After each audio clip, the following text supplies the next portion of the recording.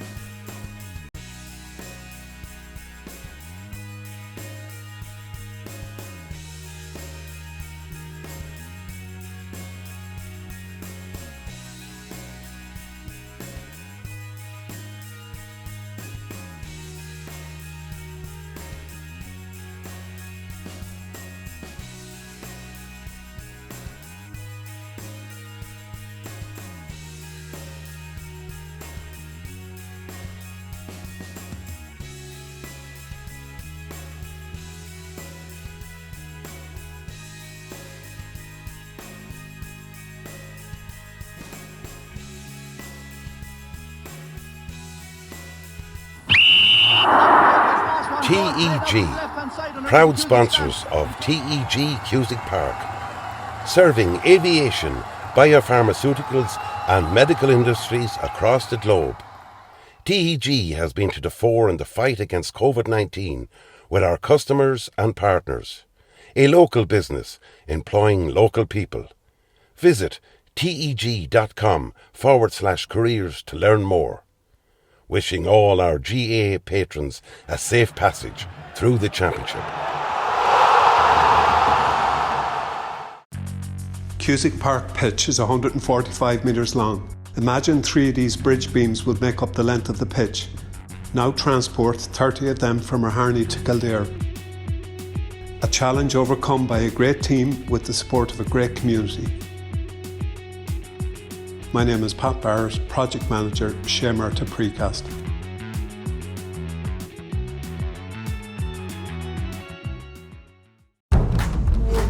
Sevens Coaches, proud sponsor of Westmeath GAA Hurling Championships.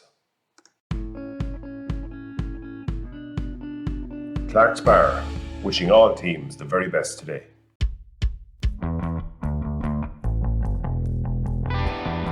Rytech, proud sponsor of the Westmeath Intermediate Football Championship. Hey, mama, don't treat me wrong. Come and love you, daddy, all night long. And you? What do you do? It's a bit complicated to explain. Hey, hey. You know, I still didn't get exactly what your job is. That is what I do. New Renault Arcana E-Tech Hybrid. Winner, Irish Medium Crossover SUV in the 2022 Car of the Year Awards. Good afternoon everybody, welcome to TG Cusick Park for this Clark's Bar Junior 2 Football Championship Final between Moate Whites and Coralstown-Kinnegad. I'm joined on co-commentary today by Damien Maher. Damien, thankfully a dry afternoon, looking forward to a good game here today. Yes, conditions very, very good here at Cusick Park. Nice to have a break from the wind and rain that we had yesterday. You know, kind of spoiled our under 15 football finals.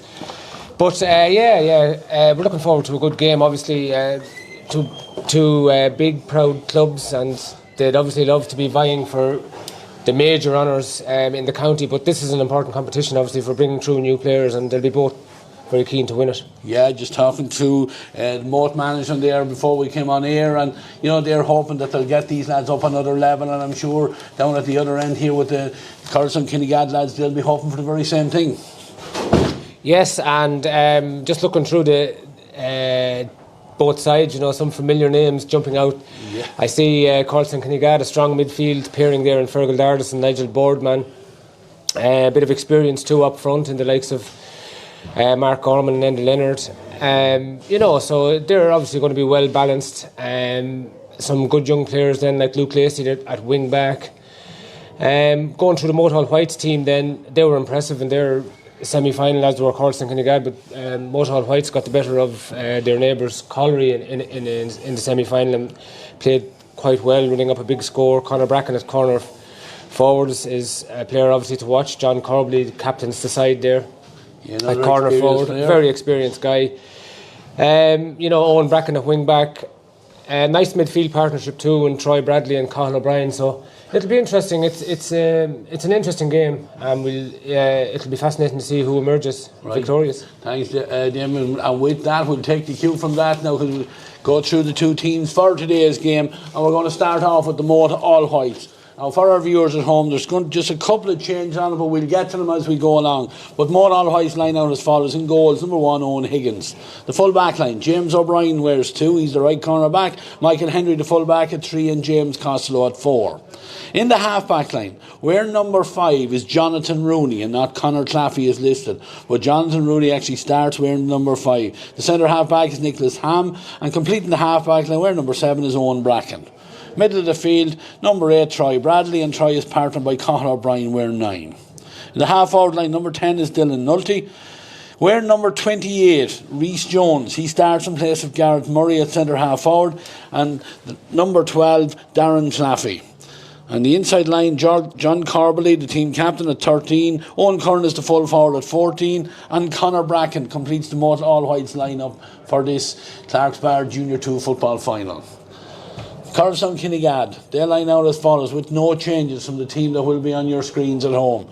Damien Malloy is the goalkeeper, wearing 1. The full back line, Jack Quinn at 2, Brian McGrath at 3, Michael Leonard at 4. The half back line, Sean Kenny is at 5, Alex Ajigby at 6, and Luke Lacey at 7. Middle of the field, as Damien alluded to, the 2 experienced men, Fergal Dardis wearing 8 and Nigel Boardman at 9. In the half-forward line, Colin Kieran's at 10, Mark Gorman, the centre half-forward, wear 11, and Paddy Layden is at 12. And in the inside line, Aidan Gorry, he'll wear 13, Enda Leonard at 14, and completing the Coralstown-Kinnegad team today, wear number 15 is Owen Kelly. The referee for today's game, Barry Nee. We'll see both teams warming up. It's good. A lot of players from both sides, Damien. This competition, it's a junior competition for the weaker ones, but they'll be hoping to make the progress through to Junior 1 for next year. Yeah, and kudos to Westmeath GAA. They've reorganised or restructured the junior championship in recent years, and they have a Junior 1 and a Junior 2 in place. Now, there are varying opinions on it, but I think it gives clubs and teams a very fair chance to win promotion from Junior 2 to up to Junior 1, and for the clubs who are struggling at Junior 1 to stay there, they're relegated back down, and they have a chance to win something tangible and to build again and to get back up. So it's a good system, and I think it's worthy of support, and it's great to see the final being played here in TG Cusack Park, and obviously they were fortunate with the draw of the last day in the Intermediate Football Championship, but this gives a lovely programme today, and it gives a real good billing to this Junior 2 final. Yeah, because Damien, as is typical with all junior teams, Junior 1, Junior 2, whatever, normally you get a mixture of experienced players maybe on the way down without being over critical of lads, and then younger players that have come through from the minor level and blooding them at adult level. And looking at Coralstown-Kinnegad, number 13, Aidan Gorry. Aidan has been around the block a long time. Huge credit to him, the way he keeps himself and the condition he's in running marathons. Of course, a native of Kilbeggan originally, now living out in Kinnegad. You have Enda Leonard. I remember Mark Gorman kicking a point here, I think, to win a county quarter-final or win a big game for Fergal Dardis, Nigel Boardman. All those players would have senior experience, and then the young lads mixed in amongst it. Absolutely, and fantastic too for the two clubs, with big numbers of players. Great opportunity to give everyone some real meaningful football.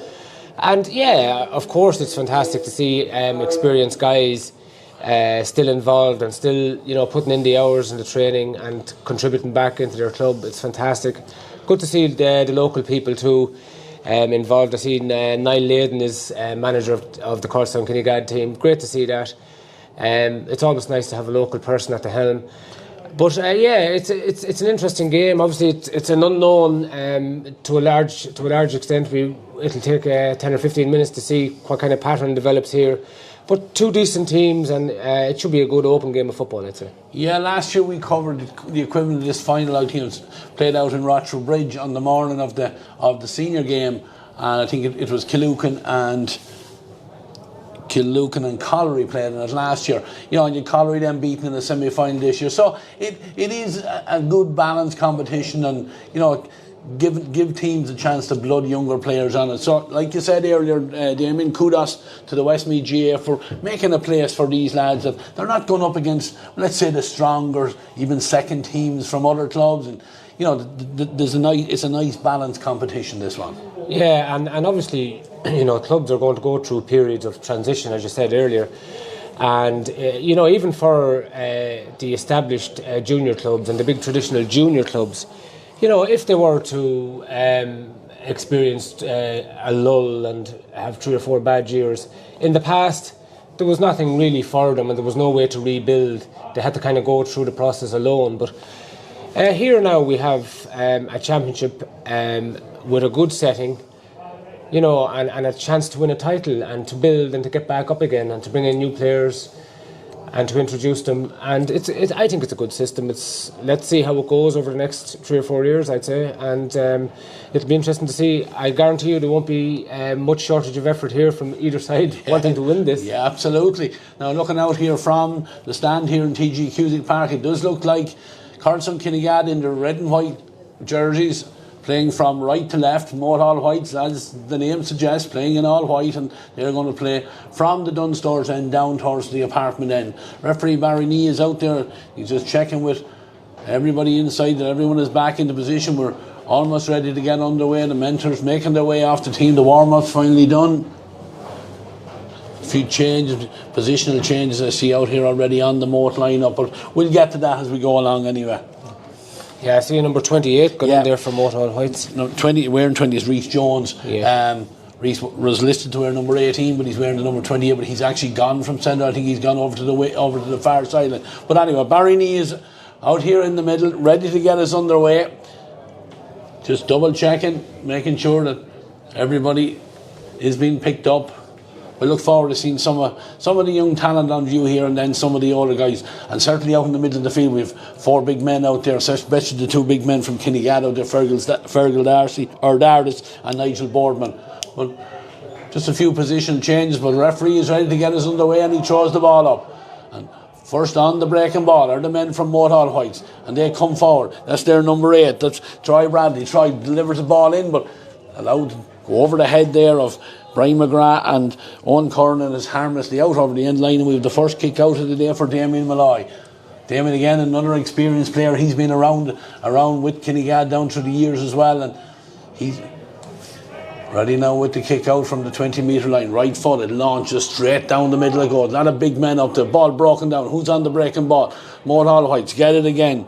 James Costello. James gives it back here now, and the wing back wearing the number 5, Jonathan Rooney. Jonathan gives it inside, and more going direct, looking for John Corbally inside. John allows it to go over his head as the first chance here to score for Moate.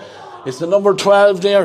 That was Darren Claffey. Darren maybe should have gone on to the left. Chance not gone yet, but then the shot does come in under a bit of pressure there from Rhys Jones and out to the left and wide. But I think if Darren Claffey had kept going on his right side there, he'd look to go round to his left, and the chance was lost there. But for a split second, we had a chance of a goal there. Yeah, the Coralstown-Kinnegad defence scrambling really well there. Brian McGrath getting in a vital tackle just to put Moate All Whites off there in the initial build-up.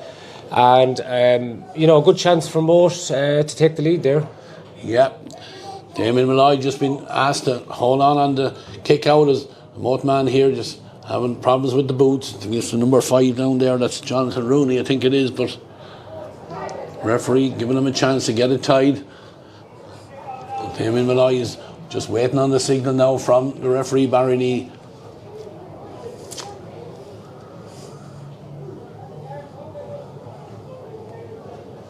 Yeah, the boots are finally on, get the gloves on, and we're ready to go. I think it actually is number 15 there, that's Conor Bracken. But anyway, we're off and running again because Damien Malloy has launched this one out into the middle. Coralstown-Kinnegad, first possession for them. Over on the far side of the field is Sean Kenny. Sean thinks the ball inside there, looking for Enda Leonard. Ball is very, very close to the sideline, kept in play. Coralstown-Kinnegad still have the possession. Moate trying to force them back with a nice heads-up play here, and the ball is with Alex Jigby. Alex coming forward, looks up, takes the tackle, has a man over here in space. That man is Colin Kieran. Colin sells the dummy, jinks inside his man, has a little bit of support here. Coming out all the way from the number 15 is Owen Kelly. Owen gives the ball inside.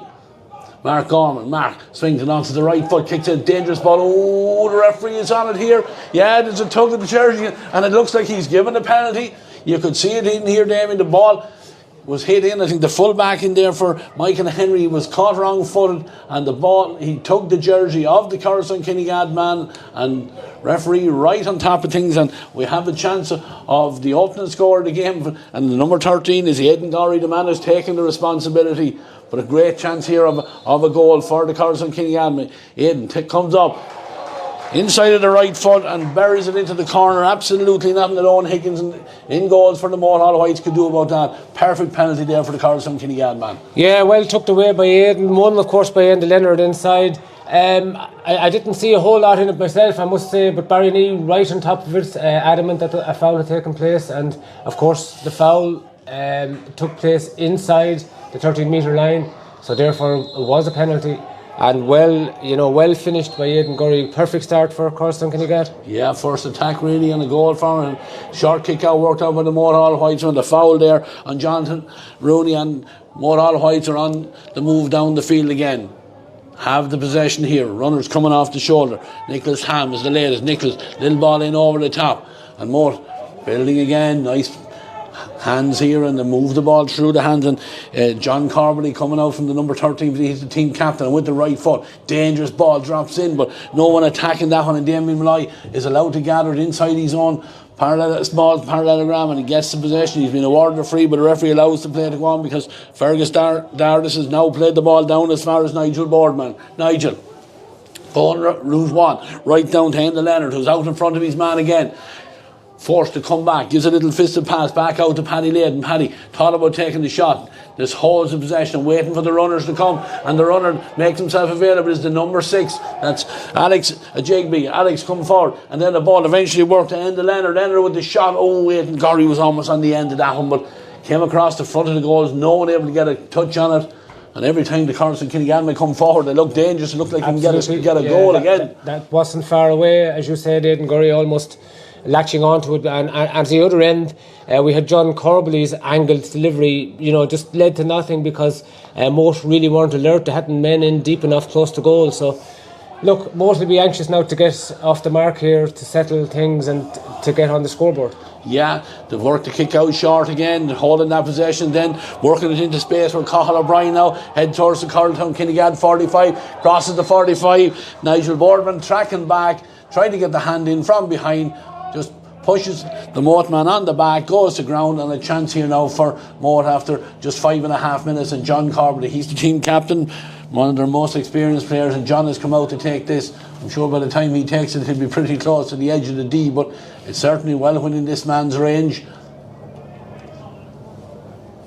Taking his time now as he kicks it from the hand.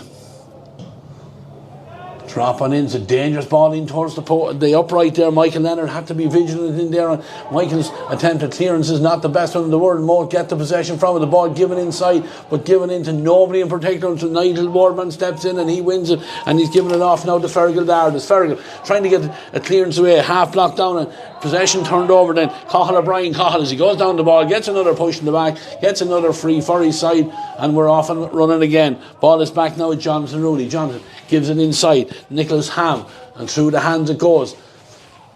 Moate Hall White just holding that possession, looking for the runner. It's very, very congested in there. John Corbally has it. John switches and goes back to the left, and then he gives a nice pass off there to Conor Bracken, I think it was, the number 15, and Conor fires it over the bar. He opened the score for Moate, coming after almost 6 3/4 minutes. 1 goal for Coralstown-Kinnegad, 1 point for the Moate Hall Whites. Good finish there by the Moate men, and reward for a little bit of sustained pressure there, Damien. Yeah, lovely strike, nice pass outside. As you say, they're trying to build in through the centre, but Coralstown-Kinnegad, I suppose in typical kind of modern day style, they're getting a lot of players back behind the ball, and it's very congested there, but Moate found a little pocket of space and a lovely finish, a lovely strike by Conor Bracken. Yeah, and from the kick out, Fergal Dardis had called the mark, but then held on to the ball for too long, didn't get it away, and the referee Barry Nee signals and it's a turnover possession, and Moate have the ball again with Cahill O'Brien. Cahill over to the centre it goes, and it's Troy Bradley. Troy coming forward, gives the pass on to the man who got the point, Conor Bracken. Conor backed himself again, take the shot, but drops short in front of the goals. Ball is broken down. Is there a chance here for the Moate Hall Whites? Oh, good. Darren Claffey, the man that had that possession for a second, but he was forced away from the goals. But again, both sides putting in the tackles, and Coralstown-Kinnegad have turned over possession. Sean Kenny, Sean with a nice relieving clearance down the far side of the pitch it goes. Coralstown-Kinnegad breaking into the Moate half of the field. Nigel Boardman, but Nigel's pass doesn't find his intended target. He's after it again himself, but it's picked up by Owen Bracken. Owen moves away from the tackle, gives it on now to Nicholas Ham, and through the hands it goes. Moate move forward here now. Dylan Nulty. Dylan with a player coming on this overlap here. That's James Costello. James gets the possession and into John Corbally. John, a pass inside. Moate holding that possession, trying to engineer an opening here as Dylan Nulty. He has it. He steps back, holds that possession back as far as Owen Bracken, and Owen, nice ball across into the centre. Moate trying to get through the gaps here and get a little space to get a shot away. Jonathan Rooney fists this one away, and then he takes the possession, backs himself down with the left foot. It's hanging in the air, it's going to drop. Great fielding in there by Brian McGrath, the full back, and Brian moves it on again to Sean Kenny, and they're on the move again. Brian has the possession again. He's gone out across his own 45, being tackled. The referee allows the play to go on. Fergal Dardis, little fisted pass inside, but a heavy tackle there on Sean Kenny, turns the possession over as the Coralstown-Kinnegad man looked around for options there, and Moate get in the tackle, turn the possession over, and they have it now as they come in to the Coralstown half of the pitch. But again, good tracking back there by Nigel Boardman, gets a fist in, and Colin Kieran is there to take advantage of it. Off now to Mark Gorman. Mark trying to thread a low ball in, looking for the full forward there, Enda Leonard, but Enda outnumbered there by the Moate men, and they have the possession again. And they tried to build from deep. Fisted ball out as far as Owen Bracken. Owen with about 30 metres of space in front of him, and he gallops into it now. Here's the ball away, and Nicholas Ham has drifted forward from the centre half back position. He goes room one. A lovely ball in. This chance here for the full forward. Nearly took too much out, but it was Owen Curran. Had the opportunity definitely to take a point there, but backed himself down when the thing opened up, got the shot in. I think Damien Malloy got a touch on it off the crossbar, and it's eventually gone out for a 45, but a great goal chance again. A great goal chance, and in fairness to Owen Curran, he took his time, was patient with the effort, but a partial save, of course, by Damien Malloy, knocked the ball onto the crossbar. Chance gone for Moate, but they're looking to rebuild from here and see can they work another score. Yeah, they went short with the 45 and they put it through the hands here, and the man had come up there with Jonathan Rooney. He now has the ball, but he's actually back closer to the 65 now, but he gives it off here to Nicholas Ham. Nicholas carries it forward. He was involved in the last build-up as well. At the outside of the right foot, he's trying to thread the ball in, looking for the man full forward there. Owen Curran can only keep it in play very, very close to the end line. In fact, it beats him out over the end line And the Coralstown-Kinnegad defence will breathe a sigh of relief. They're glad that little bit of sustained pressure finished and over, and no return for the Moate Whites. Yeah, in general, the Coralstown-Kinnegad inside line have been on top. Moate Whites just looking for a little bit of space and trying to tread that ball through into space, as you say. But Brian McGrath and his colleagues in there in the full back line have been getting the better things. Yeah, the long kick out fisted on there by Fergal Dardis and nobody in particular, but more men are there to sweep up the ball here. And through the hands it comes now as Dylan Nulty is right out here in the centre of the field, gives a fisted pass inside. It's with Cathal O'Brien. Cathal looks up, looking for John Corbally. John goes high, but gets a hand on it, but doesn't hold it, and is picked up then by Alex JB. Alex, nice play, comes forward, little reverse pass back into the centre, but again Coralstown-Kinnegad hand in error there, and the foul then committed there, but referee playing an advantage. Moate Whites have it. Owen Bracken, nice ball down the line for Owen, and there's another chance here for the Moate men as they come forward. The shot comes in and the shot is over the bar. Second point for the Moate Whites. We'll just see who it is in a second. But again, a nice finish. Darren Claffey, the man, I think, that got that one over the bar. Again, he had opportunities there, but that time just backed himself. In fact, I think it might be... I think it was Rhys Jones actually who played the finish. Yeah, I think it was, but Rhys did very well. Nice and cool, outside of the right foot, slotted over the bar. 1 goal for Coralstown-Kinnegad, 2 points for Moate, but Moate really have been on top there and have probably had the most of the possession in this opening 12 and a half minutes. Yeah, absolutely. I was saying there earlier that in general play that the Coralstown-Kinnegad full back line was doing well, but other than that, yeah, Moate enjoying plenty of possession. Good advantage played in the build-up there by referee Barry Neave, must be said too, and a lovely finish by Rhys Jones. Yeah, and Coralstown-Kinnegad worked the kick out short, almost turned over then, but picked up again, and there's a chance here now for the Coralstown men again, and the shot coming in there from Owen Kelly, but only drops it into the hands of the grateful Owen Higgins, and Owen gets the Moate man on the move again. They have possession very close to the side. Pressure coming on there on Dylan Nulty. He's wearing the number 10, but his goalkeeper is there to back him up, and good heads away up play there by the keeper, and switches to play over to the left hand side where James O'Brien and Jonathan Rooney now have a little bit of space to come down the terrace side here of TG Cusick Park. They come forward again.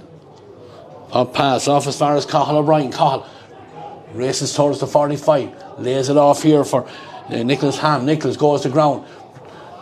Things very, very tight there, and Coralstown-Kinnegad foot comes in there, just moves the ball away, but still Moate Whites have the possession. Owen Bracken back now to Dylan Nulty. Dylan, nice play there by the number 10 there, and gives a nice ball here to John Corbally. John lays it off to James Costello. Ball in over the top where the midfielder is Cathal O'Brien. Shifts a heavy tackle but holds that possession. Gets another heavy shot, but he's done very well. He's in on the end line. Needs to open the angle out. There's red jerseys all around, but still he's fighting for it, is the Moate man. And then the ball picked up, and a lovely ball across to the centre, and this time Conor Bracken with his second point fires over the equaliser. But all credit there to Cathal O'Brien. He was being hit from pillar to post, Damien, but he did very well to keep the possession, keep the pressure on the Kinnegad defence there, and eventually the ball fired over the bar by Conor Bracken. Yeah, fantastic work by the midfielder Cathal O'Brien. Now he shipped 2 heavy challenges, but in fairness they did look like side-to-side shoulder challenges. The Coralstown-Kinnegad defence very well organised. There was actually 12 men behind the ball. I was just counting that time as Moate were trying to build. So very congested there, and Moate are going to have to be patient. They're going to have to work this ball out around and recycle it in order to get scores. Yeah, on the kick out again, it is the Moate Whites men that are on the breaking ball. With good tracking back there by the number 6. That's Alex JB. Alex has the possession. Looks like he's been fouled, but the referee allows the play to go on because he is Brian McGrath in support, and through the hands it goes now on Luke Lacey. Luke carries it forward into the Moate White half of the field. Has support here from Colin Kieran. Colin just holds that possession, slows things down, goes centre, jinks, and then gives it on to the experienced Fergal Darcy. Fergal trying to tread a little ball through to the full forward there, but Moate have the numbers back there as well, and they intercept that, and they're on the move again down the terrace side, holding the possession, little ball in over the top, and it moves on again, and Troy Bradley gets on to this one. Troy comes inside, fisted pass. Moate still have the possession. The ball then just almost given away, but Troy Bradley has done well to hold the possession. Looks like he was being tripped there, but the referee allows the play to go on, and the ball is eventually put out over the side. And there, I think it's off the Coralstown-Kinnegad man there. It's the number 5, Sean Kenny, under pressure there, and just goes off his boot and out over the side. And it's going to be a line ball back between the 13 and 20 metre line.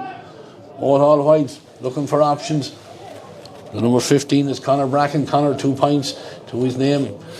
And eventually he drops the ball down and leaves it for Jonathan Rooney to come all the way over from the half-back line. I'd say he's going to go for this, Ray, by the way he's shaping up. Probably with the...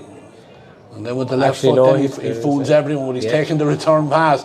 So opens up a little bit of chance here for John Corbally. John swings over onto the left foot, gets the shot in, but we were right behind that one. Damon, umpire there was caught in 2 minds, but we could see from here that one had gone to the right and wide. Yeah, Troy Bradley, the Moate midfielder, a little unlucky perhaps in the build-up there earlier. Just looked like he may have been tripped accidentally, it must be said, but it still looked like a free in to Moate, so they'll be a little bit disappointed there. Yeah, Damien Malloy is taking the kick out short again because Mark Gorman has come all the way very, very deep to get that possession. He gives it over to the far side where Sean Kenny has it. Sean on now to Michael Leonard. Michael, he's the left corner back, attacking down there into right half forward position. He's still going, and then he works a lovely ball in over the top. There's another chance here, and the shot comes in on a fabulous save there by Owen Higgins. Again, great play down the far side, but the danger not gone for the Moate All Whites yet, because Kinnegad have the possession back with Colin Kieran. Colin looks up and sees that Nigel Boardman is in a bit of space. Nigel holds that possession over to the far side. That shot came in there from Paddy Layton there, the number 12. And Paddy certainly warmed the hands of the goalkeeper, but Coralstown-Kinnegad coming forward. Michael Leonard. Michael backs himself, takes the shot. Umpires look at each other and the signal is it's over the bar. Yeah, Michael Leonard has been impressive so far, getting forward there. He's got forward twice. And Coralstown-Kinnegad getting in behind the Moate All Whites cover. You know, great chance of a goal. Good hands by Owen Higgins. Just kept the ball out. Yeah, 1 goal and a point now for Coralstown-Kinnegad. 3 for the Moate All Whites. Kick out is gathered here by Luke Lacey for Coralstown-Kinnegad. Luke attacking, tackled hard and unfairly deems the referee, and he says it's going to be a free in, a free for the Coralstown-Kinnegad, but it's just outside the 20 metre line. The goal scorer, Aidan Gorry, remember from that penalty, the first score of the game, Aidan is over here now and he has the ball in his hand, ready to take this free. And having soaked up all the pressure, Coralstown-Kinnegad could now move a couple of points clear. If Gorry can convert this, he's missed it though, he's missed it. Yeah, commentator's curse, Damien, never fails. But Aidan just took that one left and wide. He knew as soon as it left his boot that it wasn't on target, and a little bit of let off from Moate. But like you say, you know, Moate have had most of the chances, most of the possession, but yet Coralstown-Kinnegad, and I know it's 3 scores to 2, but that goal from Aidan Gorry, the difference really between the two sides. They have the kick out here for a split second, but as well mopped up there by Nicholas Hammond. Moate have the ball in, moved on here now to Jonathan Rooney, and Jonathan has a little bit of space, ducks inside an attempted tackle, and another one then, and he comes out with the ball and gives it on to Nicholas Hammond, takes the return pass again to Jonathan, and he's carrying it forward, lays the ball off to Troy Bradley. Troy, low ball inside again, looking for the full forward there, Owen Curran, but the referee deems that a foot coming in there from Brian McGrath on number 14, and is awarding the free, in this free just 26 metres out, and John Corbally has it in his hand ready to take it. Yeah, Conor Claffey and Troy Bradley again combining well for Moate All Whites there in the build-up. They're on top in the middle third. Coralstown-Kinnegad have to get a grip here. Yeah, John Corbally here now with a chance to tie us up. We're almost 20 minutes gone as John kicks this one, it's dropping in and gets it over the crossbar, maybe with the help of a hand of one of the defenders there. I think it was Michael Leonard that was in under the crossbar there, had to deal with it because it was going to be tricky coming on, but he got a touch on it and just deflects it over the bar. 1 goal and a point now for Coralstown, 4 points for Moate.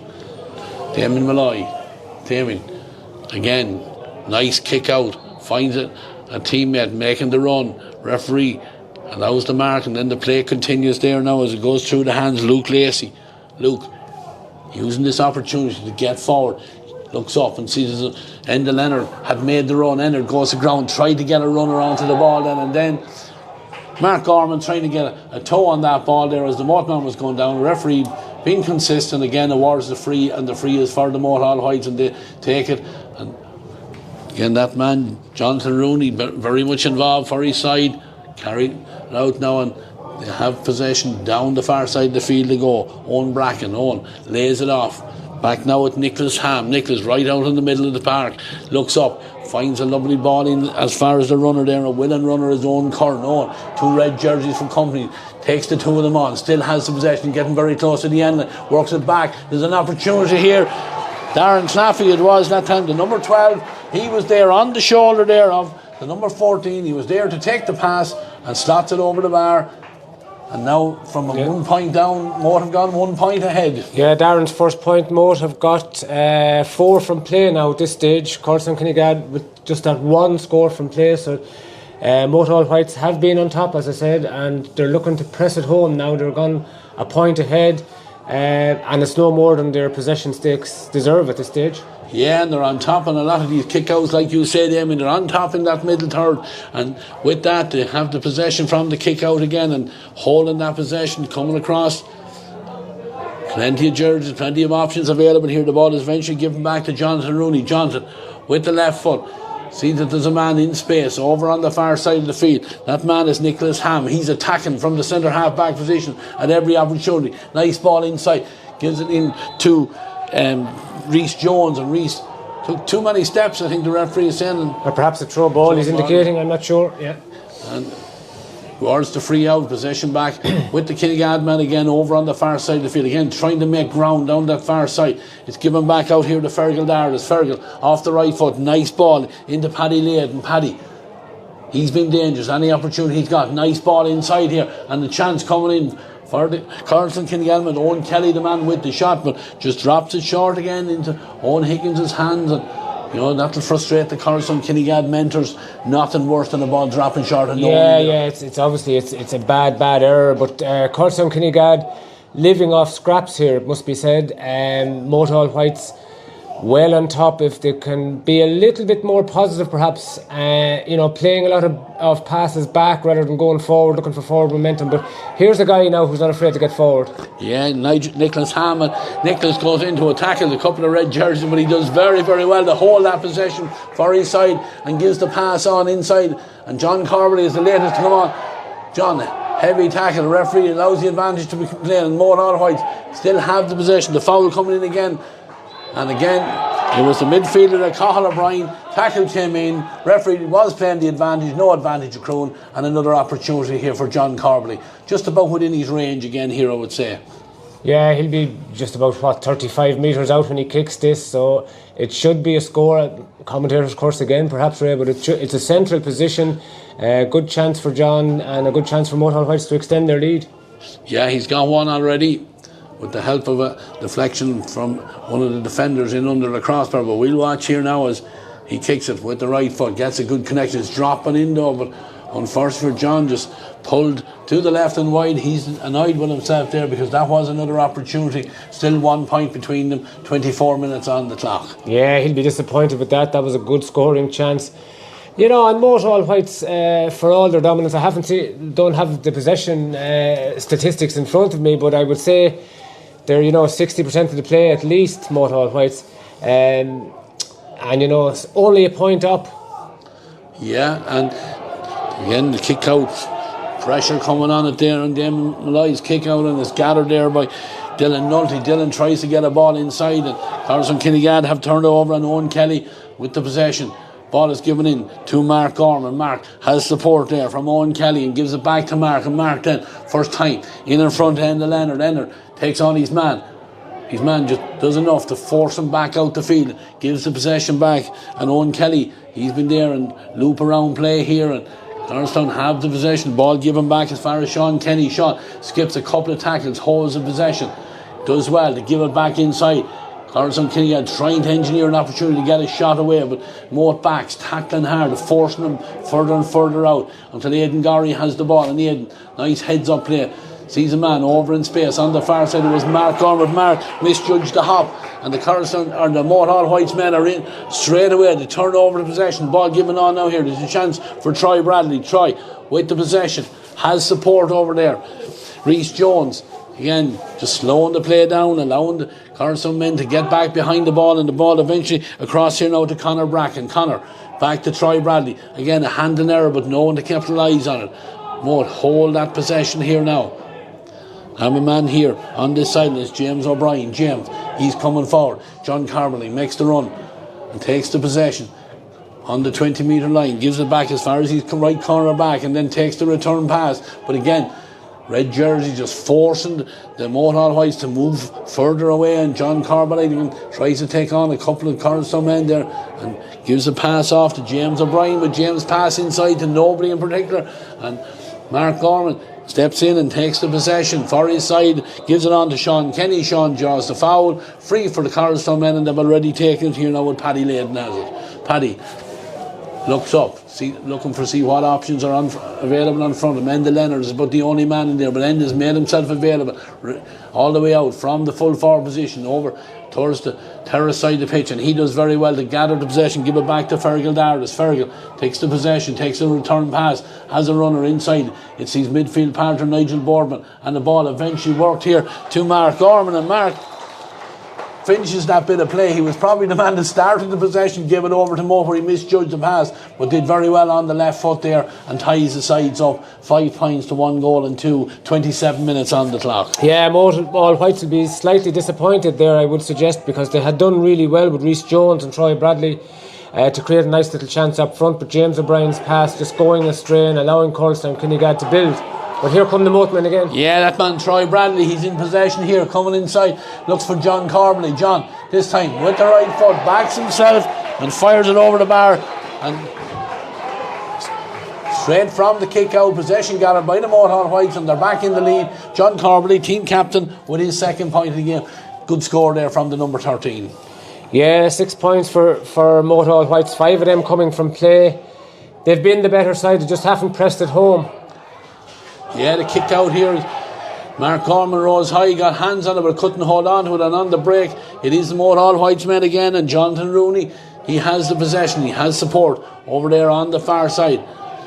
Owen Bracken, through the hands it goes now. Jonathan Rooney onto the play again, has a man over this side in the centre. Troy Bradley, takes the ball up, steps inside a would-be attack and gives it back again as far as Jonathan Rooney. Jonathan looks up and sees there's 2 men spare over on the far side. One of them is Cathal O'Brien. Cathal holds the possession, comes inside, and then hand pass or fisted pass on here to Dylan Nulty. Dylan, nice first time ball inside to the full forward, and the full forward is Owen Curran, and Owen Curran, lovely play by the number 14, showed out in front of his man, got it, turned, seen he had a couple of yards of space, backed himself, slotted over the bar. 2-point game. Yeah, 2-point lead for the first time. That's more like it from Moate All Whites. Moving into space, Owen Curran really well, and he took it on, wasn't afraid, went for the shot, and a good conversion. Yeah, kick out high. Mark Gorman, again, he got 2 hands on it, but unable to keep that possession, and a little bit of scrappy play in there, and the referee allows Troy Bradley to come out with the ball, and Troy gives it on to John Carberley, and Nicholas Hammers on the attack again. Here's the ball inside here, and John backs himself again, takes a shot. I think there might have been a hand and half a block on that, but he gets it over the bar. Lovely score. I think some of the spectators down here would call him for a throw ball, I think. Yeah, but in fairness to the referee, I would consider that Nicholas Ham's hand was being held, and therefore he was entitled to pass the ball the way he passed it, play it up with the same hand and pass it forward. It's within the rule. I think it's perfectly legitimate, but a fine finish by John Carberley. Yeah, the kick out is gathered well by Alex Ajagby, and Alex calls the mark. He was being fouled as well, but then heads up play there from John Carberley, because as the Coralstown man waited for the ball to drop to him, he stepped in and gets the possession back over here. And then I think that was Cathal O'Brien coming forward with that there. Oh, he was unlucky there, it must be said, Ray. He didn't seem to take more than 4 steps there. Yeah, 2 minutes additional time is the call, and the free there, foul coming in again on Paddy Layden there as he was waiting for the possession to come. A tackle came in from behind, referee deemed it to be a push in the back, and Coralstown trying to respond here before the half-time whistle. They have the possession, going down the far side. Colin Kieran, he has it. Colin turns back, gives it out now to Luke Lacey. Luke back to Aidan Gorry, fist the ball inside to Paddy Layden again. And back now to Mark Gorman. Mark backs himself with the left foot. The umpire looks up at him, but I I think that one has gone to the left of the post and wide, and we're half a minute through the 2 minutes of additional time here as the goalkeeper is Owen Higgins. 2 balls on the field. I think he'll have to remove one of them before the referee will allow him to kick it out, and that's exactly what he's done. He's on the 20-metre line looking for options. Coralstown-Kinnegad just trying to put a squeeze on this kick out, trying to get at least one more opportunity before the half-time whistle. Right footed, he goes long, it's hanging in the air. Fergal Dartis and Nigel Boardman combined to get the possession, but then great anticipation there by the Moate men there, and foul looked like a foul on Jonathan. In fairness, Ray, that looked like a high challenge on Conor Claffey. Slightly unlucky not to win a free. I presume, considering he's injured, that play will restart with Moate Whites in possession. But it'll be interesting to see what happens here. Yeah, the Moate man is gone to ground. We're a minute into the last half minute of the 2 minutes allocated. We'll see what the referee is going to do. More players in around there. They have the possession, like you said, Damien. Jonathan Rooney, he wasn't listed with the wear the number 5, but he starts with the number 5 jersey, and he's gone through a lot of play for his side. He's been involved with a lot of their attacks coming out of that defence, but it looks like he's going to be okay. I think he's back on his feet, and Nicholas Ham has the ball in his hand, so it looks like, as you said, Damien, play will resume with Moate in possession. And they take it and they work it short back inside their own 20-metre line. Nicholas Ham steps through a tackle into a little bit of space. Too many steps there, got just caught in 2 minds there, and then a little bit of ill-discipline, kicked the ball away, and now an opportunity to score for Coralstown-Kinnegad, which will probably be the last play of the half. Yeah, Moate Whites will be kicking themselves there, an opportunity to work the ball out of defence. A simple opportunity really to, hold possession, retain possession. There are only about 30 or 40 seconds left to play. Instead of that, they cough up a certain score. And Aidan so it leaves the gap back to 2 points. 2 points between them, 8 points to the Moate Whites, 1 goal and 3 for Coralstown-Kinnegad. I would imagine that is going to be the last action of the half. The referee, Barry Nee, he's waiting for the ball there, and he does blow the half-time whistle. And it's been an interesting game there, and 2 points between the sides. Coralstown-Kinnegad got the great tonic start with that goal from the penalty, with slotted to the back of the net there by the evergreen Aidan Gorry, and he starts his scoring and finishes in the half. But Moate have responded well, 8 points, and they're 2 points in the lead at the moment. Yeah, I suppose overall it's been slightly disappointing in terms of quality. A lot of sloppy play in it, a lot of poor passing. Both sides will be looking at areas to improve on. Coralstown-Kinnegad in particular will be looking to get more ball inside to the likes of Gorry and Enda Leonard, and of course Mark Gorman, who still, they look quite dangerous when they do attack, even though they're living off scraps. Moate Whites will be looking to make more of their chances as well, and to feed more ball inside to the likes of Owen Kern and Conor Bracken, who look lively. Yeah, that inside line, 3 for John Corbally, 1 for Owen Kern and 2 for Conor Bracken. So they have provided the most of the scoring for the Moate Whites, and have done well. Rhys Jones with a point, Darren Claffey with the other one. But look, I'm sure John Twaddle and his management gone in there. I think the same group over them that was over their senior team. So look, they'll be happy enough. The young players are showing up well for them. John Corbally lead by example inside. I'm sure they'll be happy enough. If this game ends and they're 2 points in the lead, they'll be quite happy with that. Yeah, they'll probably be the happier side. All right, their half back line: Jonathan Rooney, Nicholas Hamo, and Bracken well on top. Troy Bradley has been very prominent in midfield.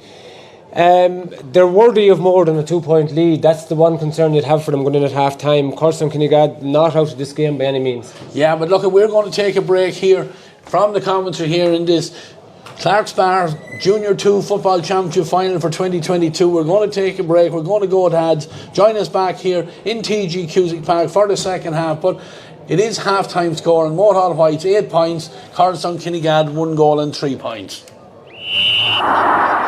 TEG, proud sponsors of TEG Cusick Park, serving aviation, biopharmaceuticals and medical industries across the globe.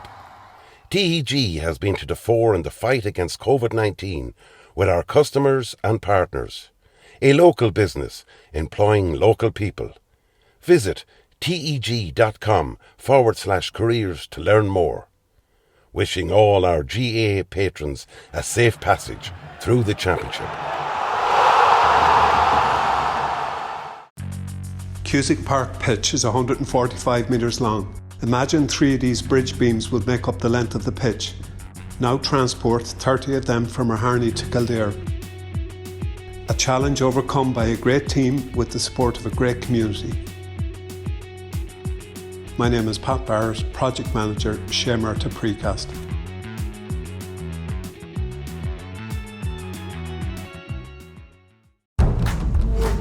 Sevens Coaches, proud sponsor of Westmeath GAA Hurling Championships.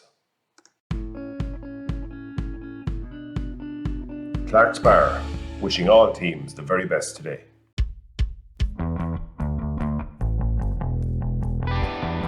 Rytech, proud sponsor of the Westmeath Intermediate Football Championship. Hey, mama, don't you treat me wrong. Come and love you, daddy, all night long. And you? What do you do? It's a bit complicated to explain. Hey, hey. You know, I still didn't get exactly what your job is. That is what I do. New Renault Arcana E-Tech Hybrid. Winner, Irish Medium Crossover SUV in the 2022 Car of the Year Awards.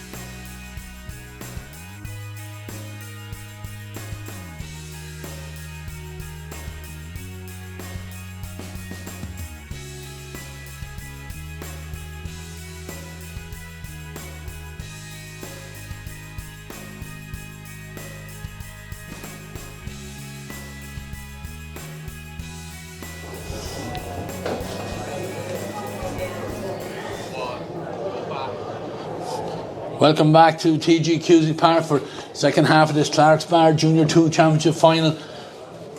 Moate Whites, 8 points. Coralstown-Kinnegad, 1 goal and 3.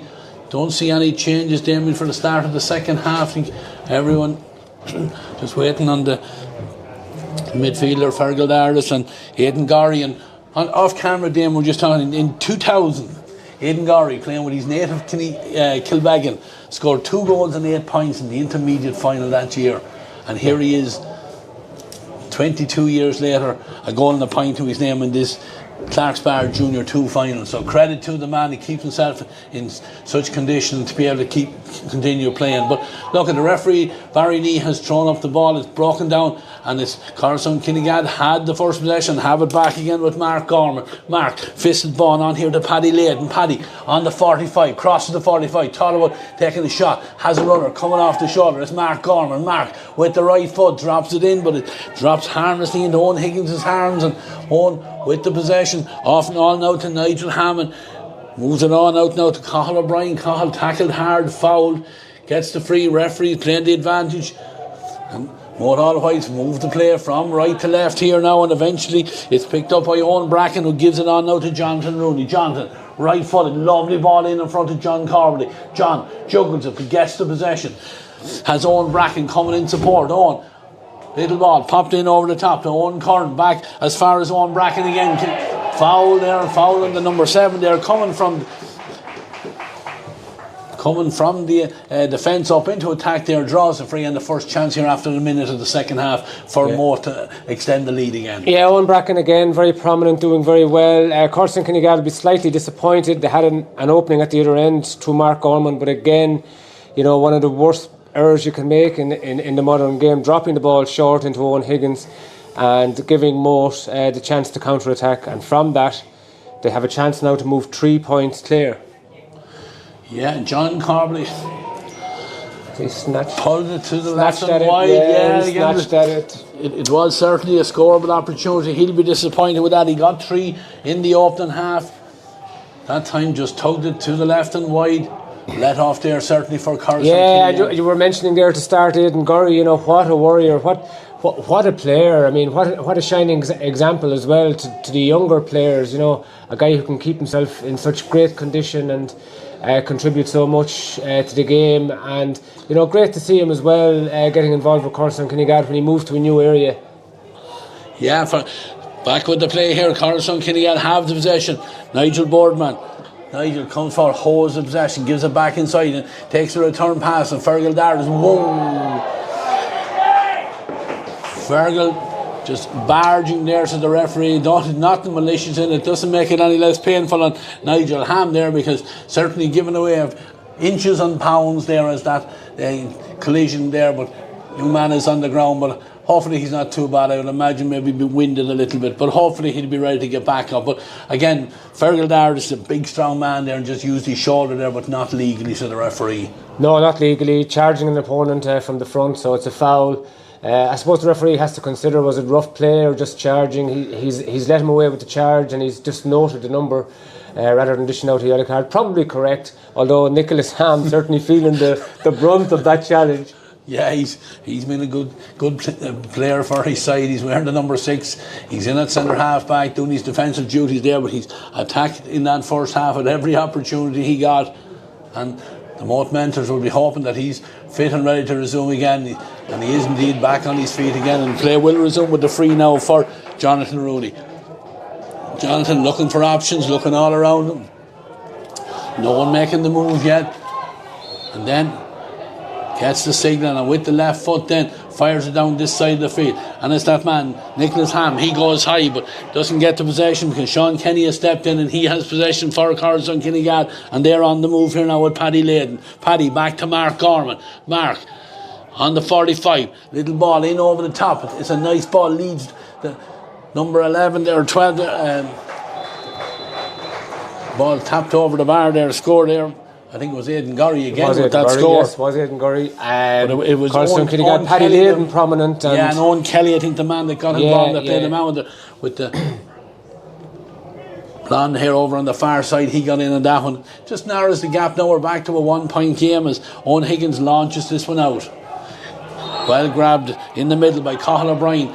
And Cathal takes it quickly, and the Moate men trying to respond here now. Ball is given in. Reece Jones. Reece in a little bit of space. Troy Bradley has this one. Troy swamped there by a couple of defenders. There gives it back to John Carberley, and John makes up for the one he missed a couple of minutes ago.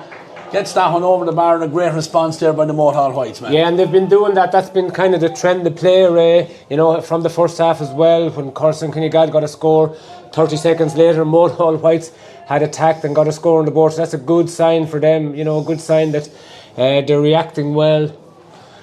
Yeah, Damien Malloy has kicked it over on the far side, broken down, and Paddy Layden is on the breaking ball. Back with Luke Lacey. Luke is under a bit of pressure, but manages to hold that possession. He goes to ground. Couple of Moate men coming in to tackle him, not legally, so the referee, and the free is awarded, and it's already taken to Nigel Boardman. Nigel with the right foot moves it in as far as Mark Gorman. Mark, all eyes on the ball, didn't see John Carberley coming in on the blind side and dispossessed him then, and he had support there from Nicholas Ham. Nicholas draws the free out for the Moate Whites, and it's going to be taken by Jonathan Rooney. Jonathan goes back as far as James O'Brien. James steps away from the tackle, has the possession, then puts Jonathan Rooney under a little bit of pressure, but Jonathan does well and is now all the way back with the goalkeeper Owen Higgins. Owen starts the attack again because Jonathan Rooney, he's there back to support him, and the ball now eventually with Owen Bracken. Owen puts down the head, straight down the line he goes, eventually closed down there by Colin Kieran. Colin forced the man to go back inside,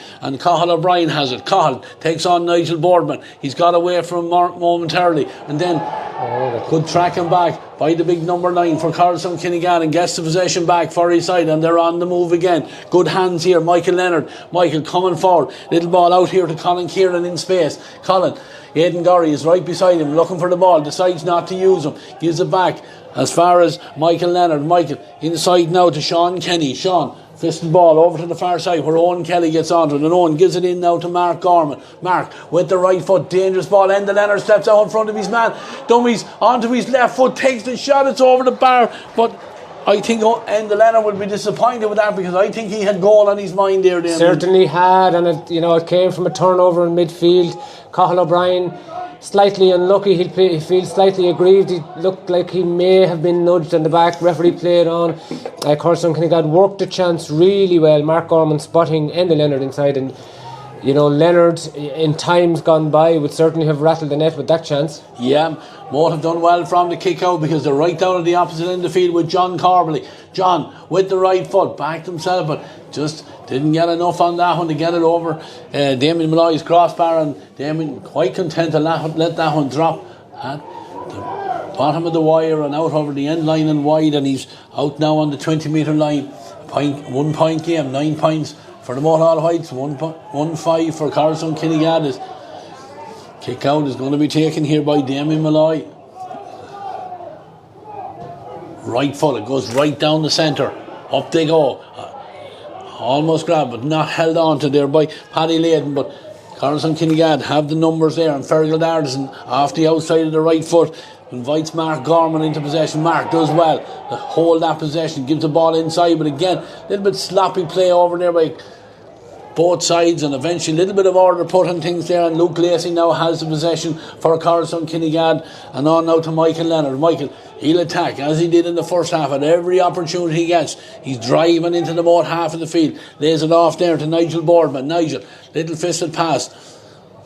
Jack Quinn, Jack with the possession, tries to get away from his man, and with the outside of the right foot drops in front of Aidan Gorry again. Aidan using his strength to hold the man off there. He has the possession, thought about going the tight corner in along the end line, but he's forced back, and he does well to give it back to Fergal Dardis. Fergal inside now to Owen Kelly. Again, it's very, very tight over there, and Moate Whites have the numbers back there, and eventually get the possession back with Nicholas Ham, and Nicholas on now to Cathal O'Brien. Cathal spins around and gives it back to his number 6, who had looped around it. Nice ball through the hands, Conor Bracken, and into a little bit of space now come the Moate Whites, and they're attacking. Owen Bracken down the far side of the field holds the possession. The runner that come out to him was Owen Curran, but decides not to use him, and then gives it inside to John Carberley. John off now to Cathal O'Brien. Cathal over as far as Dylan Nolte.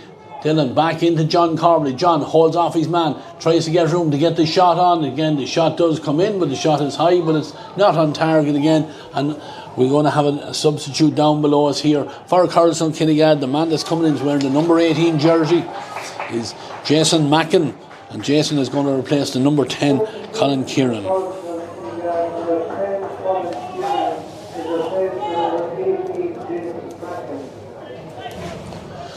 Couple of bad wides, Damien, there from John Corbally. Moate All Whites will certainly be disappointed. That's 6 by my reckoning. That's 6 wides. Some of them very, very poor. And as well as that, some of their passing has not been convincing. They're looking to go backwards rather than forwards. A little bit hesitant.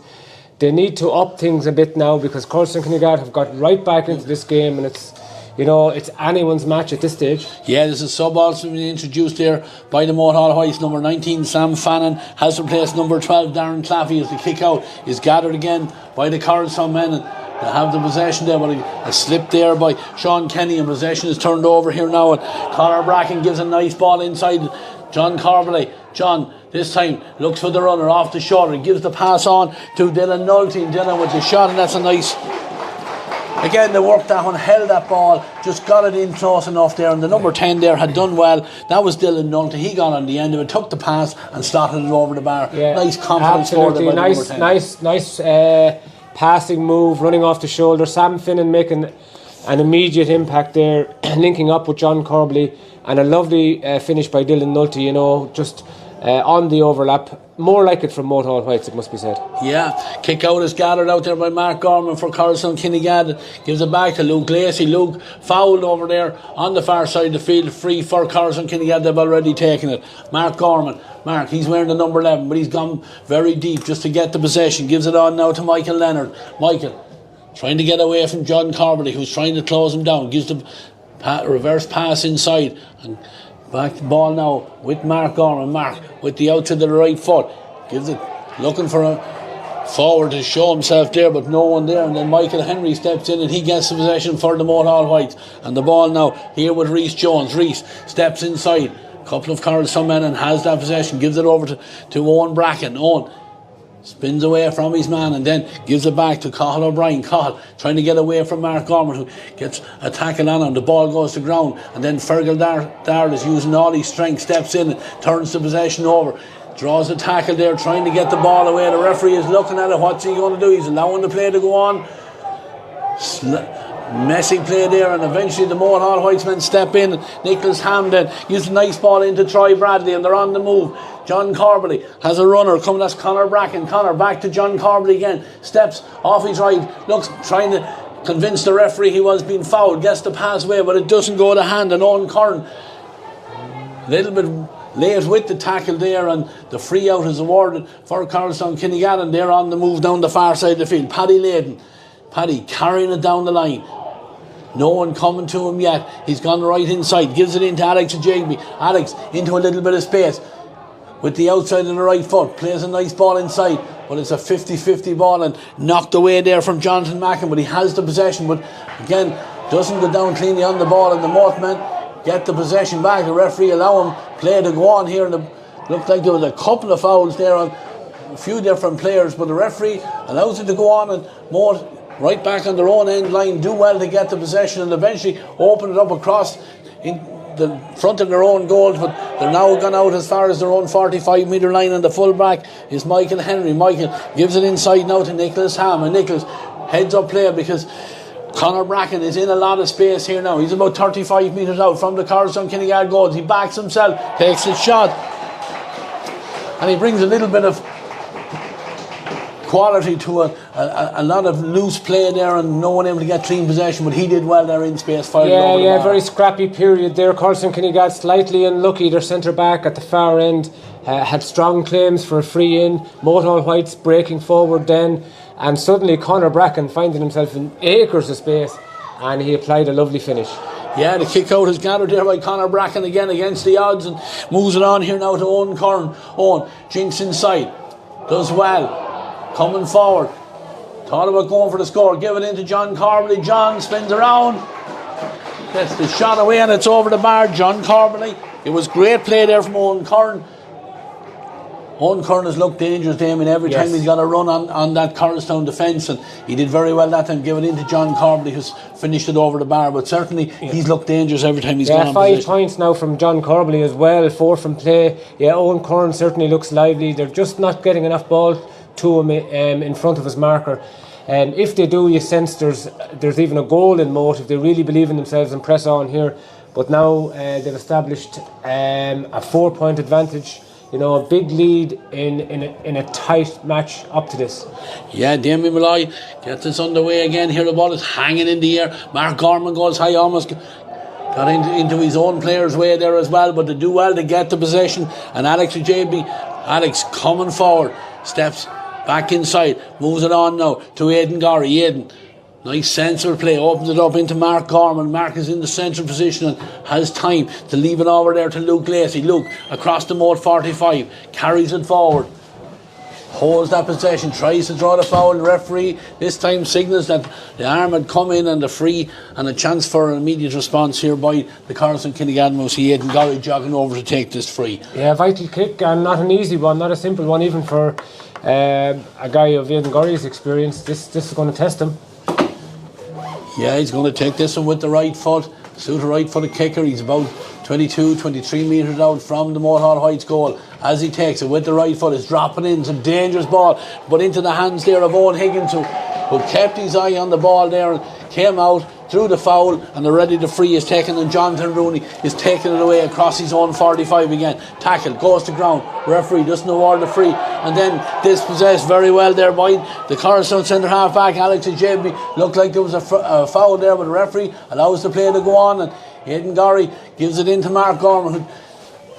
Mark takes a nice return pass here. The play opened up in front of him. Here's a chance. The shot came in from Mark Gorman. That's Mark's second point. But again, as the one with Enda Leonard earlier, I think there was a goal opportunity there for the number 11. Yeah, he was going for the top corner there. Chance coming after Jonathan Rooney has strong claims for a free for Moate Heights here on this near sideline. Yeah, kick out. It's gathered again by the Coralstown man, and again just putting a little bit of a squeeze on the kick out, winning the possession now, and they're on the attack again here.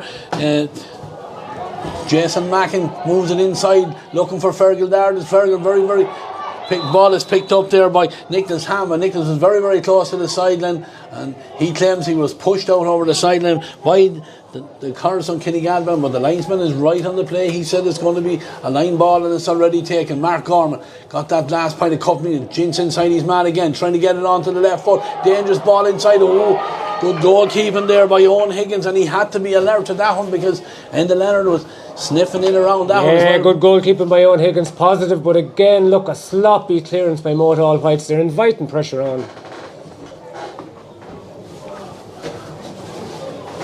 Yeah, line ball taken again, and Coralstown, Aidan Gorry again trying to get the possession here. Aidan dispossessed there because Troy Bradley had a little bit of support there from Nicholas Ham, and Nicholas takes the return pass now into the Coralstown half of the field here. He looks up, has a runner coming off the shoulder, gets it away just in time because Owen Bracken was there. Now with Owen Curran. Talk about taking on the shot, gives it into John Corbally. John had time to plant the foot and get the shot away, but unfortunately not on target, out over the end line, and a let off again for Coralstown-Kinnegad. Yeah, 4 wides for Moate Heights already in this half. They certainly haven't pressed home their superiority. Coralstown-Kinnegad just 3 points behind, but you do get the feeling that they need a goal. Is there a goal in the likes of Mark Gorman or Enda Leonard or even Aidan Gorry? It's going to be interesting to see. Yeah, the kick out here picked up here by the Coralstown-Kinnegad man. Foul there, and a little bit of afters there by the Coralstown-Kinnegad man. Totally unnecessary here, and not anything like what we've had, because this game has been played very sportively. Yeah, an ugly incident there, it must be said, and really there's only one colour card the referee can show here. We have mentors on the pitch now, no need for that. An unnecessary incident in a game that, as you said quite rightly, up to now, Ray, had been free of all of that sort of nonsense. I thought initially, just going back to it there, that The Coralstown-Kinnegad centre-back had actually picked the ball off the ground, and perhaps it was a free to Moate All Whites, but play continued. And from that, then this little unnecessary incident took place. It'll be interesting to see what happens. Yeah, well, he is calling over the number 6, that's Alex Ajagby, and he's certainly going to get a card of some colour, certainly from the referee. We'll see what action will he take. We hate to see anyone getting sent off in a game like this, and it was just one little flashpoint. Things have settled down now, Damien. I don't know, will it be red or will it be yellow? Let's see now. Barry Nee is the referee. He's having a long chat with him. Yeah, a long chat usually means a yellow card, Ray. Yeah, we would see again. No, in fact, it is a red card. Yeah, unfortunately, from the moment I saw what happened, I said there was only one coloured referee could produce, and unfortunately for Coralstown-Kinnegad, it leaves them now facing an uphill battle with 14 men. Yeah, and they're going to introduce a sub here down below us, as well as Alex makes his way off the field. He's disappointed. Naturally, it was just one flash incident, but unfortunately he suffers, and he's off for the rest of the game here now. And the throw-in ball is gathered here, and Coralstown-Kinnegad, they won't give this up without a fight anyway, Damien. There's only one score between them. Absolutely. They may well be, facing a team with 15 players, and they may well be, numerically challenged, if you like. But they won't lack in spirit and determination. And as I said, if they get a goal, they're back in this. But they need a goal, and at the moment it's not looking likely. Yeah, and the ball was knocked away there from Enda Leonard, and again Moate All Whites have the men in there, and Troy Bradley now is in a lot of space here as he carries it forward, looking for someone to make a run, and the man that does make the run is Owen Curran, but Owen, ball goes between his hands, and possession turned over here now, and Michael Leonard, he'll attack, he certainly will do all he can. He's driving forward at every opportunity for his side. He's gone halfway between the Moate 45 and 65. He's been forced away from the Moate goals, but he just holds the possession. Needs a little bit of support over there. Tackling coming in there on Owen Kelly, but Owen trying to get away from his hand. But again, good tackling there by the Moate back. But Owen does very well, and he eventually draws the foul, and the free is going to be for Coralstown-Kinnegad. And in fact, that's going to be the last action of the game for Owen Kelly, because his number has been on Evan Whelan. It looks like he's the man that's going to be introduced wearing the number 19.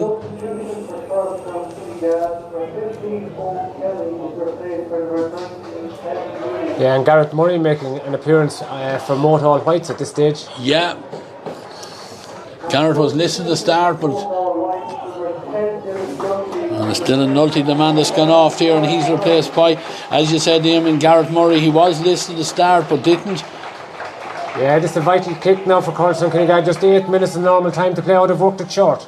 Yeah, an opportunity here from Aidan Corrie, and it's a high putt, a dangerous ball. Goalkeeper goes up, ball's broken down, and it's finished to the net. It's finished to the net. It was a dangerous ball. It hung up there for a long time and eventually broke, and it's Sean Kenny, the number 5, who got on the end of the breaking ball. The goalkeeper, Owen Higgins, went high, didn't get a touch on it. The ball remained in the danger area, picked up there by the number 5, and he coolly slotted to the back of the net, and then we were all tied. Yeah, and ironically it came from an absolute miskick from Aidan Corrie. He was trying to score a point.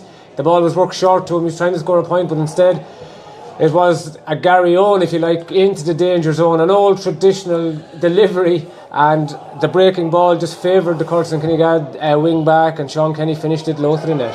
Yeah, Jonathan Rooney now is trying to carry the ball forward here. 2 men around him here. Again, the referee deems that he covered the ball and some touch on the ground. There's another sub been introduced here by Kinnegad. Number 20 is Neil Carty, and he's going to replace Enda Leonard.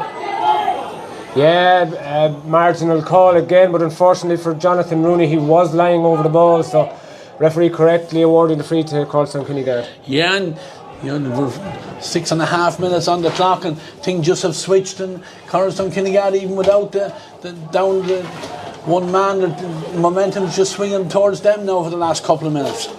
Yeah, well, we did say a goal could change things, and the pendulum has swung now in Coralstown-Kinnegad's favour, even though they have 14 men just looking out, trying to spot who's playing as the extra man. It may well be Jonathan Rooney. He's just dropping back there into the pocket.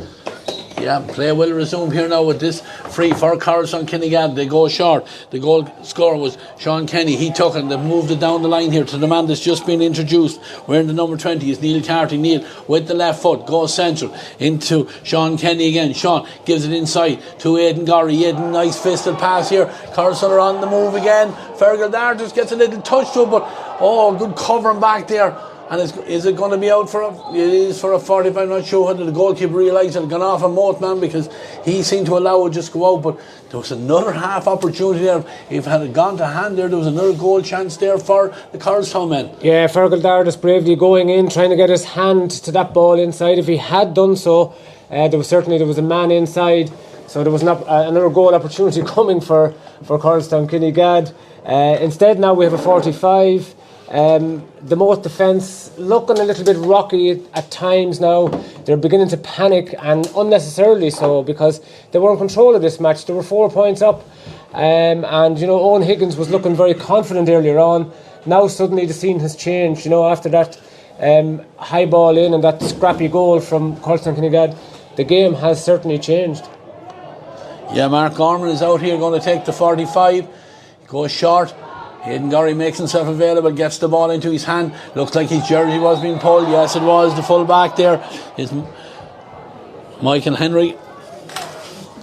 Yeah, momentum is a gas thing. Coralstown-Kinnegad were looking dead and buried here. There was nothing really happening for them, and then all of a sudden, out of nothing, they get that goal, and now they have a chance to forge ahead. Yeah.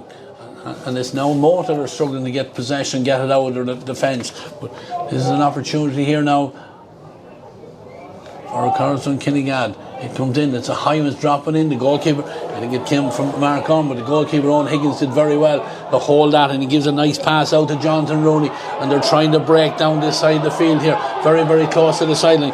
Good play there by Owen Bracken, he's very close tonight. Mark Gorman is trying to get a tackle on him. 3 men around as well to draw the free there. That could be a key moment. That could be a key moment in this match, because Gorman had the chance to score that point. Gavin Murray now in possession, gives it inside here for Owen Curran. Owen with the possession, being faced down by a couple of defenders there. He's forced to come back out. He has support there. Nicholas Ham is available. He has it. He steps forward.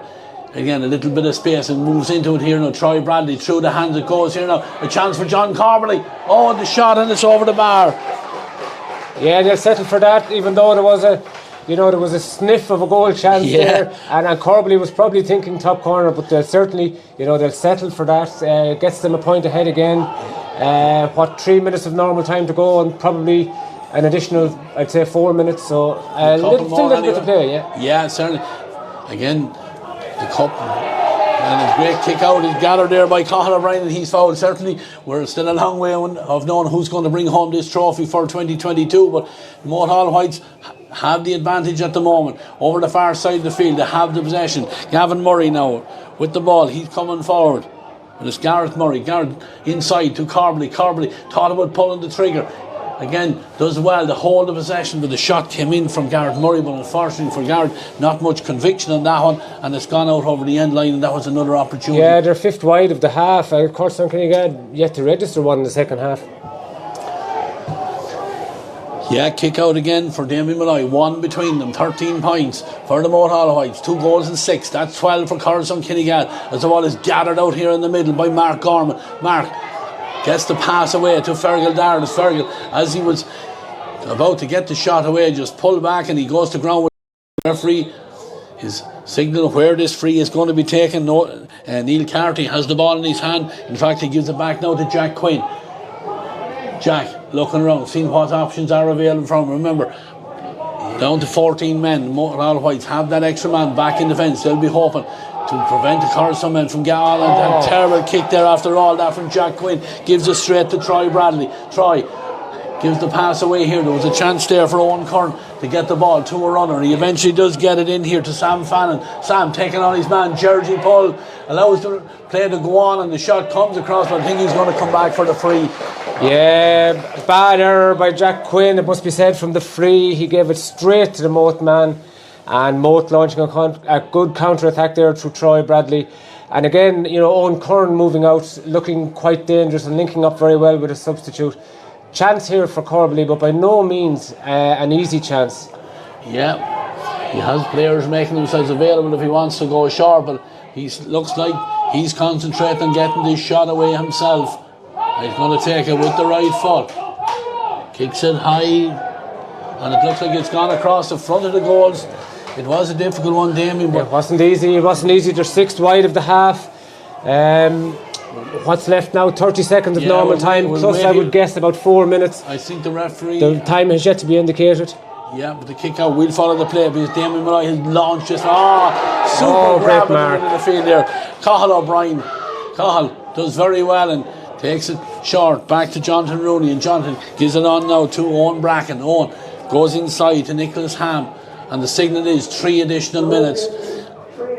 Moate have the possession again, need to move forward, don't need to draw this Coralstown-Kinnegad men onto them, need to break the tackle and get that ball in and try and get another score, because Gareth Murray is very, very close to the sideline and he's been dispossessed, and now there's a free for the Coralstown men. Yeah, Moate Whites again inviting pressure. After that terrific piece of fielding, it must be said by Cathal O'Brien, I'm a real fan of that mark in midfield, and great to see, not a major fan, I must say, of the advanced mark, but the mark in midfield adds a lot to our game, and a spectacular catch there by Cathal O'Brien. Yeah, and Coralstown-Kinnegad had the possession, but then free taken and looking for Mark Gorman inside, and it was intercepted from him, and then the foul was committed, and Moate have the possession here now, and again in their own 40, still inside their own 45, and it just allows the Coralstown men to step forward and maybe pull a squeeze and try and force a hands in error, but there's tired legs though at this stage. The likes of Fergal, Dardis, Mark Gorman, Enda Leonard, Aidan Gurry, they've ran themselves into the ground, and they're playing with 14 men. Yeah, and Owen Curran now is taking on what looks like to be the full Coralstown backline there, and as he was going forward, he goes to the ground, touches on the ground, the referee says it's going to be a free out. Yeah, could have gone either way, that call. Yeah, free for Coralstown-Kinnegad. There's still only that solitary point between them as Coralstown get us underway again short. They're right back in their own right corner back position here. The ball given inside here now, where Jason Mackin works it out again, trying to carry it forward. The pass, not the best one in the world. Gareth Murray diving in there, gets a hand to it, knocks it out over the side, and it's still going to be possession for Coralstown-Kinnegad. We're into the last minute and a quarter of the 2022 Junior 2 Clark's Bar sponsored junior football final here. Coralstown with the possession right back in their own half there. Jason Mackin needs to get it forward. Michael Leonard has the possession. Michael fists it on here now to Mark Gorman. Will there be a chance for the Coralstown men? Fergal Dardis has the possession. He's gone into the centre half forward position. He's taken on the Moate defence. He goes to ground. The ball is on the ground. Correct decision. We all agree with it there, and certainly the Moate supporters down in front of us here, they're certainly delighted with that, and the free is taken by Jonathan Rooney, and he goes back to his goalkeeper, puts him under a little bit of pressure, but he does well, and Cathal O'Brien puts a little bit of normality to it, and ball then fisted forward here now to where Conor Bracken has the possession. Conor takes on his man over on the far side of the field, just carries it forward into the tackle. He goes, comes inside, does very, very well to hold that possession. There's a couple of men trying to get to him, but he does brilliantly there and gives the ball out here, and there's a chance. It was Reece Jones with that shot, but it's not going to go out of play. Not yet anyway. Can they keep it in play? It is. Moate have the possession, need to recycle. The ball is on the ground. John Corbally, there's a chance of a goal there. Yeah, Sam Fannin again. He persevered with that. Doing very well, but in the swings and roundabouts of it all, Moate have somehow turned this one around, and they're a point ahead at a vital stage. 45 to come, so they're certainly looking like the likely winners at this stage. But just going back a few minutes, Coralstown-Kinnegad had that great chance through Mark Gorman, to get level, and who knows what could have happened then. Yeah, it is a 45 here now, and Jonathan Rooney, he's certainly in no hurry. We're gone, 40 seconds over the 3 minutes that are allocated. He's looking to kick it backwards again. Yeah, again holding that possession. All eyes, as far as Moate are concerned, are on the referee Barry Knee, and Barry obliges because he blows the full-time whistle, and it is by of margin, 13 points. Two Moate Whites, 2 goals and 6 for Coralstown-Kinnegad. Damien, sum that game up if you can. Yeah, well look, it's a 1 point victory in the end, and I think a thoroughly deserved victory for Moate Whites. They dominated the first half, should have been further ahead at the break. They weren't. Coralstown-Kinnegad were heroic. They lacked nothing in terms of spirit and endeavour to get back into the match in the second half. They got that break with the Sean Kenny goal.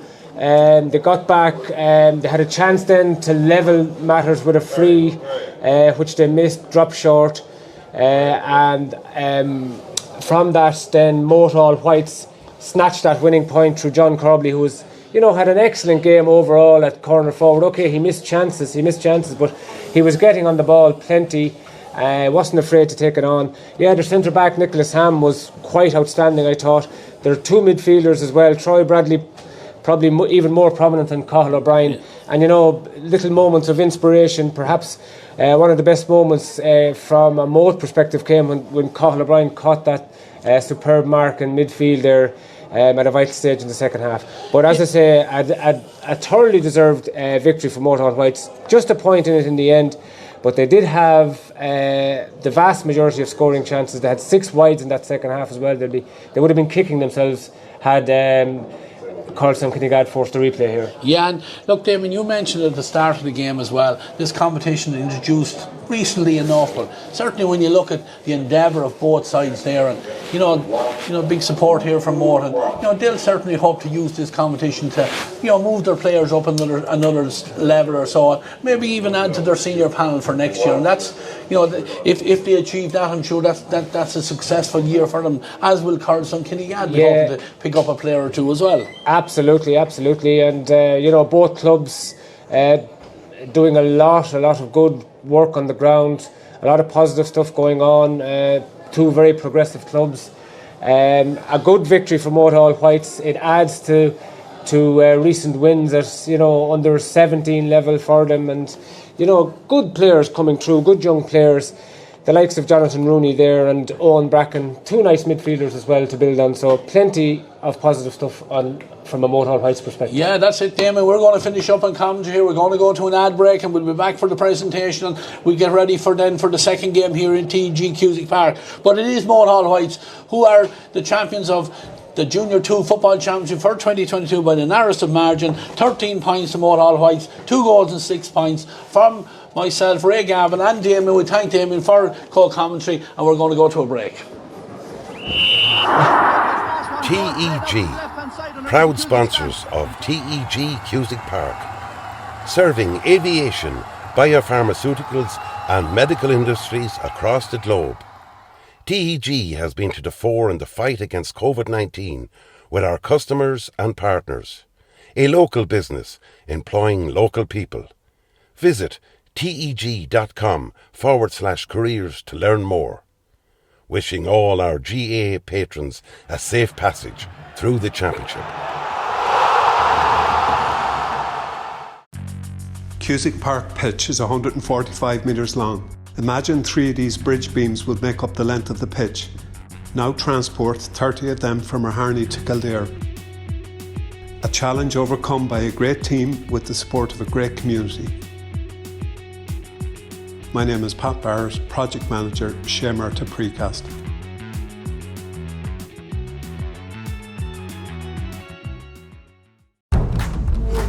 Seventh Coaches, proud sponsor of Westmeath GAA Hurling Championships. Clark's Bar, wishing all teams the very best today.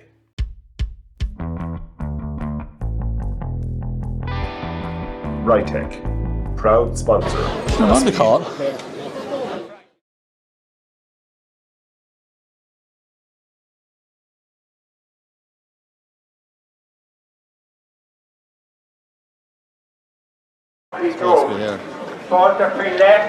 There will be it. I didn't see Kieran down. Welcome, ladies and gentlemen, to TG 42. And each of our finals for the last few weeks, the first one, I have singled it out for special thanks to our referees. So we acknowledge Today we acknowledge Barry Lee and his team of officials. But as well as that, I want to acknowledge all our referees throughout the county, from go games all the way up to our senior final, for the contribution they have made to our games. I have asked our referees to stay out today because I want to acknowledge another special man, Kieran Bailey, our linesman today, who probably saved the life yesterday in an under 15 county final because of expertise as a paramedic. So thank you, Kieran.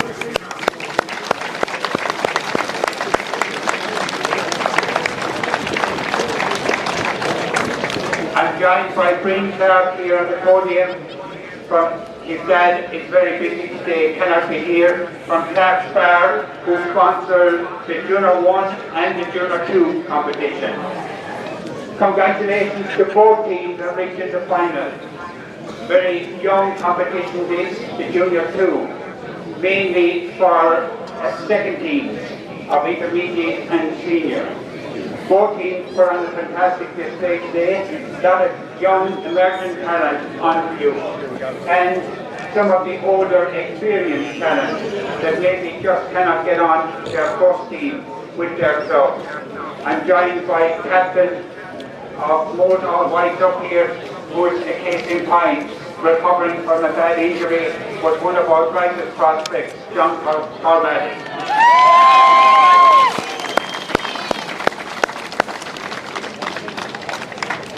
Kinnegad, today wasn't your day. You've had many of them. You will be back again, I have no doubt. I think you will acknowledge that Moate All White were the better team and fully deserving of their victory today. Know what you have? Yeah. 1-3. So, without any more ado, I'll hand over the cup. He's a good game. Your man was very good.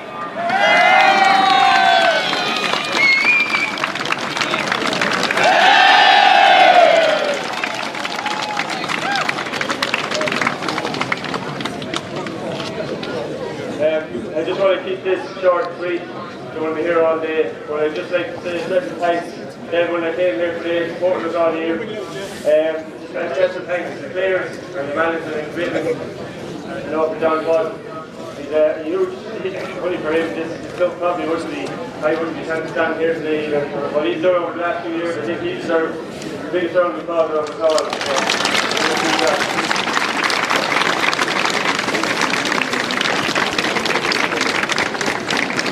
Congratulations to Kinnegad. You know, you're similar to ourselves, you're young, but look, you go on and must be pushed on going down to 19 points, playing up last again with that, so look, it is what it is. But best of luck for you in the future as well. I know the future's bright for both clubs here. We're up another grade, obviously, but it's great for this, for our club, to be up down another grade. And what we've done in the last few years, we've come by from where we were 4 years ago. So, in regards to today, just some commiserations and thanks to everyone for Moate for all the years, and the future is bright, so push on.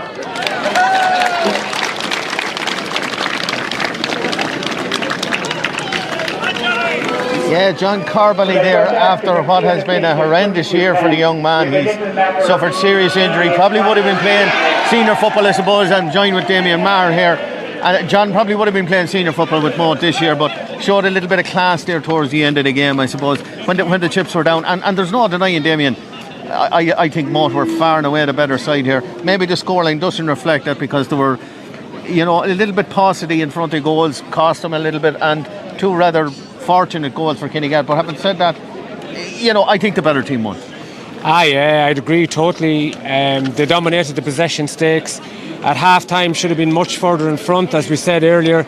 But yeah, Jonathan Corbally there showing a great bit of composure at a vital stage to grab that winning point. Thoroughly deserved 1 point victory, you know.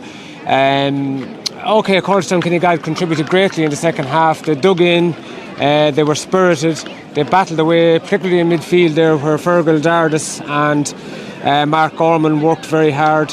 Aidan Gurry was prominent up front for them. They got that rather fortuitous goal at a telling stage in the second half through Sean Kenny. After losing a man. After losing a man. in a game where there was no an unfortunate incident. Yeah, very unfortunate incident, because there was nothing, absolutely nothing in the game at all, as far as I could see. Like, it was hard and fair, and in the conditions, I suppose it was. It was fair football. It's bitter cold here, Damien, as you and I were even in the press box where there's a heater on, and there was brass monkeys at the windowsill knocking at, Yeah, and conditions, the soft sod was a factor there as the second half progressed. The old stagers on the Coralstown-Kinnegad team started to feel the pinch, but in fairness, they were playing with 14 men there for a long period in the second half, and eventually, that told. Owen Curran coming out from full forward won a few vital balls for Moate All Whites. Gareth Murray made an impression when introduced, as did Sam Fannin. They could have grabbed the goal there near the end as well to add to their tally. So I think worthy winners in the end. Yeah, and I think that half-back line of Moate were absolutely outstanding. Jonathan Rooney, Owen Bracken, I thought, had a really good game. But my standout player, the whole 30 in fairness, or 32, whatever joined a bit, I thought Nicholas Ham, I thought he was outstanding for Moate, and was the creator of an awful lot of the attacks as well as his defensive duties, Yeah, he was excellent, very prominent throughout, and he was on a tough opponent. He took a hefty belt there at one stage as well. He did, and I think that kind of slowed him down a bit. And he recovered very well, got back on his feet, was always playing on the front foot, very positive. And Moate All Whites, at times they were just a little bit hesitant in their passing, going backwards. If they'd only believed in themselves, I'd say a little bit probably more. Could have won by a little bit more. Of course, there was plenty at stake. They were just wanting to get over the line, and they did in the end, and they'll be happy with that. Yeah, look at it's Moate All Whites that win the Junior 2 here by the narrowest of margins. 13 points to 2-6 for Moate All Whites. It will mean little to them that it's only a 1 point victory, but we congratulate them. And I have to say, I'm absolutely delighted at John Carbley. I know that he's had an absolutely horrendous year with injury. But we're going to go to a little break. It's Moate's day in the Junior 2 Championship, but when we come back, we'll be live with you here. We'll have a couple of more faces as well, and we'll be discussing the big one today, which is the Rytec Intermediate final between Shandonagh and Tubberclair, the replay. So we'll be back with you again very, very shortly here after a few ads. TEG, proud sponsors of TEG Cusick Park, serving aviation, biopharmaceuticals and medical industries across the globe. TEG has been to the fore in the fight against COVID-19 with our customers and partners. A local business employing local people. Visit teg.com/careers to learn more. Wishing all our GAA patrons a safe passage through the championship. Cusick Park pitch is 145 metres long. Imagine 3 of these bridge beams would make up the length of the pitch. Now transport 30 of them from Harney to Kildare. A challenge overcome by a great team with the support of a great community. My name is Pat Barrett, Project Manager, Shamer to Precast.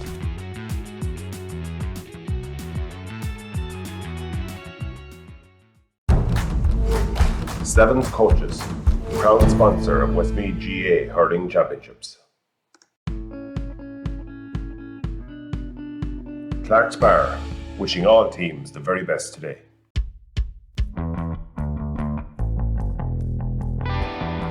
Rytec, proud sponsor of the Westmeath Intermediate Football Championship. Hey, mama, don't treat me wrong. Come and love you, daddy, all night long. And you? What do you do? It's a bit complicated to explain. You know, I still didn't get exactly what your job is. That is what I do. New Renault Arcana E-Tech Hybrid. Winner, Irish Medium Crossover SUV in the 2022 Car of the Year Awards. Yeah, welcome back here to TEG Cusick Park, live on AirV TV for the big one today between Shandonagh and Tubberclair in the Rytec Intermediate final replay. And I'm joined by Damien again, by Barry Kelly and by Kieran Galvin from the Westmeath Independent. And lads, this is what I'm looking forward to, and I have been looking forward to for a long time, Damien. This could be a cracker again today. Yeah, well, look, it's going to be hard. It's going to be difficult to match the same level of excitement and, the same level of entertainment as we got the last day. Replays are, they can take on a life of their own. Yeah, they can take on a life of their own, and sometimes they can be a lot different to drawn encounters. But I suppose the one thing about a replay is the best team will emerge victorious. That's the one thing about a replay. All the stats favour Tubberclair in this, but Shandonagh will have a big game is say. never won on paper, Absolutely. Damien. Absolutely. Yeah, and Barry, just speaking of that, you know, both teams from the last game, they will feel they should have won it. You know, Shandonagh with a 9-point lead at one stage, then all of a sudden it was Tubberclair who felt they probably should have won it as well. So they're both going in thinking they should have won it, but also maybe a little bit glad that they didn't lose it. Absolutely, Paul. I mean, a 9-point lead for Shandonagh, I suppose we're thinking that momentum's with Tubberclair, but if the game had gone on much longer, you would have felt in a drawn game that Tubberclair had all the momentum and they would have perhaps won the game had it gone 3 minutes longer or 2 minutes longer. So, as you said, both sides would be glad to get a second chance. Tubberclair might benefit from the fact that none of the players had played in the final before last Saturday, so that might help them. Shandonagh is their 4th final, including the last 3, including drawn games, so that might, you know, they're a very experienced side. Be interesting, Paul. We're waiting here. We have the team official programmes here, but we expect changes. I mean, if Adam Traynor is fit to start for Shandonagh, be a big plus. I expect Cormac Kine to play a big part. He scored 6 points against Castlelady, match I refereed in the group stages. He's a very potent corner forward. I'd expect him to feature prominently as well.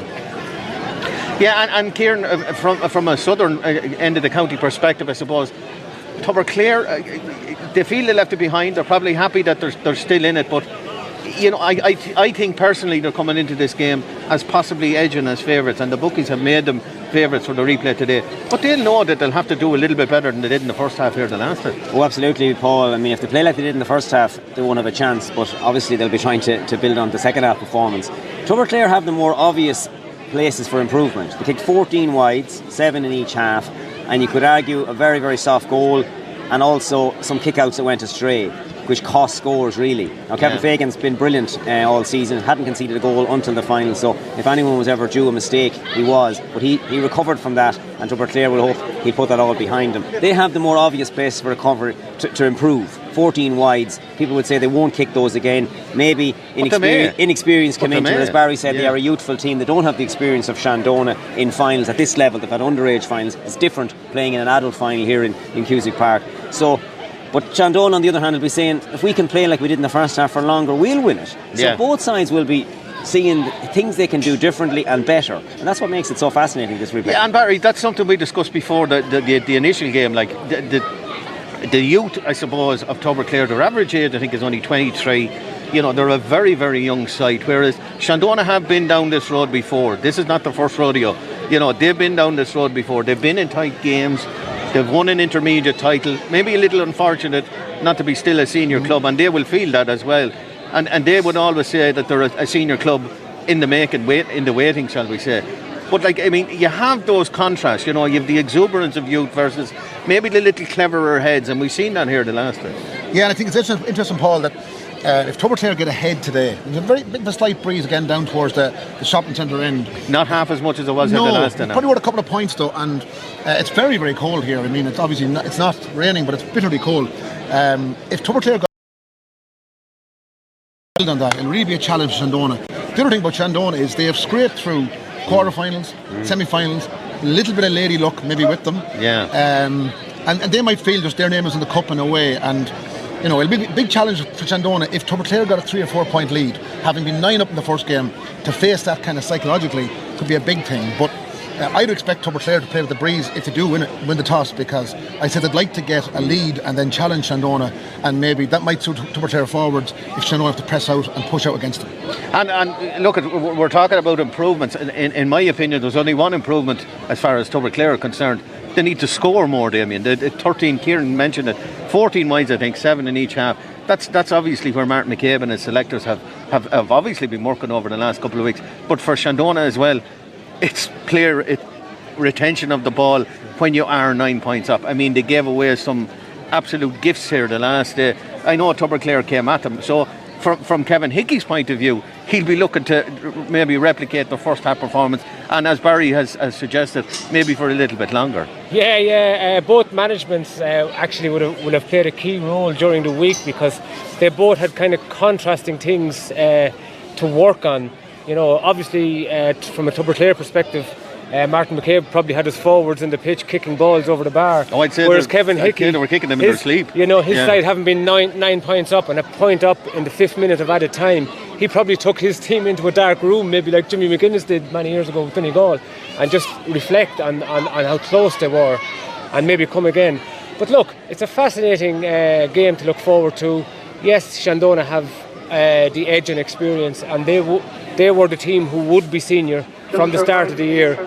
Great to see Tubberclair emerging and challenging so well. It's going to come down, I think, to individuals, good individuals, and how they perform on the day. The likes of Matthew Whittaker and Robbie Curry, scoring forwards. You need them to win a match. And Barry, something I suppose that's a little bit of a boost to Tubberclair was they won a minor final here last week, which you know, and won it in a very convincing fashion. You know, there is a huge progression there within the club, and that has to give the senior team a boost. Like, you know, I know none of them will be playing today, but it has to give some sort of momentum behind the club even. They're doing great things down there, Paul. Now Shandonagh and fans are doing great things around Mullingar as well, but Tubberclair, they won under 15 Premier last year, as you said, the minor last Sunday. The club is very progressive, super facilities down there, so this will be a great boost. It might be, though, possibly, maybe it's a year too soon for them. They've come from the second tier of the championship. It's a fair achievement. I'm not sure if it's done before or too often. Come from the second tier and to go senior.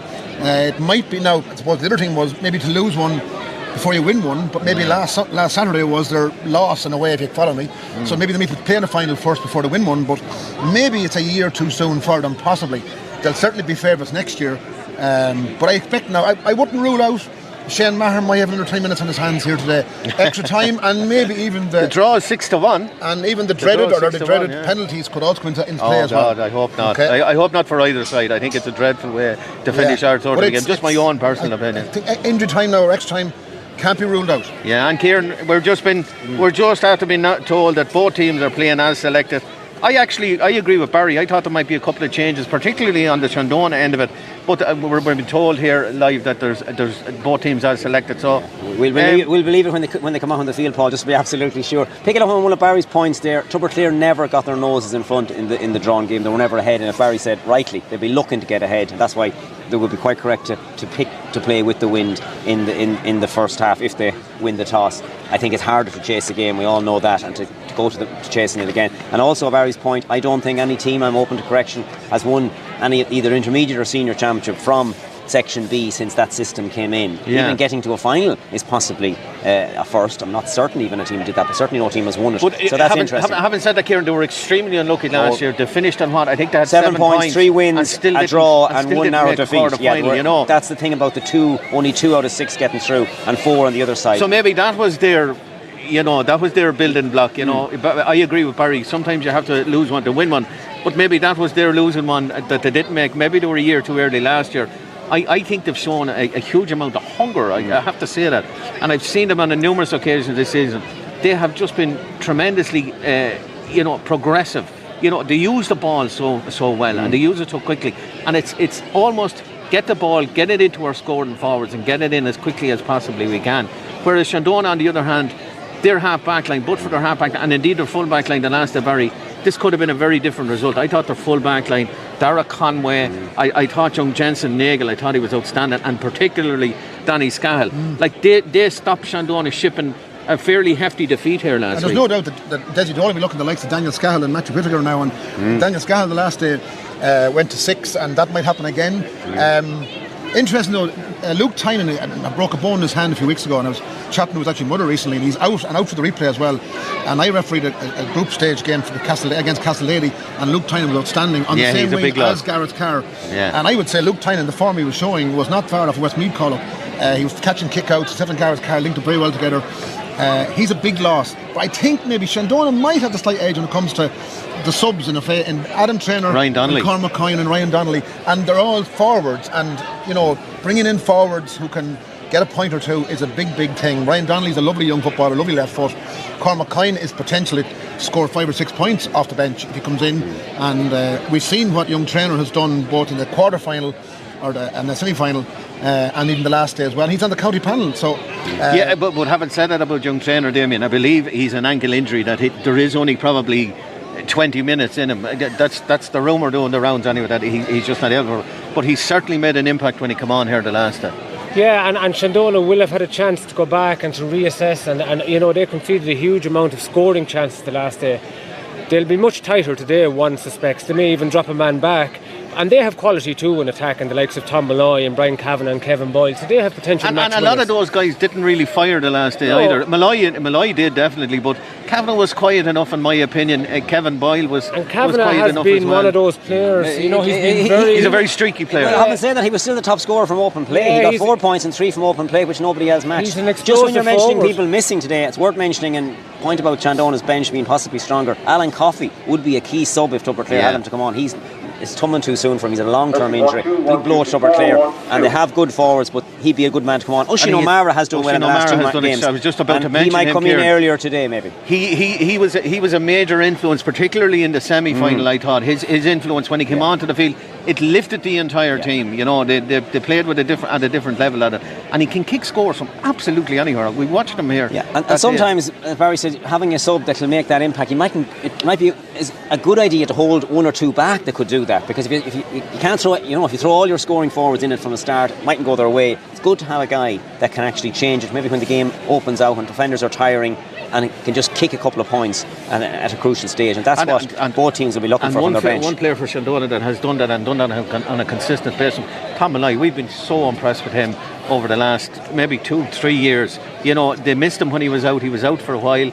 They missed him very badly when he was out, but he has come back a far better player in my opinion. The only thing I will give against him was he kicked away a ball here from the kick out after they got the winning score, and I'm not so sure that the referee might have blown from that kick out, and instead of that he added on a few minutes because Tom kicked the ball away into the corner. But look, he is the key to there. He is their Ronan O'Toole. He is their puppet master. All the strings are pulled from Tom Malloy, and they need a game out of him again today. Whereas Tubberclair need to curb maybe his influence on the game. You mentioned there, Paul, the discipline's going to be important too now. I mean, Shane Maher from Balnacarrigy following a long line of very, very good Balnacarrigy referees. His first big final, and look, Shane's a fine referee, and he'll be sensible. He won't be with too whistle happy. I know Shane, Damien knows Shane better than I do, but still discipline's important. You don't know in these games, you know, a lad gets a red card or a black card and it can change the game, so it is very, very tight to call. I mean, the very fact the draw is only 6-1. 6-1, yeah. It's narrow odds for a draw. They're normally a little bit longer than that, and I'd say the bookies are not too far wrong. I'd expect we could get good value here today. We could be here for 85 or 6 minutes. Thanks, Barry. Are we getting paid accordingly? Just so that we'll get good and cold here. Yeah. For the rest of our feet weren't cold enough. We'll have to be called down 3 or 4 times. We'll have to be called 3 or 4 times down after the match. But look, I agree. I can kind of agree with Barry. I think the outstanding bet for me is the draw, even at 6-1. I would have backed it for the last day as well. I wasn't totally convinced that Tubberclair were the favourites that they made out. They're favourites again today.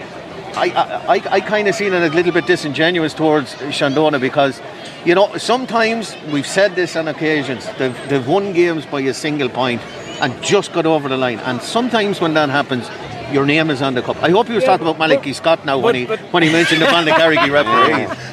The great Malachy Scott. I was trying to think it was Malachy, of course, who led the way. But anyway, going back to the first match. Certainly, Shandonagh would have been coming in to that on the back of a good win in the semi-final over Milltown. You know, who beat them in the group stages. Yeah, scoring 5 goals against them. So Shandonagh really regrouped very well after that. They learned from it. So it showed great progress.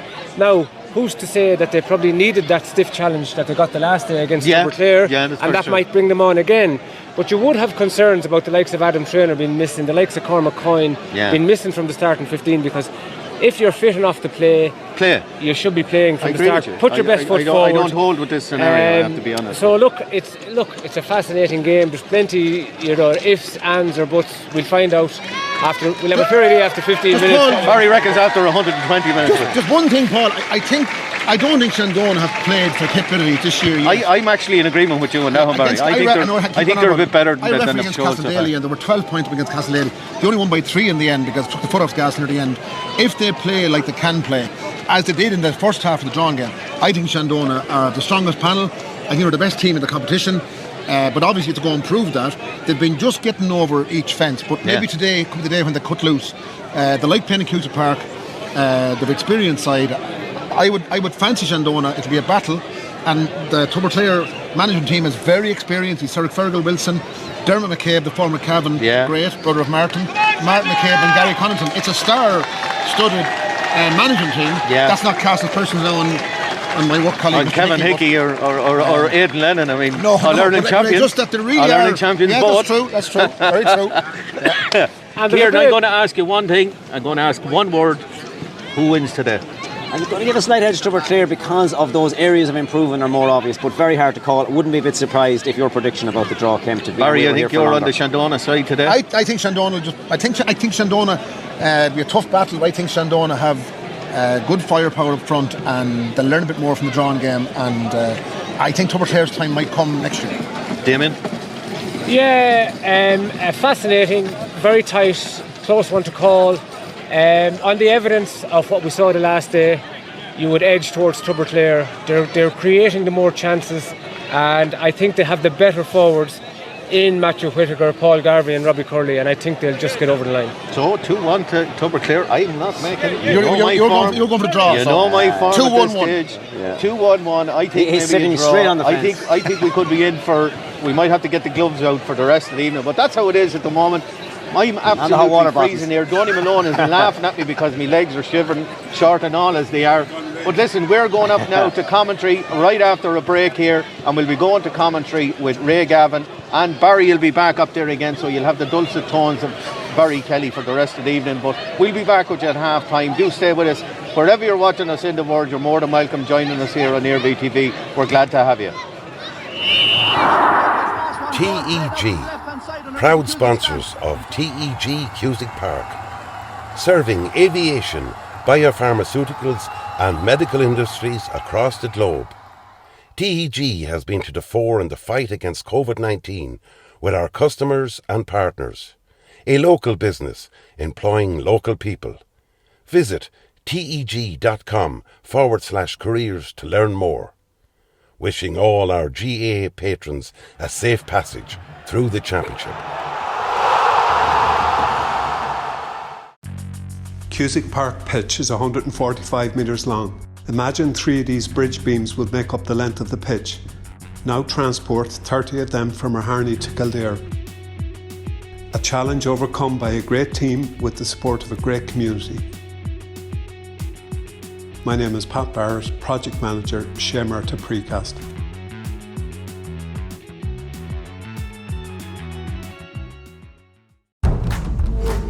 Seventh Coaches, proud sponsor of Westmeath GAA Hurling Championships. Clark's Bar, wishing all teams the very best today.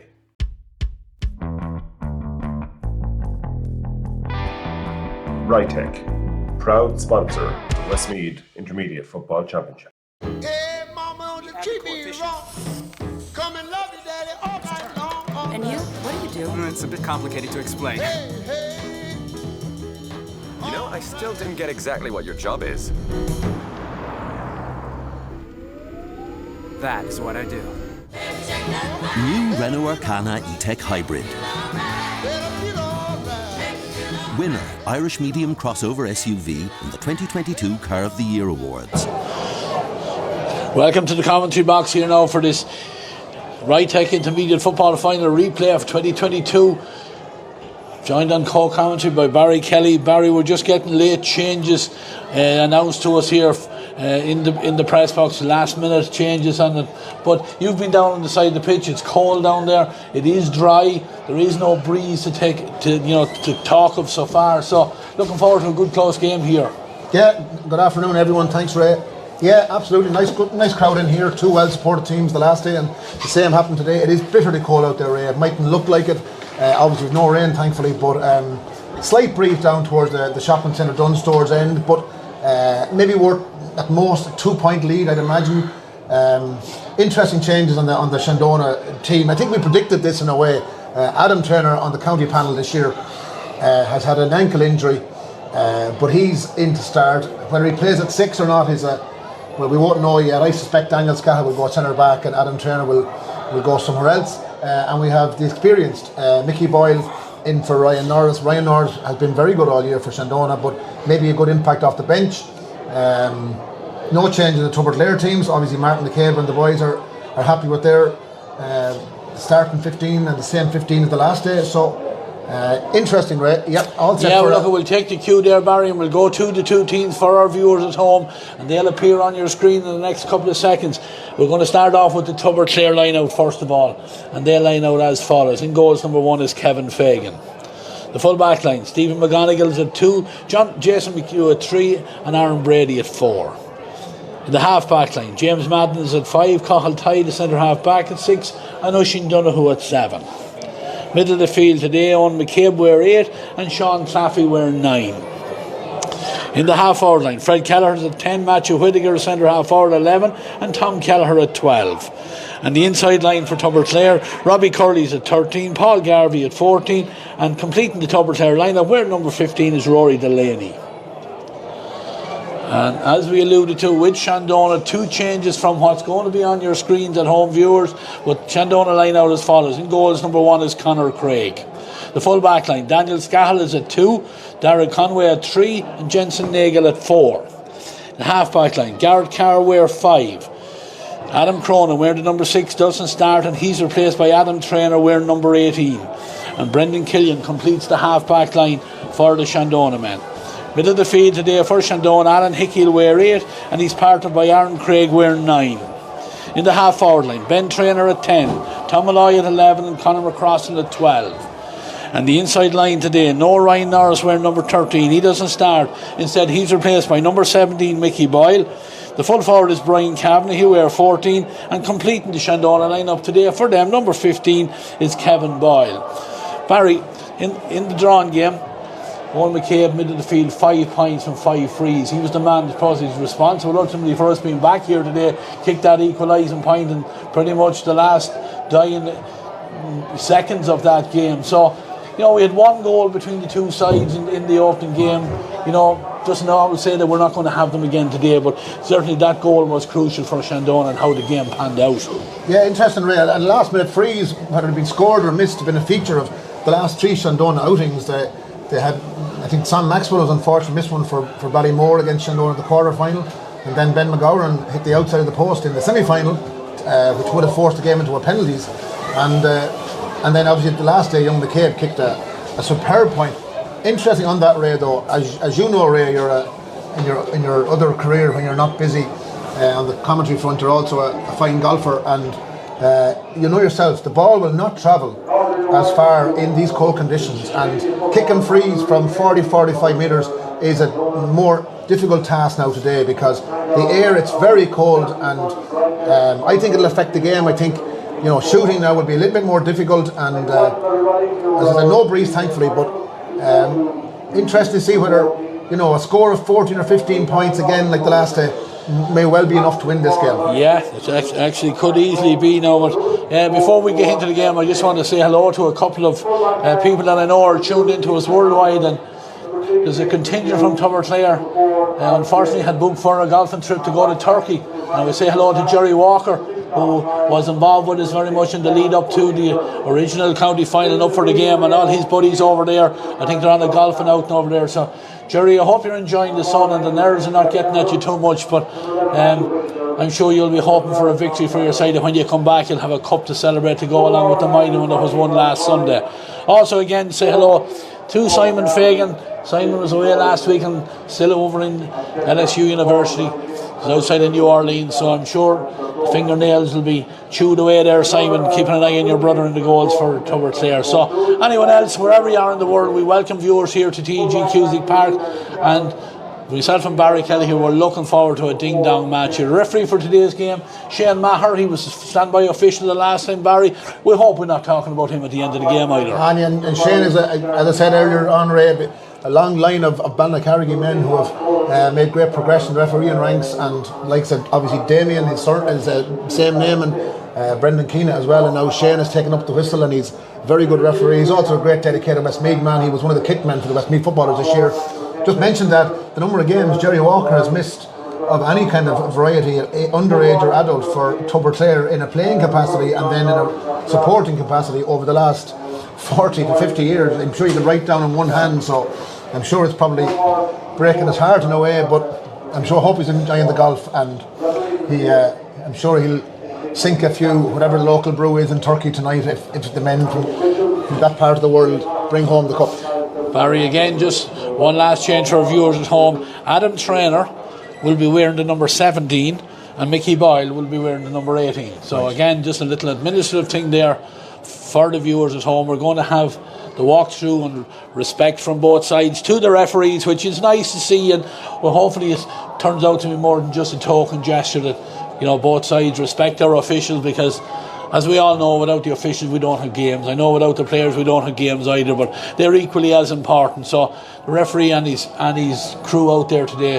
hopefully will get the respect. And as we say, we're not talking about anyone except the players, and somebody becomes a hero and wins this game one way or the other for their side. The walk through there now, we will have our on Naveen, but you know, this is eagerly anticipated game from last week. This Tubberclair team have come out in the second group. It's not fair to say Division 2 of the intermediate, but they came out of the second group of it, you know, and won all their games there and have come through now. You know, won a quarter, won a semi, and they're drawn in the final and back here again. Young team, a lot of potential in them. Good management as well down there with them. And they've probably exceeded, maybe not. Martin McCabe obviously has a very storied managerial CV, but maybe they've exceeded expectations. Maybe even the likes of even Jerry Walker might feel that have gone beyond what they thought, maybe by getting out of Group B and then into the final as well, and unbeaten in the championship, you say. And yes, we're expecting a great game. Yeah, we'll have our on Naveen.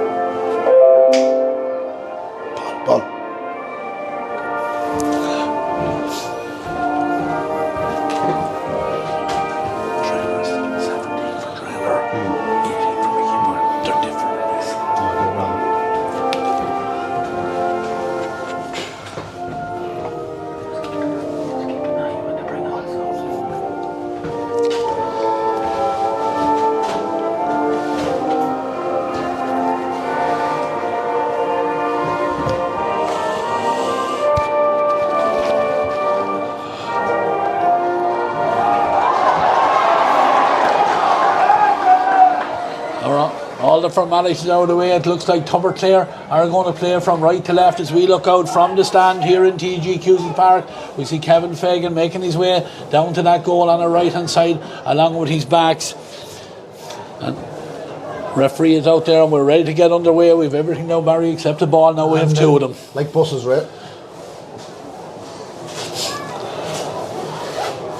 We predicted this before the game, Ray. I'm not sure who won the toss, but we did think that Tubberclair won the toss. They might elect to play with the slight breeze, purely because I think they would like to get ahead in this. Obviously, like to get ahead, but I think they'd like to challenge the Shandonagh response to getting ahead, bearing in mind that they didn't lead once in the last game.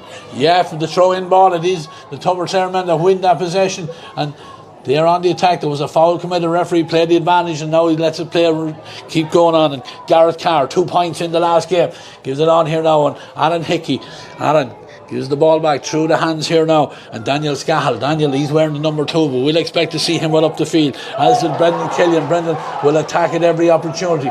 First opportunity for Tubberclair to get possession, but they don't make it. And nice ball played inside.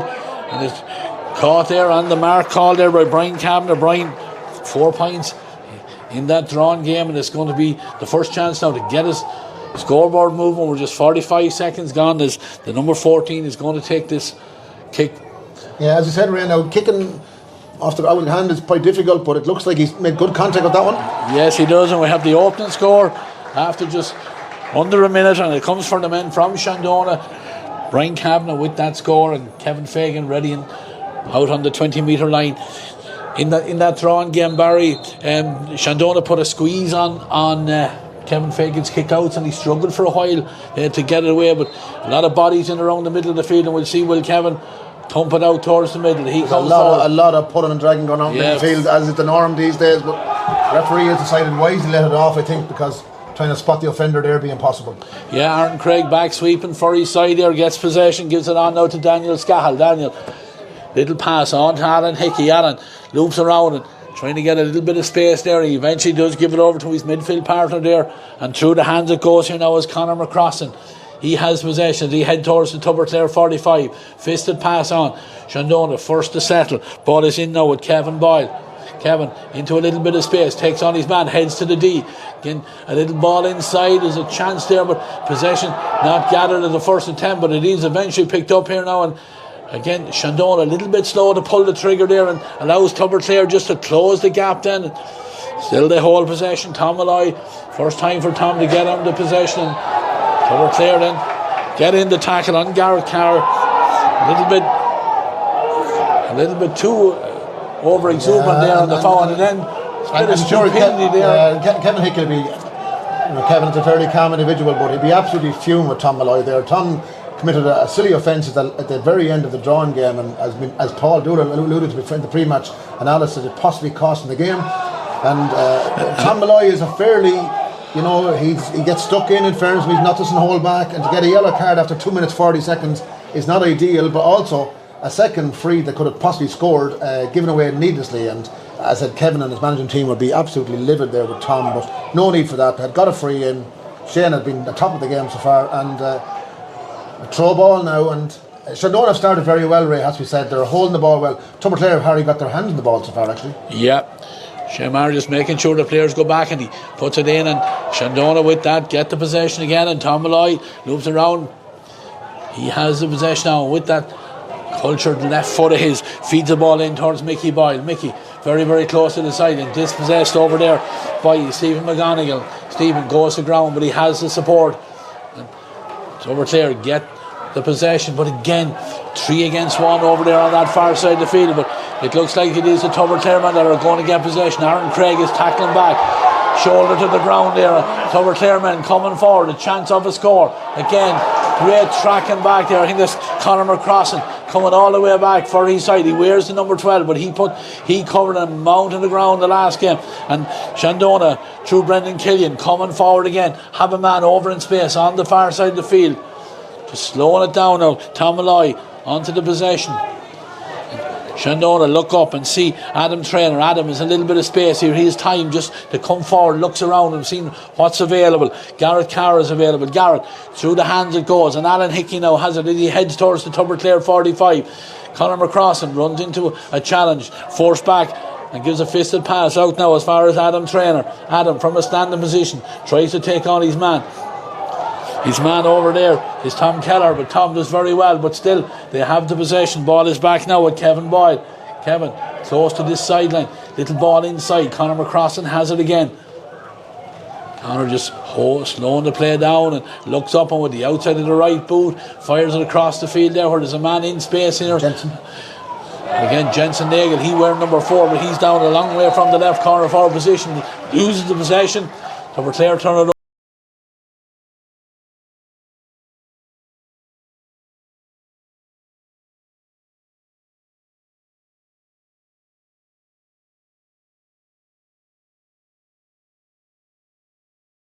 There the guilty.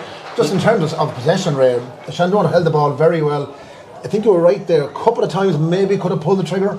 A little bit slow to pull the trigger, maybe 30 yards out. And if Tubberclair fire this over, which is a difficult free, 27 or 8 yards out, to be level after 6 minutes, having had very little possession, would be a good start for them. Yeah, difficult free for young McCabe though. Owen McCabe ready to take this for his side. Again, not suiting for a right foot kicker, but he's been very accurate for his side, and with that he's accurate again. The equaliser coming after just 5 minutes and 50 seconds, 1 point apiece. Barry settling in nicely. Tubberclair, as you said, most of the possession so far, but parity on the scoreboard. Yeah, and Tubberclair seem to be playing a game where they kind of hold back off Shandonagh. Conor McCrossan has been on the ball, I'd say 7 or 8 times so far. Amazing in the first 5 or 6 minutes. Alan Hickey likewise, and Tubberclair might be content to let them have the ball in deep in their own half. Yeah, and they're put the squeeze on that kick out. Shandonagh went short, eventually drew the free through Daniel Scahill, and it's a free back inside their own 45. Aaron Craig receives that, and he starts to move forward, and with his left foot over to the far side it goes, and Shandonagh trying to build down the terrace side of TG Cusick Park. Tom Malloy coming back, hands and off on the ball. Dara Conway again, he's listed at full back, but he'll attack at every opportunity in the ball. Eventually pass out here to Alan Hickey. Alan looks up, tries to get a ball in here on front of the Shandonagh man there. There was a corner forward there, Kevin Boyle, but Kevin went to ground, didn't get the possession, and the possession turned over, and Tubberclair have it over there with Paul Garvey. Paul very close to the sideline, soccer skill, lures his man in for the tackle and then goes by him, but Tom Malloy is back there tackling. Tom has to be careful, remember he's on a yellow card already, which Tubberclair have the possession. Looked like there's a foul, the foul is committed and the free is already taken, driven in, looking for that lone attacker in there, but Adam Traynor reads that well, and he gets the possession, gets the foul, and free is already taken, and Shandonagh anxious to keep moving forward at all times. Didn't almost blind pass in there, put Ben Traynor under a little bit of pressure. Ben lays it off now to Kevin Boyle. Kevin just holds the possession, moves it back.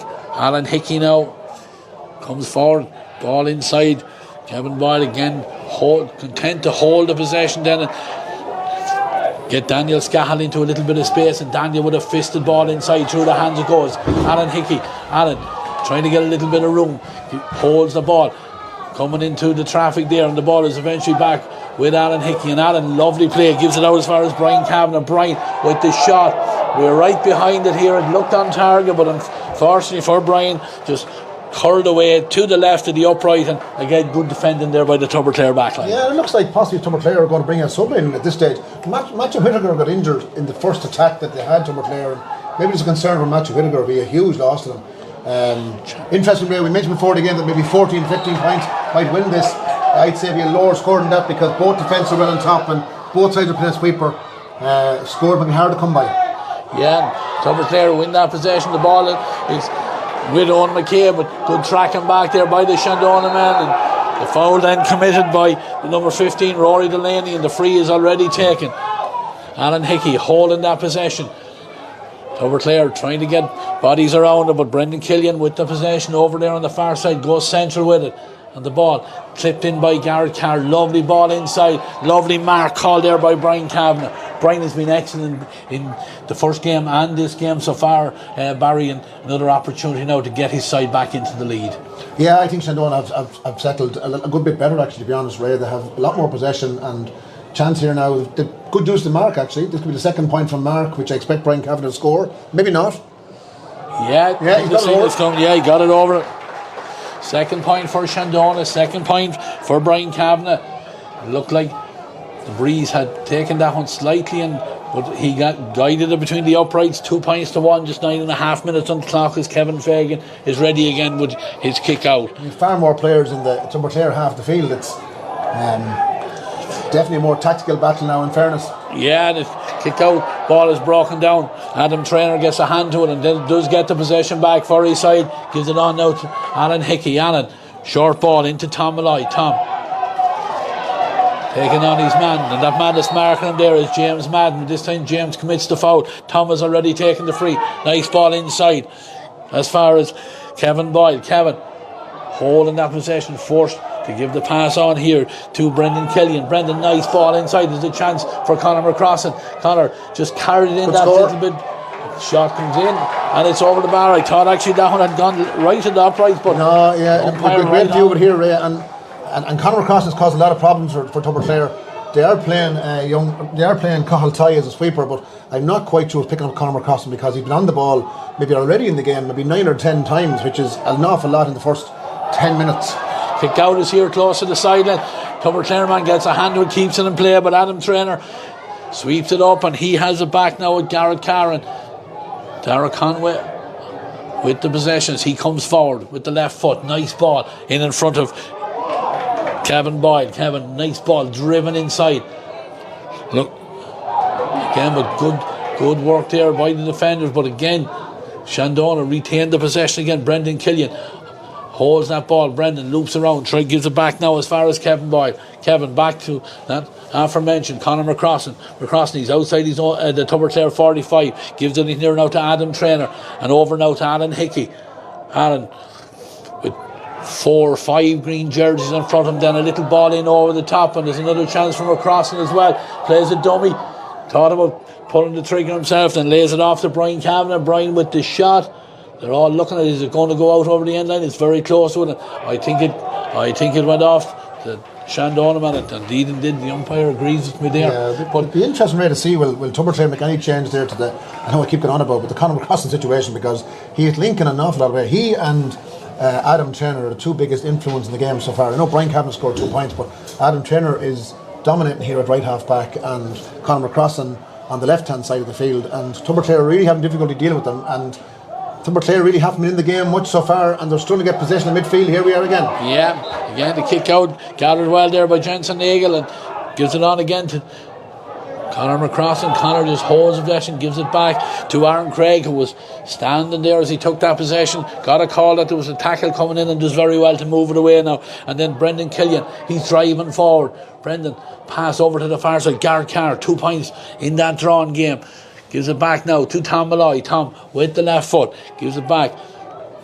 Aaron Craig has all the time in the world, right out in the middle of the field. Get the ball into his hand and then see what options are on and give it into Conor McCrossan. Conor caught between 2 minds there, just waiting for somebody to make a run, and too many steps taken, and the turnover, and Tubberclair are on the ball again. Tom Kelleher. Tom carries it forward.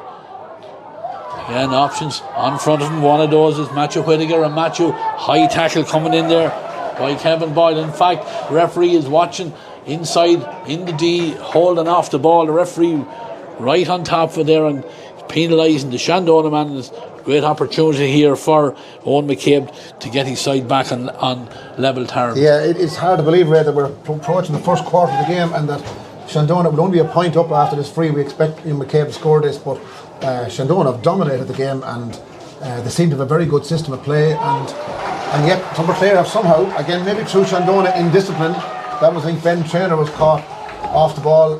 Shane Maher's had an excellent start to the game up his side. He's been on top of everything, playing good advantage. He's been very sharp, very lively, blowing the frees.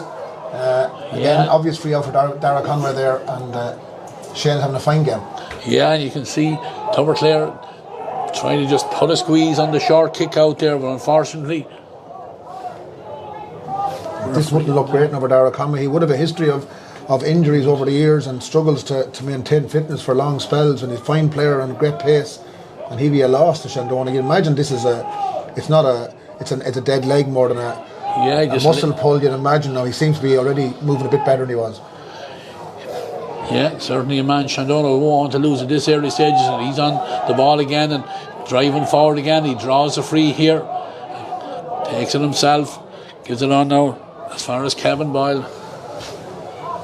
Fisted ball inside to Aaron Craig, driving forward again from the midfield with the left foot, close to the side, and he's inside Tubberclair's 45, spins around, holds the possession, they give it back in, and that man Dara Conway pushing forward, gives it off now to Garrett Carr. These are all listed in the back line, remember, for Shandonagh, but they're all up inside the Tubberclair half of the field. Conor McCrossan gives it on now to Tom Malloy, nice quick hands there, and Jensen Nagel, he's the corner back, and he gives it back to McCrossan. McCrossan holds the ball, looks to see what options are on, has support there.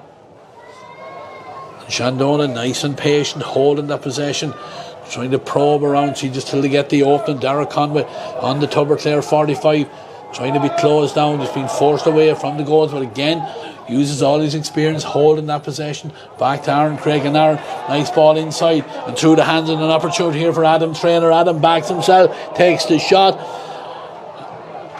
I think, Barry, we see the effect of the breeze there, because that shot, when it left his foot, looked like to be on target, and still it drifted across left to the upright. We can see the flags over there on the scoreboard on our right hand side, and they are, certainly blown across the field, and certainly seem to affect that kick anyway. Yeah, and Brendan Killian could have taken a mark there. Aaron Craig is given very good passes in that difficult to defend against, and Shandonagh could have their third mark there. And a clear tactic, Tubberclair are just letting Shandonagh really have possession up to the 35 or 40 yards out, and then they're closing down on them, and it'll be interesting if Shandonagh get around that. Good kick out by Kevin Fagan, gets Fred Keller. Fred driving forward again, holding that possession. Tubberclair man, ball is with Robbie Curley. Robbie does well, gives it back out there to Rory Delaney. Rory gives it inside. Big hit coming in there on Tom Kelleher. Free is awarded, free is already taken, but looking for the man inside. But good play there by Dara Conway, and Dara intercepts that. And Tubberclair clear their lines. Tom Malloy coming deep for the possession. He's back inside his own 65 when he gets it. Taking on his man, very close to the sideline. Still holds the possession. Nice ball, lovely low ball played in inside. Tubberclair man have the ball. Looked like it was touched on the ground. Good tackling there by the Tubberclair man to get the possession again. Go to ground in the tackle. But Shandonagh working them hard in there and making life very, very difficult. And the ball is eventually out over the sideline, and no time here to draw breath here because Shandonagh have already taken it and they have the possession. Tubberclair trying to turn it over, but again Shandonagh have the possession. Garrett just outside Tubberclair's 45, goes back towards the 65 metre line. Daniel Scahill, he has it, has a teammate over in support in a lot of space. That's Aaron Craig. Aaron with the left foot again, very, very close to the sideline. They have the possession.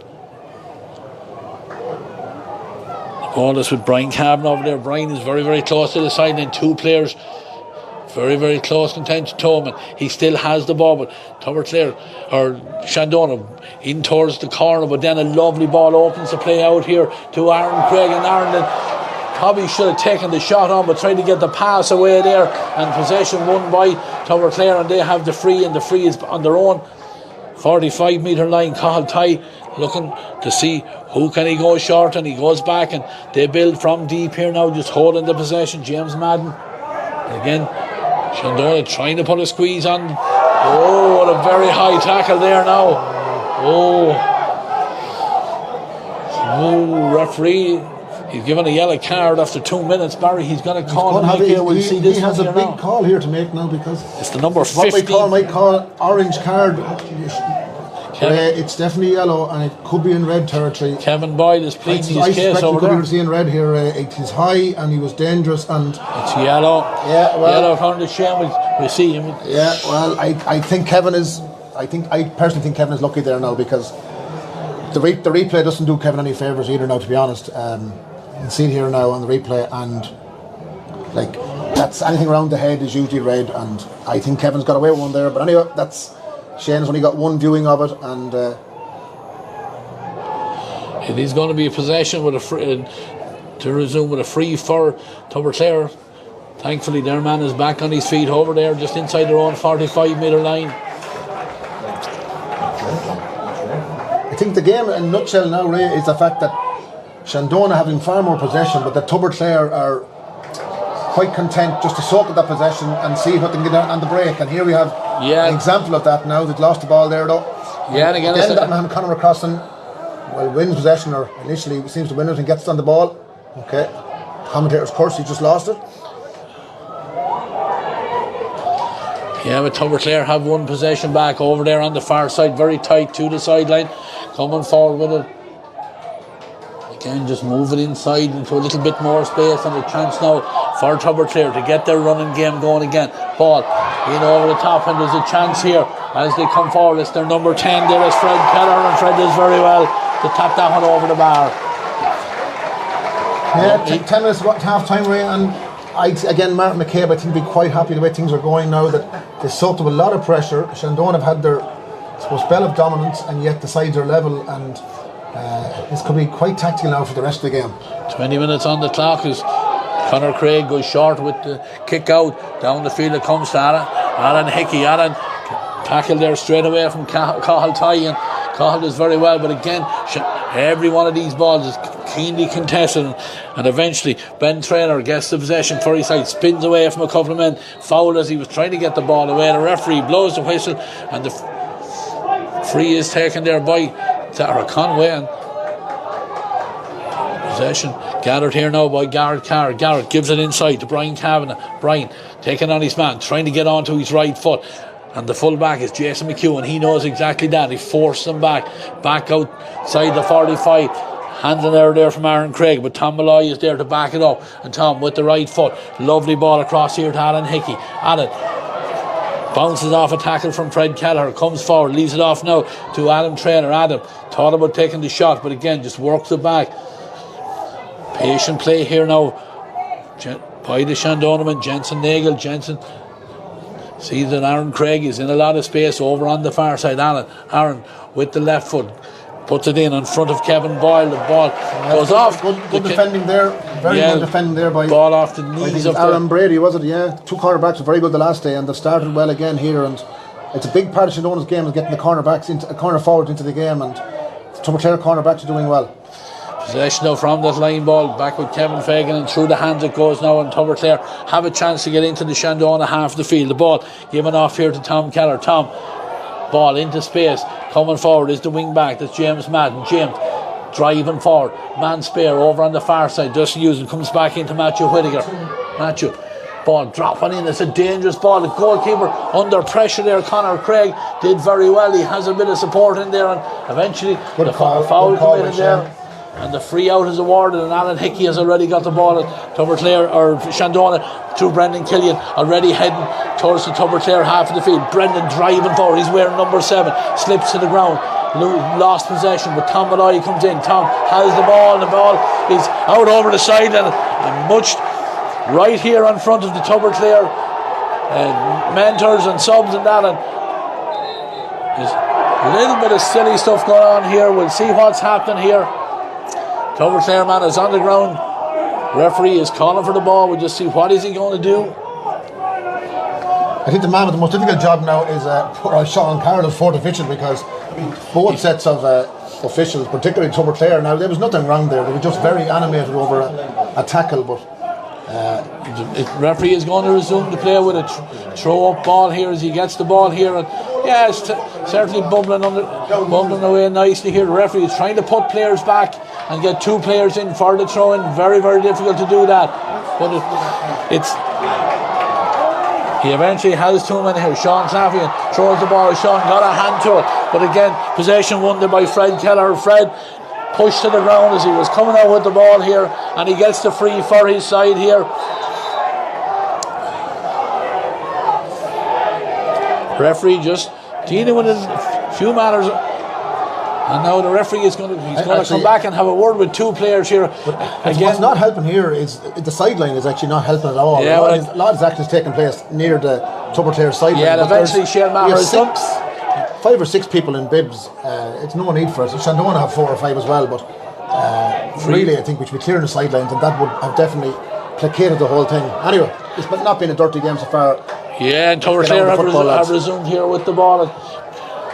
Ball tempted to be driven long in there, but again half blocked down there by the Shandonagh men. They have the possession. Clearance is very, very close to the sideline. Despite the best efforts over there to keep the ball in play there, goes out over the sideline, and he's going to be possession back with Tubberclair over on the side, and ball fired across here to Fred Keller. Fred has to wait for the ball to come out of Sky from, but he does well, kept his eye on it, because Brian Kavanagh was putting a little bit, trying to get the pressure on him. He does well, gives a fisted pass over there again, not the best pass in the world either, but Tubberclair have the possession here. The midfielder is Sean Claffey. Sean looking for the runners to come forward, but again great hit, foul coming in there on Rory Delaney there as he was trying to get the ball away. I think he just blindsided there, but the free is going to be on Shandonagh's 65 metre line. Tubberclair have already taken and content to hold the possession and give it back here to Stephen McGonigal. Stephen, where's the number 2, carrying it forward, loses possession momentarily, but the ball picked off the ground there. The Cathal tie, referee right on top of things. It is, and then, as always happens in this situation, doesn't want to give the ball back, and the referee signals that he's going to bring the ball forward, but Shandonagh don't use that advantage of taking the free and they have the possession, and Conor McCrossan is coming forward with it again. Ball is given over there too. That's not acceptable in my view. Now Conor, get up here fine, I'm sure. Possession here now with Kevin Boyle and through to Alan Hickey. Alan gives it on now to Jensen Nagel. Jensen back now to Adam Traynor. Adam just holding that possession. Back outside Tubberclair's 45. Alan Hickey has it. There's a man in space over on the far side. Aaron Craig. Aaron just has a look around. For 26 minutes on the clock. It's 3 points apiece. Another Mark Ray, clever play by Shandonagh. The kick was outside the 45. Another chance possibly here. debatable whether it travelled the requisite distance, but Mickey Boyle looks like has put them. No. Again, not on target. Opportunity missed. Conor McCrossan has recovered from that assault that perpetrated on there by the Tubberclair player. Kevin Fagan is back in the goals. Kevin, I don't think anyone expected Conor to be down for very long. Gives it in now to Stephen McGonigal. Stephen can't give it back to the keeper, so he has to go right across the 20-metre line over on the far side. Oisin Donoghue with the possession. Oisin, he'll attack at every opportunity. He's gone by his man, and he's still carrying it forward. Looks up, tries to thread the ball in there, but unfortunately slipped there by the Tubberclair man just at the wrong time. Allowed Shandonagh defender to get back there and get the possession. Referee signals an advantage being played, but Tubberclair will move it on. The ball is out here now with Daniel Scahill. Daniel, Tigerish player, ball goes inside, a little bit short. Good tracking back there by the Tubberclair man. Turned the possession over now, and Tom Kelleher has it, but then bad kick pass by Tom there, intercepted well by Adam Traynor. Shandonagh will build it again. Aaron Craig. Aaron has a player over on the far side. Tom Malloy, fisted ball inside. Brendan Killian again. Brendan, return pass. Shandonagh man goes into the tackle, holds that possession. Alan Hickey has it. Alan back here now as far as Conor McCrossan. Conor with the right foot, lovely ball played in front of Tom Malloy. Tom with the right foot takes a shot, it's off the upright, and his heads up play there from Stephen McGonigal. He did very well to keep his eye on that, because that could have been dangerous. But Tubberclair are already gone forward into the Shandonagh half of the pitch here, holding that possession, just trying to slow it down, waiting for the backup players to come. Aaron Brady here, Dara Conway I think is carrying injury, and he's kind of exposed inside there one-on-one, and Tubberclair mightn't realise it of course, but I expect Dara to be taken off shortly. He's down again, but he was down previously, and I expect Shandonagh to be making a sub there very shortly. Yeah, but we'll watch the ball as it's over on the far corner of the pitch here, and Tubberclair have the possessions. They come inside again, trying to engineer a scoring opportunity. The ball given inside to nobody in particular. Like Garrett Carr, he's there to fill the gap for the Shandonagh men, and they have the possession again. Nice pass into a lot of space here, and Adam Traynor is bursting onto it. Holds the possession, needs a little bit of support here, but he does very well. And then with the right foot, lovely ball in front of Tom Malloy. Tom just outside Tubberclair's 45. Turns, first time ball inside again. Shandonagh on the attack again, trying to engineer a score here. The shot does come in. Umpires look at each other, but then the signal comes from the two of them. Good combined work there by the two umpires, seeing that when it's gone to the left and wide, and Kevin Fagan has already got the ball. We're going to see what the signal is for additional time. We're 29 minutes 12 seconds on the clock. The ball I think there's 2 minutes, so we've just under 3 to play, Ray, and I suppose it's been disappointing in terms of scoring, but gone very defensive and quite tactical. And remember we said at the start, 14 or 15 points would win this, and that will certainly be the case. Yeah, the kick out has gone long. It looked like there was a foul on the Tubberclair man, but they had the possessions. The referee allows it to go on here now. Matthew Whittaker goes into the tackle, goes down. Free is awarded. Free is already taken because Tom Kelleher has it here now. Tom going to back himself with the shot. It's a good kick. The umpire is going to look at this. He's looking long and hard and then signals that one wasn't on target, to the right and wide. No. 3 points apiece. Could say it ambitious, but look, we can't criticise players for taking shots, because we probably haven't had enough of them. Tubberclair haven't nice shots on goal. If 3 points, and maybe that's their first wide. I mean, informed here by my statistician, Mr. Malone. So one wide and one ball to the goalie's hand, and in 5 shots in half an hour. So kick out here is from Conor Craig. It's gathered well by Adam Traynor. Adam Traynor has been probably the best player in the field so far. Here's an off here now to Alan Hickey. Nice ball in front of Tom Malloy. Tom with the possession, takes on his man. Jinks left, right, and then goes back to the left, gives it inside to Conor McCrossan. Conor with the shot under pressure, didn't get the curl on it. That was required, and that one goes to the right and wide. And again, the statistician tells me that's Shandonagh's 5th wide, and Shandonagh's 3rd point, Ray, I'd say, was scored after maybe 12 or 13 minutes. Didn't quite take account of it, but they haven't scored now in at least, it's 18, 19 minutes, and those 5 wides could be costly yet. Kevin Fagan launches this kick out into the centre. It goes, ball broken down. Fred Kelleher gets on the possession for his side, trying to get through. The referee allows the play to go on. Den said, I think that he threw the ball out there. 2 men around him. I don't know what he was expected to do, but it is going to be a free for the Shandonagh men, and they're going to take this. Again, Alan Hickey with the ball in his hand just goes short. Tom Malloy makes himself available. Tom Left foot, nice ball in the front of Brian Cavan. Brian is outside the 45. He treads one inside.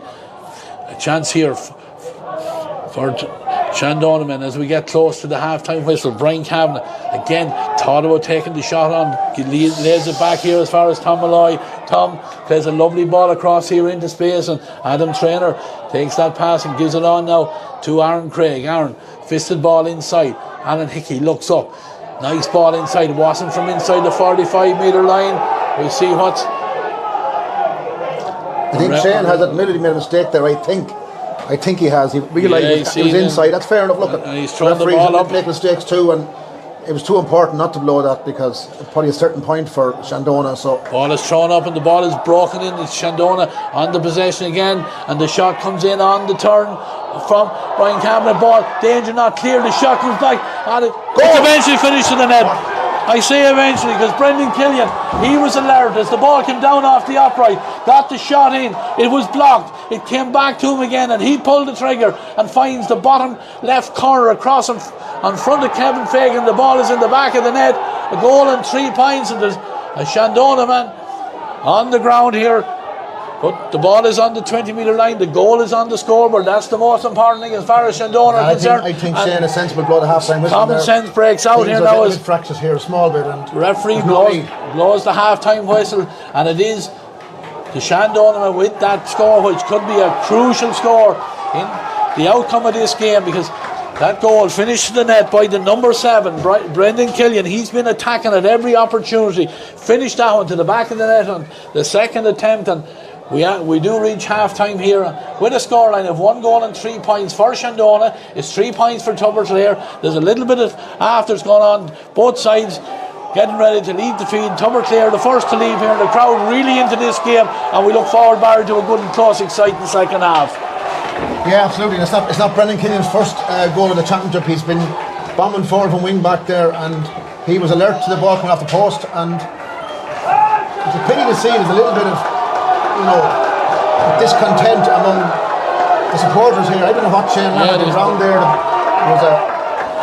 But look, we're going to take... We're going to the post, and rebound was nothing controversial about it, and that was it. It was a perfectly good goal, and Brendan Killian was alert, and Tubberclair defenders were. With that, we're going to take a break here for ads. We'll go down pitch side in a couple of minutes for the lads for some half-time analysis. But for now, we'll take a break from the commentary box. TEG, proud sponsors of TEG Cusick Park, serving aviation, biopharmaceuticals and medical industries across the globe. TEG has been to the fore in the fight against COVID-19 with our customers and partners. A local business employing local people. Visit teg.com/careers to learn more. Wishing all our GAA patrons a safe passage through the championship. Cusick Park pitch is 145 metres long. Imagine 3 of these bridge beams would make up the length of the pitch. Now transport 30 of them from Harney to Kildare. A challenge overcome by a great team with the support of a great community. My name is Pat Barrett, Project Manager, Shamer to Precast.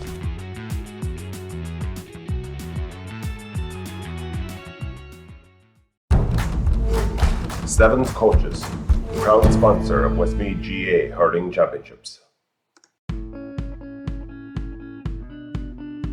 Clark's Bar, wishing all teams the very best today.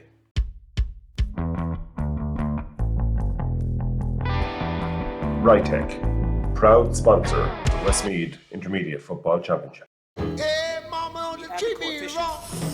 Come and love you, daddy, all night long. And you? What do you do? It's a bit complicated to explain.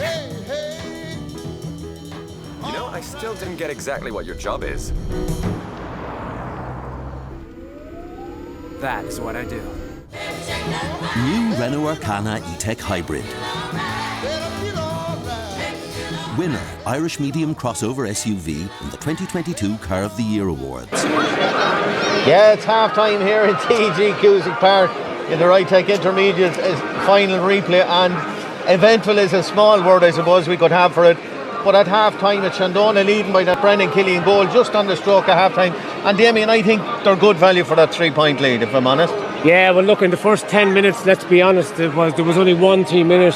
Adam Traynor making a huge impression, Alan Hickey doing very well at midfield, Tom Malloy very prominent, and Brian Kavanagh being the star man up front. Shandonagh totally lording it. Tubberclair got back into it then, level, 3 points apiece. Then there was utter confusion, I suppose is the way to describe it, in the build up to that goal, because there was a mark blown when it wasn't a mark. Bad error by the referee, it must be said. Play continued. Shandonagh got a goal out of nothing, but it's no more than their play deserved. They've been the dominant team. Tubberclair are waiting, playing this patient game, and you'd wonder how often can they keep going to the well. Yeah, and having said that, Kieran, for all Shandonagh's domination, it was a rather fortunate goal that has them ahead at half time. Like they've lived on scraps in this first half. The goal was fortunate on 2 counts. Firstly, the ball fell back into Brendan Killian after Brian Kavanagh attempted to score a point. That's the bit of luck sometimes you need. Secondly, I would have sympathy for the referee. I would blame the ludicrous mark rule. It's very difficult for referees to be counting 20 metres and watching off the ball fouls and everything else. He got confused maybe about whether it should be hot ball or and play made the on. right decision in the end, I suppose. Yeah, well, I would have sympathy for the referee on that one. I know Damien is correct in highlighting the mistake he made, but it's been a niggly game. Shandonagh have been more physical. They're winning all those kind of collisions and breaking ball. Adam Traynor, as Damien has highlighted, very prominent, picking up breaks, good young player. I did say he should have started, lads. Yeah, well, maybe the injury, but I do think Tubberclair are impeded by Graham Whittaker, or sorry, I should say Matthew Whittaker. It looks impeded by injury, doesn't look to be at his best from what we can see, and I think the attack of Tubberclair depends on him opening up space for others. So I mean, I think I'd be somebody who might be changing horses midstream on this one. I just don't see Tubberclair, even though they came back the last day, being able to turn this around, because too much of the flow of the game is going against them. 1 point from play they've scored, and they haven't got the ball in the right areas. Shandonagh have invested an awful lot in that first half. Like, I mean, they have been, I'd say if we're looking at possession stats, we're looking at 70-30. So they have invested, and they've emptied the tank an awful lot. I think Dara Conway is a little bit of a passenger for Shandonagh at the moment. I think he's injured. I think he's gone down a couple of times. I'm not so sure whether he'll finish out the game. And he has been very, very prominent. Players that I think are prominent, Traynor in particular, I think they're backline again. I think Jensen Nagel pushing forward. I think Danny Scahill. And Tubberclair haven't followed them at all. Damien, I don't know what their tactic is, whether they're just trying to hit Shandonagh on the break, but it's not working for them at the moment. But Shandonagh have that 3-point lead now, and you know, you'd wonder if you were a Shandonagh person, you know, how much possession do they need to win a match? How many points do they need to be ahead to win a match? They were 9 ahead the last day and couldn't win. These doubts are going to be in their mind, obviously. Now, they're clearly the better team here. Clearly the better team, but fatigue is going to be a factor. Dara Conway, he looks injured. Matthew Whittaker on the Tubberclair side, nowhere near as effective as he has been up to now. And his leg is heavily strapped. His hamstring is heavily strapped. He's not in the game. Sean Claffey's been very good. Oisin Donoghue has been quite prominent. Paul Garvey looks explosive. Yeah. But apart. Tubberclair, are they going to get enough possession to win this game? The other factor here is going to be who's going to remain on the field. This is now a tetchy affair. It's tetchy and it's rather narky, and the referee has a real challenge on his hands here. Tom Malloy is on a yellow card. In the referee's defence, I have to say, the players are not helping him, Damien. Tom Malloy is on a yellow card. Kevin Boyle is on a yellow card. Very lucky to be on a yellow card. Matthew Whittaker, when he comes back out, is going to be on some kind of a card. It depends on what the linesman on the far side saw. But there was a clear incident here in midfield just before half time. Is that a yellow card? Is it a red card? Is it a black card? The referee has to make that call. So there's going to be a card for Whittaker when he comes back out. Are Tubberclair going to face the prospect of playing with 14 men?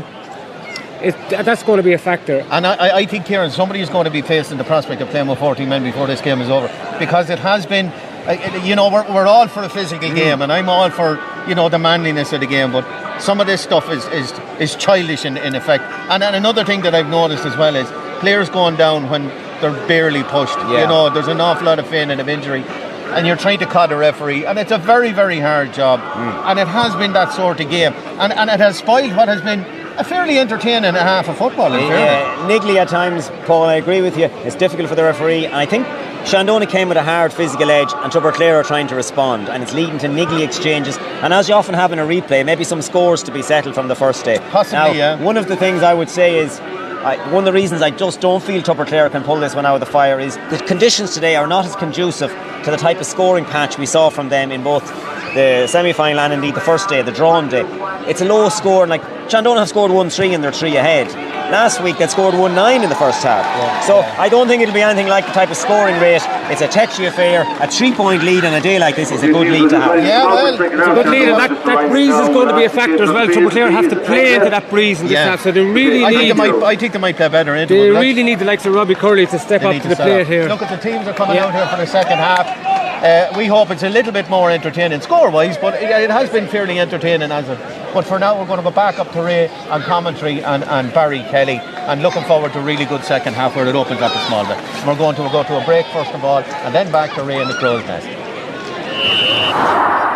TEG, proud sponsors of TEG Cusick Park, serving aviation, biopharmaceuticals and medical industries across the globe. TEG has been to the fore in the fight against COVID-19 with our customers and partners. A local business employing local people. Visit teg.com/careers to learn more. Wishing all our GAA patrons a safe passage through the championship.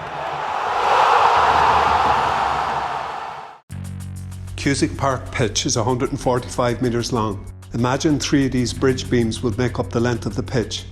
Now transport 30 of them from Harney to Kildare. A challenge overcome by a great team with the support of a great community. My name is Pat Barrett, Project Manager, Shamer to Precast.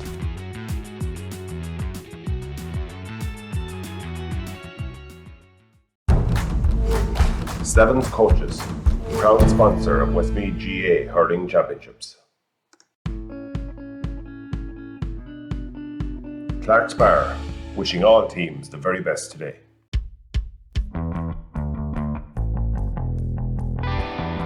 Rytech, proud sponsor of the Westmeath Intermediate Football Championship. Hey, mama, don't treat me wrong.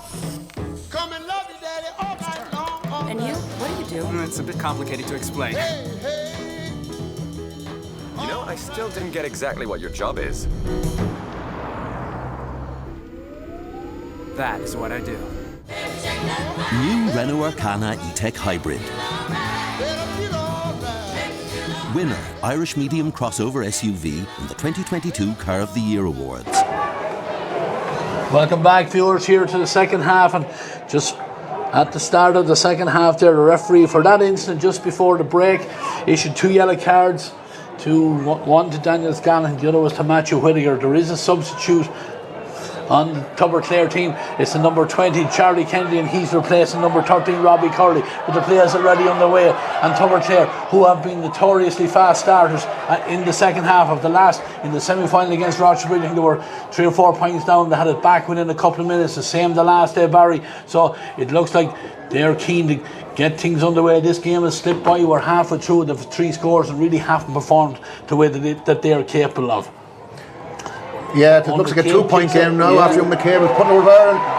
2 yellow cards there, Ray, as well for Matthew Whittaker and Daniel Scahill as a result of the incident before half time. So we kind of hope things settle down a little bit now. The game was getting a little bit tense and sidelines getting involved, particularly here in the Tubberclair side maybe, and we just hope things settle down now. There hasn't been that much good football played yet, and both these teams are capable of upping their game considerably. Yeah, Conor Craig has launched this one out here. A couple of players going on the ground. The ball is going to be picked off the ground there by Garrett Carr, and the free is going to be for Tubberclair again, and the free is going to be taken by Fred Kelleher. Fred, with the outside of the right foot, launches it in. High ball, it's gathered very well in there. There's a chance that the ball is loose. It's on the ground. Oh, what an opportunity there. It was a super catch there. I think it was Paul Garvey pulled it down. Looked like he was trying to get around to get a shot away himself. Ball broke free, and just see who it was at the time, but the shot came in and rolled right across the face of the Shandonagh goals, and for much to their relief, out over the end line and wide. There was a great take in there, and the opportunity. Yeah, difficult angle. Matthew Whittaker was the one who pulled it left footed. The pass was slightly ahead of him, and but still has a great chance. And maybe if Paul Garvey just held on to the ball, probably he would have been fouled, I'm sure, for at least a free in. But Tubberclair started the second half well, and they attacked have begun to change the tactic. They're beginning to get on top at midfield, maybe. Yeah, they attacked that kick out straight away here now, and the foul committed again, and Owen McCabe was trying to take it quickly, and he does very well to engineer an extra 10 yards for himself, and that certainly now brings it in within the big midfielders range. You mentioned the start rate. Tubberclair are fast starters after half time, as they were against Rocherbridge, and if young McCabe kicks this, they'll be very happy to be only a point down, considering the impetus Shandonagh would have got by the goal just before half time. Looks like it's gone left, though. It looks like, again, we can see the effect of the breeze there again as it took down across the front of the goals, and it's gone out over the end line, and Shandonagh will just need to slow this, take this thing out of this early doors here in the second half. 1 goal and 3 points now for Shandonagh, 4 for Tubberclair, 2 3/4 minutes gone in the second half. Conor Craig is ready again with the kick out. Again, looks what options are there for him. He's playing with the Tubberclair punching these kick outs back in the direction of that's a good kick out to Brendan Killian. Yeah, Brendan probably should have taken a mark but didn't, and he'd been fouled there. Yep. Foul comes in on the number 7 there. Has done very well. The man that got the goal in the first half. It's a free for his side there. He's getting just a little bit of treatment, but he's back on his feet. He's going to take this free himself again. Short ball inside again. Substitute on there, Matthew Scully that has come on. Matthew carries the ball forward again. Heavy tackling going in here. The ball breaks inside. The referee signals a sliding tackle, I think, was there. Matthew Scully there, certainly an introduction to this game and the intensity that it's bringing. And Matthew Scully comes from a Story GAA background. His uncle is Sean O'Donnell, the former Galway midfield star. And Matthew's a decent player now, and he's after getting injured there himself. Quite often happens, of course, and you make a kind of a sliding tackle, you end up the worse for wear, and he could be getting a yellow card here too. I think Shane's going to keep this very tight from now on. Yeah. Not that he wasn't at the first half, but replays tend to go like this too. Just merely a bit of familiarity breeding a small bit of, well, maybe not contempt, but dislike at least. Yeah, Owen McCabe is ready to get us underway again with this free for his side. It just been pushed back inside his own 65-metre line. Looks around and then with the right foot kicks it high, kicks it long. Ball is dropping in on the D, batted away there by the Shandonagh defenders, but it is Tubberclair that are on the breaking ball. The ball back out here. There's a man on the run here on the overlap. It's Owen McCabe. He took his eye off the ball just at the last minute there, and possession dropped there, and Adam Traynor has possession now for Shandonagh. He's coming out towards this side of the pitch. Options not the most there, and gives it back inside. And Daniel Scahill then has heads up play looking for Aaron Craig, but Aaron don't think was aware that ball was intended to hit for him, and Tubberclair men step inside and they have the possession, and again inviting Stephen McGonigal onto it. Stephen coming forward, gives it inside. Chance here for the Tubberclair just to try and engineer a score. Nice and patient, holding the ball here. There's a chance here now for Robbie Curley. Robbie with the number 13. Gives it ball given inside. A dangerous ball is played across there by Oisin Donoghue, but just hadn't the height on it, and it's intercepted there by the Shandonagh men, and then possession given away straight away, and Tubberclair still hold that possession. They're inside Shandonagh's 45-metre line, but pass under pressure there coming in from Tom Kelleher, and Shandonagh intercepted, and Alan Hickey has the ball here now. Nice cool calm play there from Alan, gives it on now to Brendan Killian. Brendan carries it forward, ball over to the far side. Shandonagh have the possession now as they come forward. Lovely driven ball in, beautiful pass in front of Brian Kavanagh. Brian, he'll come around onto his right, trying to get a bit of space. He kicks it high, it's quiet, and it's over the bar. I think it is. Umpire struggling to get around to the flag, but yes, the signal is it's over the bar. Great score there from Brian Kavanagh. Sometimes the word assist is overused in modern sports parlance, but that ball there from Gareth Carr was worthy of mention. It was a superb outside the foot pass. Defender had no chance of cutting it off. I think Shandonagh are showing a little bit more experience. Alan Hickey in particular there. You know, Tubberclair have made a lot of mistakes in the early stage of the second half, and Shandonagh are just Ryan Norris on the field. Actually, I think he's on for Mickey Boyle, came on at half time. Yeah, and they have the possession here again, but then Ryan Norris, a good explosive player now, but give it away here key period of the game now, Ray, because Shandonagh leading by 3 and Tubberclair not playing perhaps at their best. Yeah, they have the possession down this side. Nice pass, attempted pass on there for Fred Kelleher from the ground there. Doesn't work out though. The ball is won back there by Adam Trainer and Shandonagh. Alan Hickey treads it through to Tom Malloy, and Tom has Jensen Nagel attacking there over on the far side of the field, and Jensen holds the ball, gives it back, and Tom does well to go down and get that possession there for his side. Bravery there from the number 11 there. Yeah. The boot was coming in on, but he did well to get the possession for his side. He's gone to ground, but referee... Tubberclair, I think, were forcing things a small bit there. A pass came from player on the ground, and earlier on, young McCabe could have claimed a mark here from a good pass inside, and he was looking ahead to see if he passed the ball into just a little bit of inexperience, maybe trying to force things a small bit. And it's interesting, really, over the course of the game and a half so far, I don't think Tubberclair have led at any stage. They've always been behind our level, and that's important. They're 3 down now, and if they went 4 down, it'll be a challenge in a low-scoring game to pull this back. Yeah, 1 goal and 4 points for Shandonagh, 4 points for Tubberclair. We're 7 3/4 minutes into the second half. This free is going to be taken by Brian Kavanagh. Whatever breeze is out there will be on his back. He's certainly fancying himself. He's just outside the 45-metre line. I'm sure he'll gain a couple of metres now, and then he goes short, looking for the runner. Have the possession, trying to engineer another opportunity here for Brian Kavanagh. Brian backs himself, takes the shot from a difficult angle. Umpire gets around the seal, and that one had gone to the right and wide, and Kevin Fagan is already heading to the 20-metre line. He knows the urgency of the situation here now. Again pointing, and then with the right foot fires it out, looking for the midfielder out there. That's Sean Claffey. Ball is broken away from Sean, and Shandonagh on the break again. Ball is in with Brian Kavanagh again. Brian, high one, dropping it in. Dangerous ball. Dangerous ball, and signals over the bar. Brian Kavanagh with the point.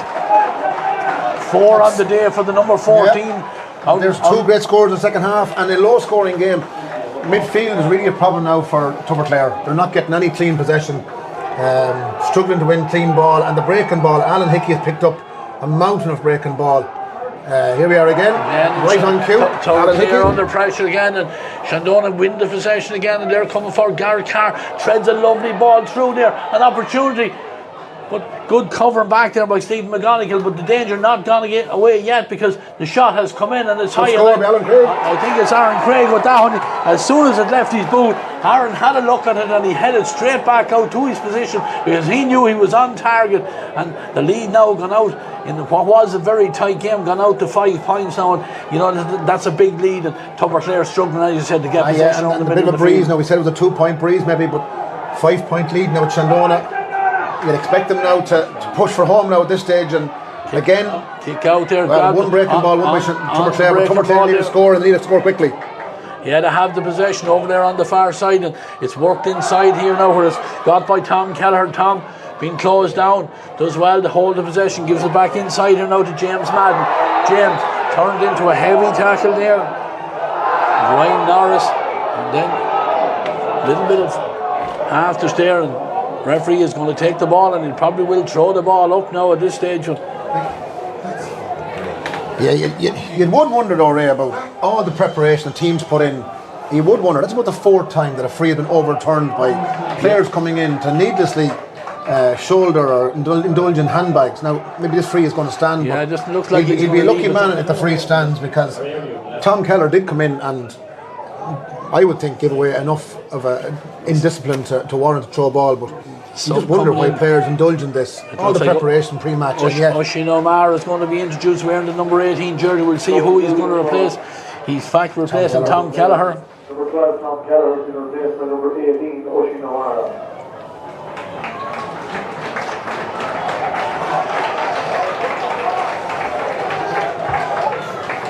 Again, just waiting for the Tubberclair man to leave the pitch here now, but play will resume with this free. Owen McCabe has the ball in his hand. This free is going to be about 60 metres out from the Shandonagh goal. We'll see, will he go short? What's he going to do? He's just looking around him as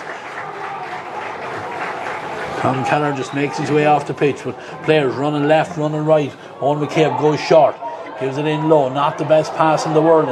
Possession won back again. Great play there by Tom Malloy, probably the smallest player on the field, but certainly he's putting his body on the line for his side here, and he's got the play underway again, and he has the possession.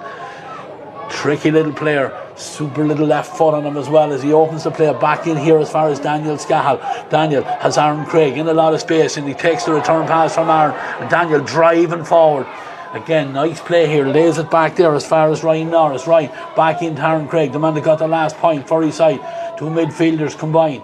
Alan Hickey back down this side of the field it goes, and Daniel Scahill with all the time in the world, it's drawn, trying to draw the Tubberclair defenders out towards him, and then Alan Hickey, lovely ball into space again where Jensen Nagel comes forward. Jensen lays it off here. Shandonagh on the move again here. Adam Trent runs into a tackle there. The shot does come in from Aaron Craig, but it's over the bar. So I thought the way the umpire was ambling round to that one, he was going to signal white, but that's the umpire that in Ray is Paddy Walsh, and you and I would both know now he wouldn't be the sharpest to go to a flag. In fairness, you know him better than I do, Ray, and you've worked along with him in teams, so you would expect him to be a bit slow, wouldn't you? He might be slow in the feet, but he's not slow in the mind, and that's one thing that Paddy is.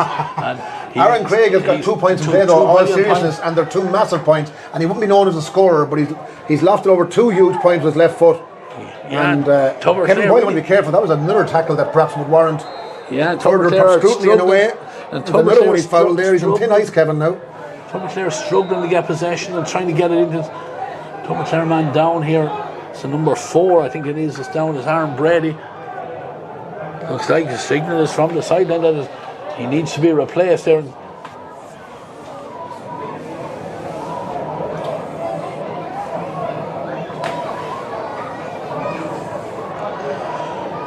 Yeah, just looking at the replay there, an instant there, just as he gave the pass away, it looks maybe a dead leg injury or something like that. But Tubberclair certainly starting to empty the bench here. 2 substitutes about to be introduced here. Wearing the number 21 is Graham Whittaker. The other player looks like it's coming on as number 17, Sean McGrane. But we'll wait and see what's the signal going to be from the sideline.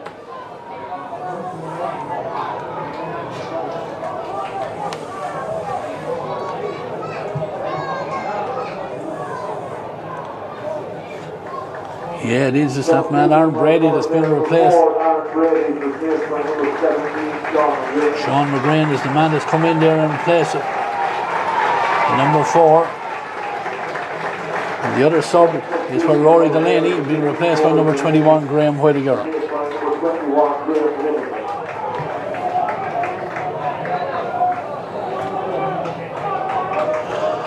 And this we're 14 minutes into the second half. As Shandonagh leading. Young McCabe got in full forward, possibly at this stage now, halfway through the second half. They need to go route 1, and they're not going to get back in the game without getting at least 1 goal. They're not going to kick 6 points or 7 points or 8 points in the remaining 50 minutes, having only kicked 4 in 45 minutes, at least 2 of which were from frees.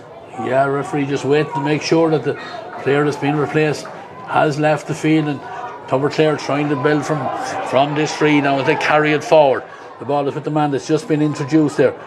It's the number 17, Sean McGrane. Again, Tubberclair trying to get bodies around this ball, but it breaks out here, and eventually Owen McCabe takes it, and Owen McCabe fires it over the bar. Is it the start of the comeback or double scores, Barry? 1-7, that's 10 points to Tubberclair's 5. Now look, Tubberclair won't panic, because in the drawn game they were down by 9, but they weren't down by 9 when there was only 14 and a half or 15, 16, 17 minutes to go, and they certainly need the next score of the game. That is massively important now, because Conor Craig is 5 back points there. lead, 5 points a good lead. Conor Craig is back in here with signal coming from the linesman here. I think just bringing his attention to something there off the ball, but Conor has the ball on the 20-metre line with the left foot. He launches it out the far side, looking for Tom Malloy. Tom caught under it, that one, but the ball breaks, and Adam Traynor is coming forward again. A little bit of reckless there from Adam Traynor, and the free is going to be awarded, and it's going to be for Tubberclair, and they're certainly in a hurry to get things underway here now. They have the play and they have the ball, but again they're back deep in their own half of the field. Work it over to the far side. Centre half back is Cathal Ty. Ball down the line it goes here. Certainly Tubberclair showing the urgency that's required, but they need to get themselves back into this game, carrying it forward. But again, Matthew Whittaker stopped here momentarily, but he gets possession and he lays it off here now. And Sean Claffey coming forward with it. Coming inside, lays it off to Fred Kelleher. Fred to Tubberclair man for company. Takes the return ball again, but again it's all slow, and all this time it's allowing Shandonagh to get the backs back behind the ball. Matthew Whittaker fires the ball and it's gone over to the far side. Coming forward here, nice play here by the Tubberclair man. The shot comes in, but unfortunately that one is to the left and wide. I think it was Stephen McGonigal, the number 2, with the shot, but that was an opportunity that they needed to take. They need to get themselves back and get that scoreboard moving, Barry. But Shandonagh down here on their left-hand side, they won't mind patiently. And look, it's at this stage of the game, any miss is a big miss when you're 5 down. And as I said, goals, Shandonagh now will definitely stop them. I think if Shandonagh stop goals going in, they're going to be the champions. But yeah, the kick out is long there from the goalkeeper there, but it's intercepted by Graham Whittaker. And Tubberclair on the attack again. The ball is here now with Oisin O'Mara. Gives it back here, and ball punted inside. Was it Marr? Yes, and Marr called. Gathered just inside the 45-metre line. It looks like it's Owen McCabe. And then he takes it, goes short. But again, it's Shandonagh defenders were the first to react there to get a hand to it. Tubberclair lucky to hold that possession again. Try to engineer it again. They come inside with it. See, there's a couple of players in space over this side of the field. But again, shot comes in, but the shot under pressure there from Graham Whittaker. It certainly won't bother the scorekeeper there, and that one has gone to the right and wide. And all this time Shandonagh are quite content. Their mentors are back down here. They're keeping it nice and calm, nice and controlled. Scoreboard certainly in their favour. We mentioned before, Ray, and we mentioned Paul and Donny and that in the pre-match analysis, that experience could be important here, and I think Shandonagh is showing that they're holding possession better. And Tubberclair there, even young McCabe, that the mark free, changed his mind. He was going to kick it short, he was going to kick it long, and eventually Graham Whittaker kicked it wide. And two wides there at a crucial stage of the game when they need every score to go over the bar. If Shandonagh get the feeling and get another point, I think they could coast home, to be honest. Yeah, the ball is driven down here now. The chance of it, because I think that was Stephen McGonigal there in his anxiety to get there in front of his man, pull them back. Referee right on top of things, signal that it is going to be a free and another opportunity here. And I'm sure Brian Kavanagh will fancy this, or will he leave it to Tom Malloy, because it's the suitor left-footed kicker. And I see Tom, he's just slowly ambling over. There'll be no hurry on him now. The clock ticks down again, just delaying things. And certainly 1-7 to 5 points his side lead. Almost 20 minutes gone in this second half, and again a crucial and important kick for his side as he comes in with the left foot. Again fires it in, but unfortunately this time he tugs it to the right and wide, and maybe a let off for Tubberclair. Yeah, it gives him a little bit of oxygen, Ray, doesn't it? Like the 6-point lead, I think, would be, they certainly need to kick the next score again. But surprised Shandonagh haven't made any second half subs there. I think Cormac Gordon is warming up, and maybe Cormac Coyne. Had a kick out, great catch there. Gathered out in the middle of the field. Mark not given, but Cathal Tighe retains the possession. Again, driving forward there, the Tubberclair men run into a heavy tackle there, and the ball given back out to Matthew Whittaker. Matthew hasn't had the impact he's had in previous games. Another opportunity here for the Tubberclair men. This ball drops in, it's a high ball, it's kept in, it breaks. The full forward has it, penalty, it is a penalty. The high ball dropped in front of the square, broken down. Paul Garvey got onto it, and he was dragged down. And I think Barry, how many times? We're in no doubt about the fact it was a penalty. But good Barry call Kelly, by Shane. how many times have we seen it where just with all the tactics, all the things that you want, and then one high ball into the square causes all the problems. Ball broken down, picked up on the break, and certainly without any doubt. Nagel was the one who committed the offence. And I think Conor Craig was there as well, and he's pleading. He's high ball in from Oisin O'Mara, but obviously this is a crucial opportunity here. Is it Fred Kelleher, the number 10, I think, is the man that has the responsibility, and certainly this needs to see the back of the Tubberclair or the Shandonagh net if we're going to have an exciting finish. He comes forward, that's exactly what he does. Cool as a breeze, lifeline for Tubberclair now, Barry. Almost 9 minutes or so left, and I'm sure there'll be a couple of minutes of additional time. I'd say we're looking, Ray, I'd imagine there's close to 13 minutes left now in a 2-point game, but interesting now. Sub coming in here. Cormac Coyne is coming on as sub. Number 24. You see this. Conor McCrossan could McCrossan be bothered here. I suspect this will be a straight red card. I think it is straight red card for Conor McCrossan. How silly was he? Indiscipline has... So, and that might... Will that change the substitute they're going to make? Is that a huge momentum changer with the goal? And now Shandonagh down to 14 men. Conor McCrossan. Cormac Ryan may not be coming on now after all. I'm sure the management team are reconsidering who they take off or who they move out. Anyway, football is about Extra to break time, out Ray, again. I'd say, is now back on the cards possibly. Conor Craig fires it out. A great gather over there, and the foul committed. And I think there was Adam Traynor that was fouled there, and the free for Shandonagh. Go short with it, trying to hold the possession again. But now need to get that ball up the field. But again, ball breaks down. Tubberclair with that lifeline and the tonic of that goal have the possession here again.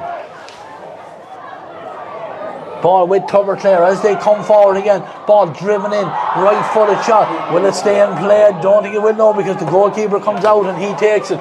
Ryan Donnelly wearing the number 24 is about to be introduced, but we'll watch the play. Back down inside. Tubberclair still have it, or Shandonagh still have it back in their own half of the field. They're inside their own 45, trying to get out. The tackles are going in, bodies are on the line. Referee signals there's going to be a free for Shandonagh. Cormac Coyne been introduced there for Shandonagh. Shandonagh have taken the free, they have the possession. Aaron Craig, nice little ball, popped in over the top to Garrett Carr. Great heads up play from Garrett Carr to Brendan Killian. Brendan, just get the ball in your hand, Brendan, turn around, take the shot and stick it over the bar. Lovely score there on the break there. Brendan Killian, the man that got the goal for his side.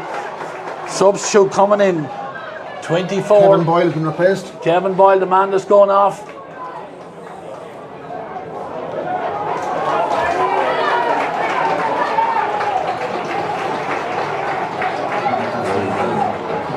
Tubberclair need a second goal because to get 3 points is still a tough ask. Yeah, that was a great score there for Brendan Killian for the Shandonagh, but Tubberclair have won the kick out and they're on the move again. The ball is back now with Graham Whittaker. Gives it inside. There's a chance here to get the centre half back. Cahill tie on the ball. Cahill with the possession, turns back, holds that possession, lays it back here now. Tubberclair through Oisin Donoghue, gives it inside now to the number 18, that's Oisin O'Mara, holding that possession again, trying to create the extra man and to do great work here now. Ball is inside. Oh, what an interception. Oh, crucial hand there. Got a hand in. And there was an opportunity there for Ben Traynor. There was an opportunity inside there, and Tom Malloy now has the ball, and Shandonagh breaking out here through Daniel Scahill. He'll carry it forward. Great play for the number 2. Then loses his foot at the last minute, and Tubberclair get the possession back again. Again, it's end-to-end here in TG Cusick Park. It's really open up now, Ray, in the right tech. Intermediate football final replay for 2022. Tubberclair with the possession. One avenue shut and it opened up and back over as far as Oisin O'Mara. Through the hands of goal. Sean Claffey has it again. They're attacking here now through Stephen McGonigal. Stephen, couple of men around him. Stephen is still going through, bursting forward. Needs a bit of support. Has support. Gives the ball inside. Fred Kelleher. Fred comes inside. Again, ball given back out before the shot could come in. Through the hands of goals with great defending there by the Shandonagh men, forcing the play back out again. They have it again. Oisin O'Mara. Oisin, remember, it was his speculative kick that dropped in that led to the penalty.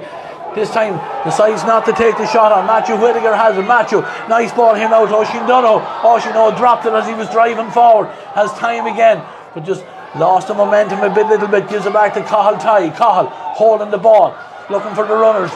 It's Matthew Whittaker. Matthew with the kick, but unfortunately it's not. Is it going to stay in play? It is. It's kept in play, but Shandonagh do very well. Dangerous ball as that one came across the square there, but Shandonagh been made to work hard to try and get the possession now, but a hard there and free for the Shandonagh backs there, and they have a chance just to relieve the pressure. But Barry has been end-to-end bodies on the line here. Yeah, it's been in the great last stuff in the 4 second minutes. half now, and I suspect a little bit of there's a lot of time wasting now by there's tired bodies out there. Clever use of possession now by Shandonagh, and I suspect Tubberclair need a second goal. Yeah, Shandonagh have broken out from that free, and Tom Malloy has the ball. Tom looking around him, and lovely ball. What a ball. There's a great opportunity here, taking his time. But needs to take the score. Will he back himself? He will indeed. Goal for Shandonagh. Matthew Scully, the man that finished it. There's bodies on the ground all over the place, but Matthew Scully, he was the calmest man in TG Cusick Park as that ball was fed through. It was a brilliant ball through from Tom Malloy in all the space in the world, and he took his time, he let it roll on, he picked it up. When he took his time and didn't go for his point, he could have gone for the point, but no. Kevin Fagan, no opportunity in the goal, ball to the back of net. What a score. 2-9, 2-8. 2-1-5, the 6-point game. There's 27 minutes on the clock. There's players down all over the place. I think Alan Hickey is being taken off for Shandonagh. I think, if that's not with Tubberclair. I think it's Alan Hickey's the man. Alan Hickey is giving great service. He's probably the oldest man in the field. He won't thank me for saying that, but he's given massive service to Shandonagh over a long number of years, well over 20 years playing adult football for Shandonagh, and he's given another 57, 58 minutes of impeccable service there. Yeah, and clever use of the ball as well. And Ryan Donnelly, good young player, left-footed player, nice player. He's on the field now. I fully expect Shandonagh now at this stage to hold out even with 14 men. Yeah, the kick out. I'd say 2 goals. Cahill takes the mark. Gets it down the line here now, and the full back is Jason McHugh. He's come forward. Ball is inside, but doesn't go to hand, and there's a foul there on Matthew Whittaker as he was trying to change direction there to get the possession there, but it is going to be a free, and referee signals exactly what the free is for. And again, at this stage, with 28 minutes on the clock, it's urgent. It's important. I don't think even a point that he got to now, to be honest. I don't think there's enough time for 3 scores. They need to get 2 scores, and both those scores need to be goals. Cormac Gordon been introduced by Shandonagh, a versatile player. He'll have to go through Sean Carroll first of all, so it'll be, not sure who'll be taken off, maybe at a forward. We'll wait for the free to be taken. Owen McCabe has the ball down on the right hand side, and he's going to take it for his side. Needs to score. Will he decide to drop it in? Will he take the point? Yeah, I can't see him going for a point here. It looks like going for a point, lads. He kicks it high, it's curling, it's worse, the ball is gone wide. Dropping. No, it's not gone wide, it's kept in play over there, but Tubberclair have the possession, but they're being forced back over towards the corner, and ball is given inside. Ball is back now with Matthew Whittaker. A high tackle on Matthew there as he was trying to duck by a tackle, but again, urgency for the Tubberclair men. They need to keep this game moving, because and the referee has shown Cormac Coyne got a yellow card there. But Cormac Gordon is in now. But two subs been introduced here. Brian Cameron, the man that went off there with an injury, and we'll see there's a sub being introduced down below. Neil Kenny is coming in for Tubberclair. We'll see who goes off there. So this fact is the wing back there. The Shandonagh, the man is going off. But there's a free here now for Owen McCabe.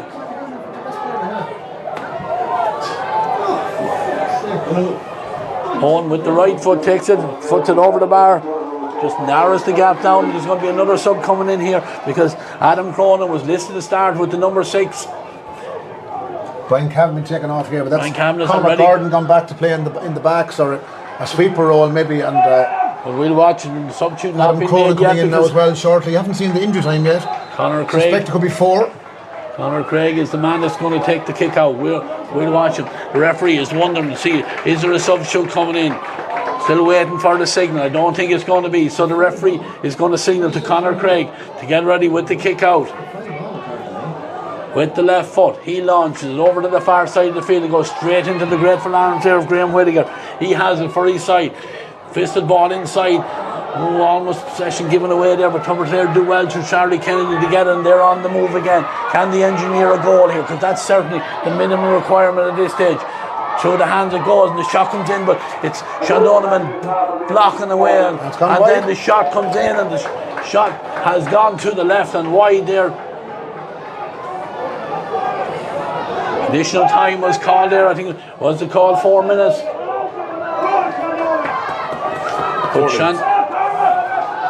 4 minutes is the call. We're already in one of them has already elapsed. Tubberclair had that chance. The shot came in, but they couldn't keep it on target. And Conor Craig will take all the time in the world with this kick out as he comes forward, left footed, fires it out this side of the field, ball broken down. Who's on the break? It is the Shandonagh men that have it. Great work there as they have the possession back now with Adam Traynor. He's had a superb game all through for his side. Adam Traynor, Ben Traynor, Alan Hickey and Conor McCrossland, he was sent off. Brian Kavanagh, Aaron Craig, and the key players really. Yeah, the ball is played inside again, looking for the man inside, not held at the first attempt, and Tubberclair get possession again, but they're very, very deep in their own half of the field now. Daniel Scahill has also had a big game of Shandonagh as well, so ball is Tubberclair one last chance to here now, and again Tubberclair will try and make sure that the ball went from Paul Garvey to Sean Claffey on the run, but the referee had said the foul was committed and the free is taken, and luckily for Tubberclair came from the wrong position because that one was given away. But all the time the clock is ticking away, 32 minutes 20 seconds, only 4 minutes allocated. They need to drop this one into the square. They go short, fires over here to this side of the field where Neil Kenny has it. Neil, what's he going to do? He takes a shot, it's half blocked down, ball not gone wide, super take in there. Can the engineer a shot here? Again, ball being passed and the full forward takes the shot, but Shandonagh have the numbers in there, and Gareth Carr, good Gareth Carr there that gets it, and anywhere will do with good this left stage. foot clearance. His father was known for having a good left foot in his day. I don't think Gareth's left foot is normally as good as his dad's, but this ball is dropping in from the line ball. It's a great ball. It's over the bar. I think the Tubberclair supporters here below, I don't know who got it. It was a great line ball. Sean Claffey. And we got a fist to it, did he? Someone got a fist to it there as the shot was taken by Paul Garvey, and ball ends up over the bar, but I'd say it's Kevin Fagan's come out to play midfield now for Tubberclair, but too little. With 45 seconds left, Ray, it looks like the Peter Garrity Cup is going back to Shandonagh. It looks like it anyway. Their supporters down below us here, all excited here now. But Conor Craig waiting for a little bit of treatment for one of his teammates. The referee is just holding play up, so he'd probably add a little bit of additional time. Brendan Killian is down injured. Brendan Killian. Daniel Scahill, I think, is down injured. He's covered a lot of ground, in fairness to him. He can, or is it Jensen Nagel? Anyway, the referee signals for the kick out. Daniel Conor Craig is going to kick it this side of the field. Yeah. High in the air. Super catch there. Brilliant catch there by the Shandonagh man, and that probably will see it out because the ball is given inside. Adam Traynor, just couldn't get his hands on the ball there. Took a tackle there, but he's back on his feet. Tubberclair fighting to the bitter end. They're driving forward with it. Graham Whittaker has the possession. The ball driven in high, hanging in. Up they go. Great pair of hands Ben Traynor. Shandonagh man, that's their number 10. Ben Traynor carries it forward. Gives it back here now to Ryan Norris. Ryan, good pass. Lovely heads up playing in a lot of space there now is Brendan Killian. Brendan, what an engine this man has. He's got a free for his side. It doesn't matter. Play is going to go on. There's a great chance. Are they going to finish it to the net? Shot came in. Kevin Fagan keeps his side in it for a second, but great experience here from the Shandonagh. Head for the sideline. Gareth Carr again showing experience there. Slowed the play down, went to the corner flag, drew the free, and I think Garrett is the Shandonagh captain, so he'll be getting the cup shortly. And it is the last action because the referee has blown the full-time whistle, and it's victory for the men from Shandonagh. 4 points between the sides in the end. 2 goals and 8 points for Shandonagh. 1 goal and 7 for Tubberclair. So it is just a 1 year sabbatical from the senior level for the Shandonagh men. Dropped down from senior last year and came this year. Maybe struggled at some stages through the group stages, but got into the knockout stages and have come through and have emerged victorious here. Barry just summed that up in a couple of words. Yeah, we think we said before game, Ray, that if Shandonagh played their capacity, that they're the best team in the competition, and they showed that today. I think deserved winners. I think the scoreline probably reflects the margin of victory, and maybe a bit more besides. They played very well in the first half. Shandonagh controlled the game at all stages. Crucial performances. Aaron Craig with 2 points, Brendan Killian 1-1, Daniel Scahill, Ben Traynor, Adam Traynor, Alan Hickey, Conor McCrossland, Brian Kavanagh. The best players on the field were Matthew Scully did. He backed himself then and fired that goal to the net at a really crucial stage and really put major daylight between the two and I think the sides. Shandonagh strength and depth showed as well. Matthew Scully was a sub, came in. Cormac Gordon came in as sub there near the end and made a great catch. Ryan Norris played his way.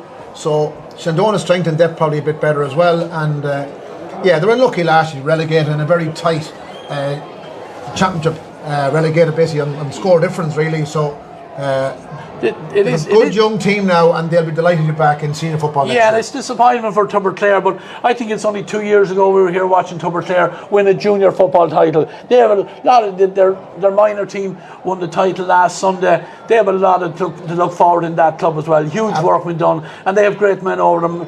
Martin McCabe, I'm sure, will stay with this group, and they'll be hoping to make that step one, take that further step next year. Absolutely. And get back into senior. And we did think maybe that it might be a year or two soon for Tubberclair, because Shandonagh are a bit more experienced and they're worthy winners.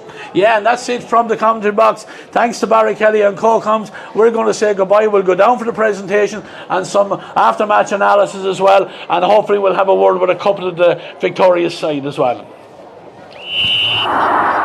TEG, proud sponsors of TEG Cusick Park, serving aviation, biopharmaceuticals and medical industries across the globe. TEG has been to the fore in the fight against COVID-19 with our customers and partners. A local business employing local people. Visit teg.com/careers to learn more. Wishing all our GAA patrons a safe passage through the championship. Cusick Park pitch is 145 metres long. Imagine 3 of these bridge beams will make up the length of the pitch. Now transport 30 of them from Harney to Kildare. A challenge overcome by a great team with the support of a great community. My name is Pat Barrett, Project Manager, Shamarta Precast.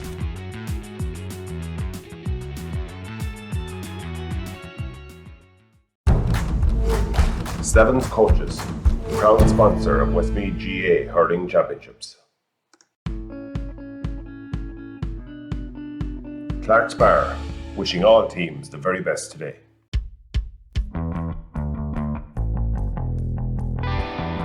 Rytech, proud sponsor of the Westmeath Intermediate Football Championship. Hey, mama, don't treat me wrong.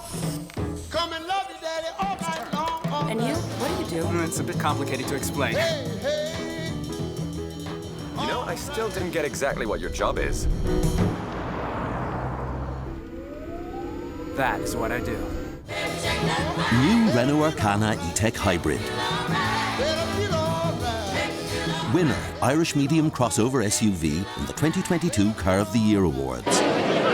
Yeah, it's all over here in TEG Cusick Park, and today is Shandonagh's day. A lot of people, a lot of doubt over the last week from the replay last week, whether they'd be up for it today, but there's no doubting. Only the very most ardent Tubberclair supporter today would deny Shandonagh. Damien, I thought there were 4 points. Really does it do them any justice? I thought they were far and away the better side here today. Yeah, the game was over at half time. I think Kieran called it correctly.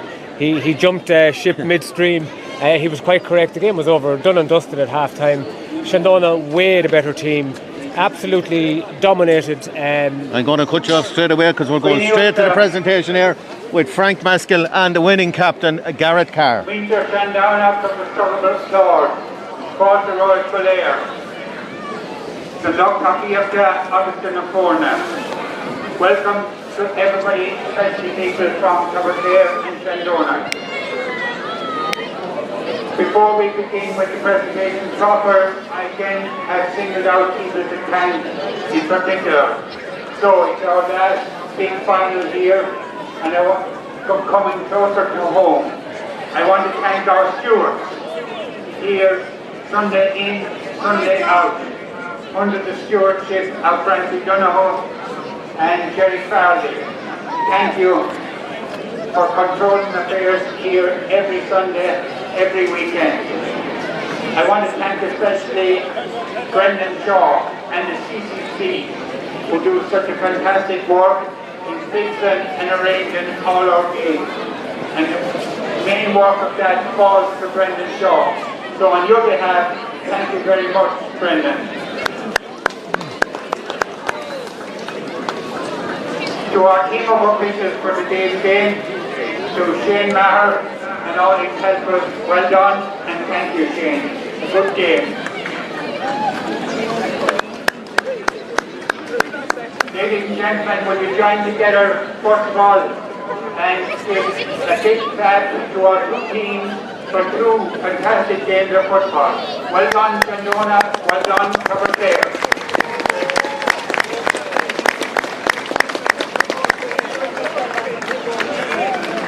Two teams in the last couple of years have been going in opposite directions. Tubberclair, your future is very bright. You were junior a few years ago. Now you're in the immediate final and went to a replay. Keep it up, you're a good young team. Don't lose heart with this. Shandonagh, you went back from the city heights of senior last year, but you have bounced back immediately. Congratulations, Shandonagh. Well done.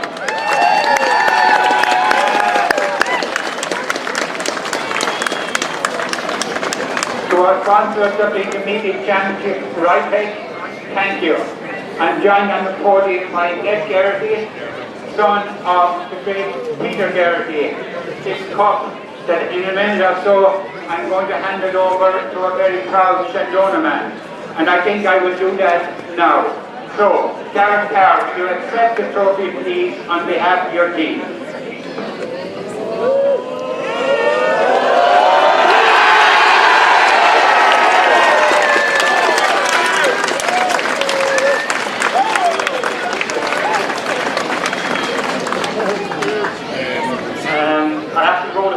I'm just after speaking on the phone, so this was so great, you know why.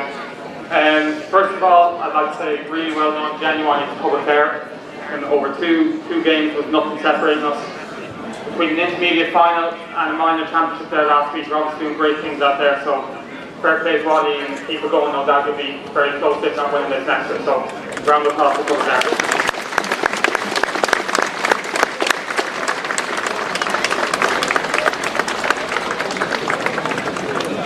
I'd also like to thank the county board for a really well-run competition and having Cusick Park and Great Nick there for middle of October, super Nick. Also thanks to the refs over the 2 days as well, you did a great job. A few decisions I wouldn't agree with, but all in all I know you did the best, so thank you.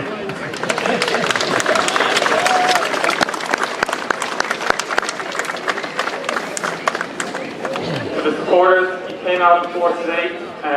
Genuinely wouldn't have got it done today without you, I don't think. Mine got a draw last week either. There's been a great buzz around Shandonagh the last few weeks and you've been out to support us all year, which we really appreciate. It means a lot. So thanks very much.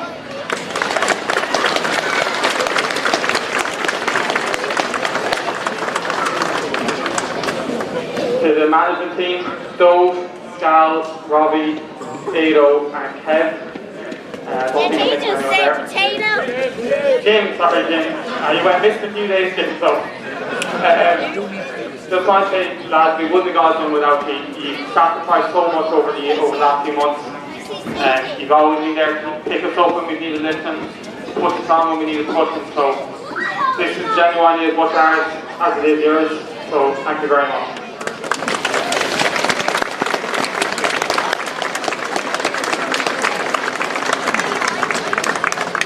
And to the boys, lads, when the replay was fixed for Sunday, I was a bit worried because I don't think we've had a full turnout else any Sunday during the year. But you proved me wrong today. So proud to be your captain, lads. You're such a great bunch of lads, fond of all of you. You've given me a great year, and just want to say thanks a lot to all of you. I'm very proud of what you do. We've suffered a lot of setbacks, injuries, losses, scowls sleeping in the odd morning. A few times we could have got it done, but we all pulled together. So fair play to all of you. Really great effort during the year.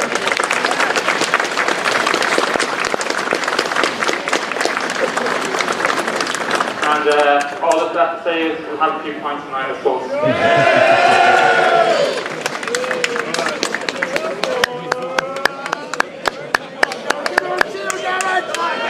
Yeah. Great speech there by Gareth Carr. The boys are still looking up at him there. He's a top. Damien, we're interrupted there. Yeah.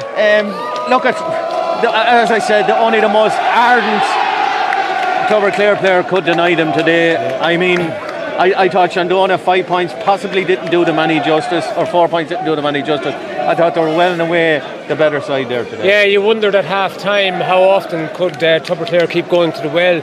They fell 6 points behind in the second half.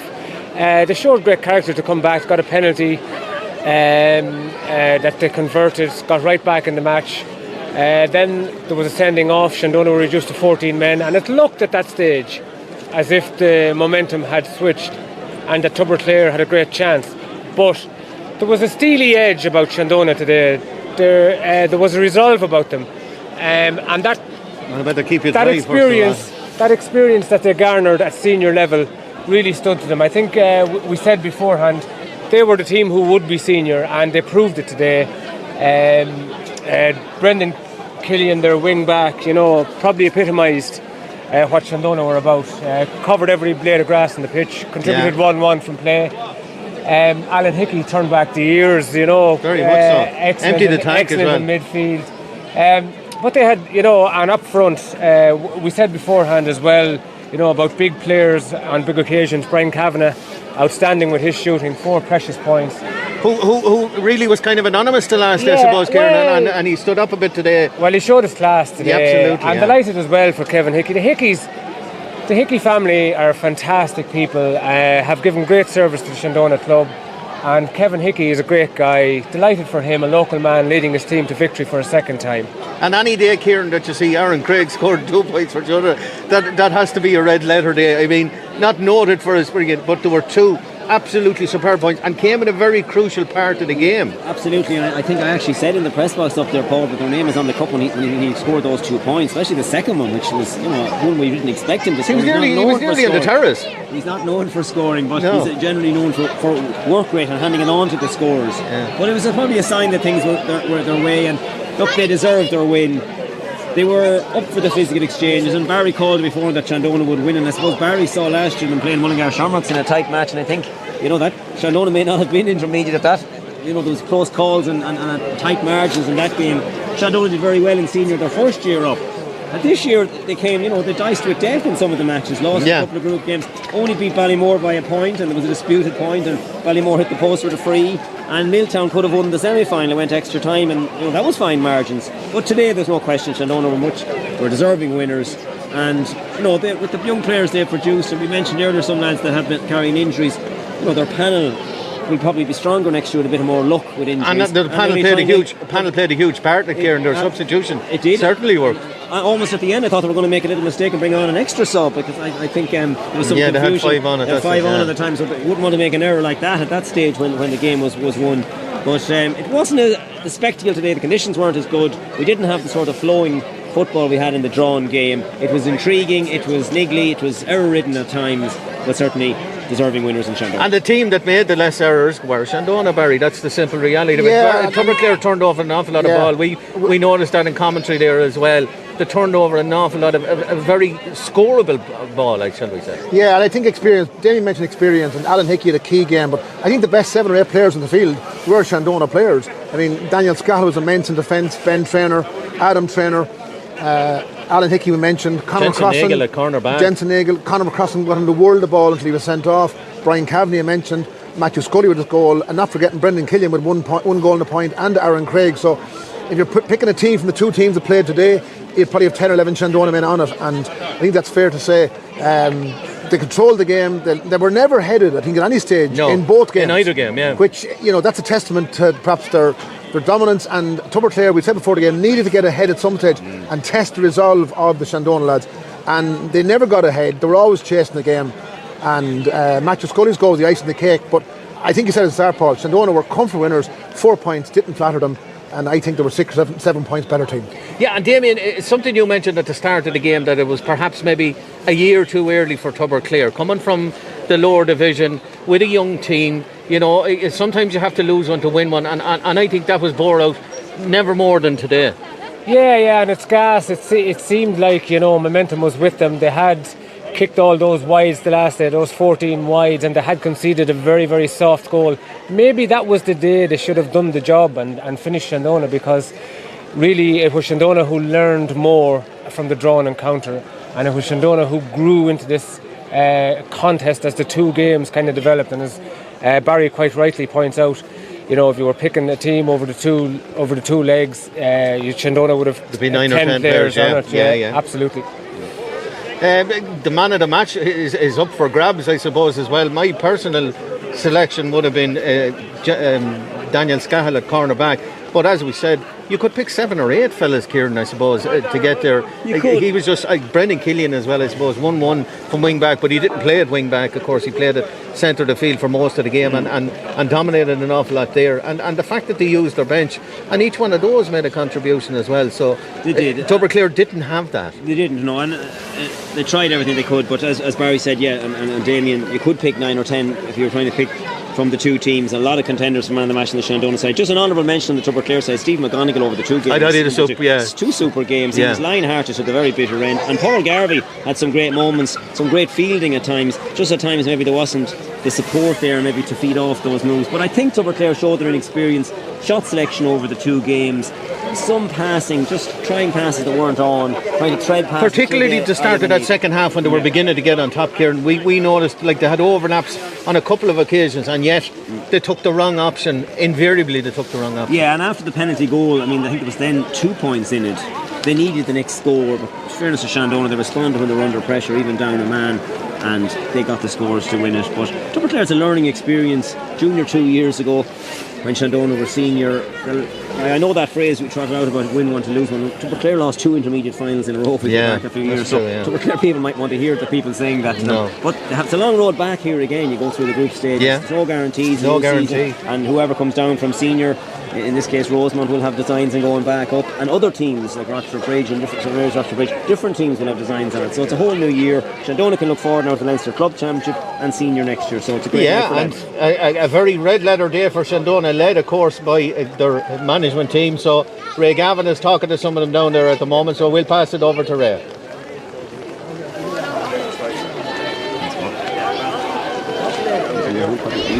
Joined here on the field straight away after the game by joint manager Aidan Lennon and midfielder Aaron Craig. Aidan Lennon, can you put into words how you feel right now? Absolutely, just over the moon. I tell you, it's all about these guys, okay? 5 minutes to come into the start of the year, goal was get back to the county final, get back up playing senior football. But today, it's not about us in the line. These lads have to cross the white line and do everything that they want to do. Implement every score, every pass, every tackle. And when it comes down to work rate, these boys just have it in absolute abundance. None more so than your midfielder here beside us. Aaron, known probably better by your viewers for the small ball, but certainly showed your scoring ability. 2 super points at a real important stage during that second half. Yeah, it's not happy to see them now, Ray, but it's a huge day for the club getting back up senior. There's huge strides being made at underage. The development of the club, the second pitch is huge, and there's serious work going in with the club committee. They're massive out there, and it's only a small thing we have to do is go and perform in the field. We do the easy part. It's everything put in place by the club, so all we can do is just make them proud here today. Well, certainly you did that, certainly. I'll let you both get over for the presentation. Thanks very much, Aidan Lennon and Aaron Craig. Yeah, very welcome back here to TEG Cusick Park. What has turned into an absolutely miserable evening here. We had a bit of rain last week, but that apart, we had a really decent season. And Barry Kelly, something I just passed my eye over this time. All 3 major titles, junior, intermediate and senior, have all gone to the north of the county this year. And in an emphatic style, shall we say, as well. Is the power base maybe switching just a small little bit in that area? Well, I think in my experience, underage now, that, you know, the strength of the football at the moment, although Gary Castle had a big win yesterday, under 15 final, Damien refereed, so that was a welcome shot in the arm for them. But I think it's fair to say that the Downs, St. Lomans, Shandonagh at underage level, and other clubs in the area as well. And I do think now, you know, Moate have had some good under 17 or 19 team this year, but Kinnegad and Colley, the 19 final now, an interesting game in the next couple of weeks. But I would think it's fair to say the power base is probably slightly over this neck of the wood at the moment, and hopefully that Desi Dolan can pick some players from both sides for the county panel. He had plenty on view there today, Damien, in fairness to him, and something else as well that struck me today. 3 teams from Westmeath going into a Leinster Club Championship, and I would give all 3 teams major chances in those Leinster Championships. I think they're really strong representative sides, if I'm honest. Yeah, Shandonagh, when they played in the Leinster the last time, they faced that campaign without their captain David Duffy, and that was a big factor for them. And after a lot of celebrating, they were beaten very narrowly by the Kildare champions, who went on to win Leinster. So that's how close it was. So they'll be up to give Leinster a right rattle, because this is their second time to have won the intermediate title. And look, they'll have aspirations of staying senior now, and if they do, well, what better way to show it than to go out and have a good campaign in Leinster. Yeah, and speaking of Shandonagh stepping up to intermediate, or up to senior level from intermediate, Kieran, indeed, I think either side would not be uncomfortable in the senior grade of what we saw so far this season. And again, there's going to be a couple of local clashes next year. We're going to have Mullingar Shamrocks and Shandonagh, very much a local derby in that B division next year. So a huge progression. They're on an upward trend. We know they were relegated last season, but to jump straight back in, it's a huge thing to do, and not an easy thing to do either, particularly from an intermediate grade, which is an absolute minefield, as we've said on many occasions. Strange enough, Paul, the last time Shandonagh went up, when they won it in 2018, they took to the senior champs like a duck to water the first year. I think they actually scored the first year of COVID against Castlederry in the group stages, like in a big win, and who were an experienced senior outfit at that stage. And then the second year they struggled. I think maybe that was somewhat to do with player availability or injuries, and just form goes up and down. So that kind of, usually you think a team will struggle the first year. If they can stay up, they might improve. But Shandonagh's experience the last time is different. They were better in the senior the first year than they were in the second year when they went down. So it just shows you it's difficult to call. But as Damien says, the Leinster campaign will be something for them to look forward to. The pressure will be off. And I think when a team hasn't won a championship in a long number of years, it's going to be hard to refocus for Leinster. But that's not the case now for Shandonagh, because they won it back in 2018 and have that bit of experience. And they can go in and enjoy that without as much pressure. And if you get one win and it's something you're looking towards, can we get to a Leinster final, and there's a bit of excitement and a bit of momentum builds. Yeah, and look, great for the county as well. I suppose we're talking about Des Dolan. A lot of players he could have a real good look at there today. I think Brendan Killian has certainly potential. I've seen him a lot this year now, and I'm extremely impressed with him. I think Scahill, Jensen Nagel, particularly in a back line where we're not overly, endowed. I think young McCabe at the centre of the field for Tubberclair has definitely there, and Claffey as well at the centre of the field have shown a bit of prowess, where, Barry, we haven't had that many big men, if you know what I mean. Without, I know I'm no giant myself, but it does beg the question, like, these guys can play a bit of ball too as well. Yeah, I think it's something we've lacked over the last number of years. Yeah, I think what was a notable feature of today's game, Paul, was, with the exception of Alan Hickey, won't mind, but without the exception of Alan Hickey, it was largely two very young teams playing today. Shandonagh have a lot of young players, experienced enough, but they're still only in their early to mid-20s, most of their players. Kevin Boyle probably about the older end of it, I think about 33 or 4. Mickey. And Mickey Boyle as well. But other than that, Shandonagh have a big squad and they have a lot of young players, likewise with Tubberclair, and it's great to see young teams reaching finals, prominent finals. We saw the Downs last week, very young team again, bit of experience, ideal age, maybe 24, 25 years of age. So it all goes well, and it's been a very good intermediate championship, I think, for years in Westmeath, a very competitive championship, nearly the most interesting championship of them all, because nearly any team could win it. It's certainly the most hard to predict, Barry. If somebody, if you went round the four of us at the start of the championship this year, who would you predict? I would sincerely say, I wouldn't be asking Damien or Kieran, because they predicted Tubberclair at the start of the game. So, in fairness, I'm the only one predicting Shandonagh victory, and you went for a draw. So, by the way, can we get Donny to change the colour of the umbrellas, because the Downs in St. Lomond, I'm not comfortable here at all under these umbrellas. Maybe it's a Castle umbrella and a Harney umbrella. A Hardy and Castletown, I could do it. Can we get a green and white umbrella here at some stage? Well, we'll have to make a final, Barry, before we make a green and white umbrella. You could have left it out, Paul, now, in fairness. Look, that's the scenario. That's what other teams have to come up to now. They have to come up to the standard of these teams. I honestly think Shandonagh will do quite well at intermediate level. I think they're good enough, strong enough, big enough panel. A lot of good young players coming through, as we've seen yesterday, or seen already this year. They won the under 13 this year, so there is a natural progression there for them. Tubberclair as well, I think, will be knocking on the door. A lot of very, very impressive under 17s here last week in the minor final, so they're on an upward trajectory as well. And then you have other teams that have been knocking on the door. My own tip for the intermediate championship this year was St Mary's Ulsterbridge, and they'll be back again next year. But as we've said, it's it's a minefield, you know. I think, Paul, one thing worth noting as well is that the teams that have been successful at this adult level are the teams who have made great progress at underage level in recent years. It's and the that's progression significant. there, The Downs have been dominant at underage level in the last 5 or 6 years. Shandonagh have won 2 in a row under 13s. There are a couple of minor teams that won championships a couple of years ago.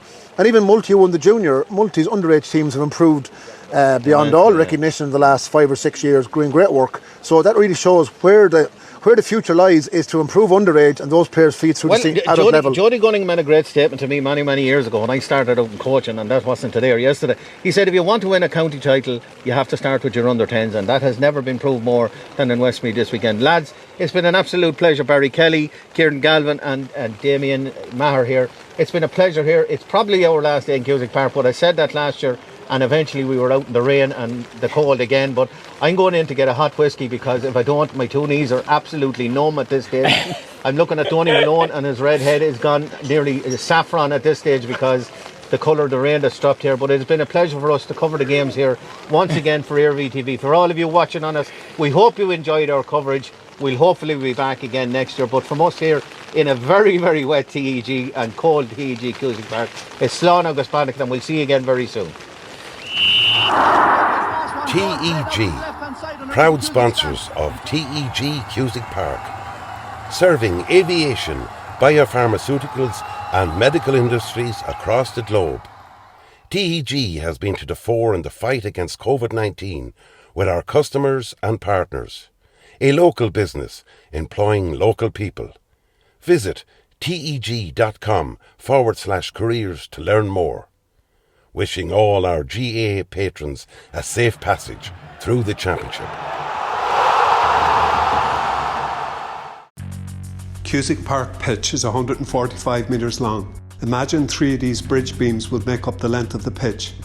Now transport 30 of them from Harney to Kildare. A challenge overcome by a great team with the support of a great community. My name is Pat Barrett, Project Manager, Shamer to Precast.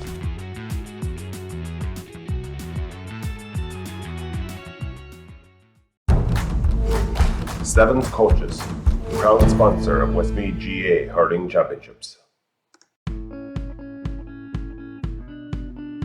Clark's Bar, wishing all teams the very best today.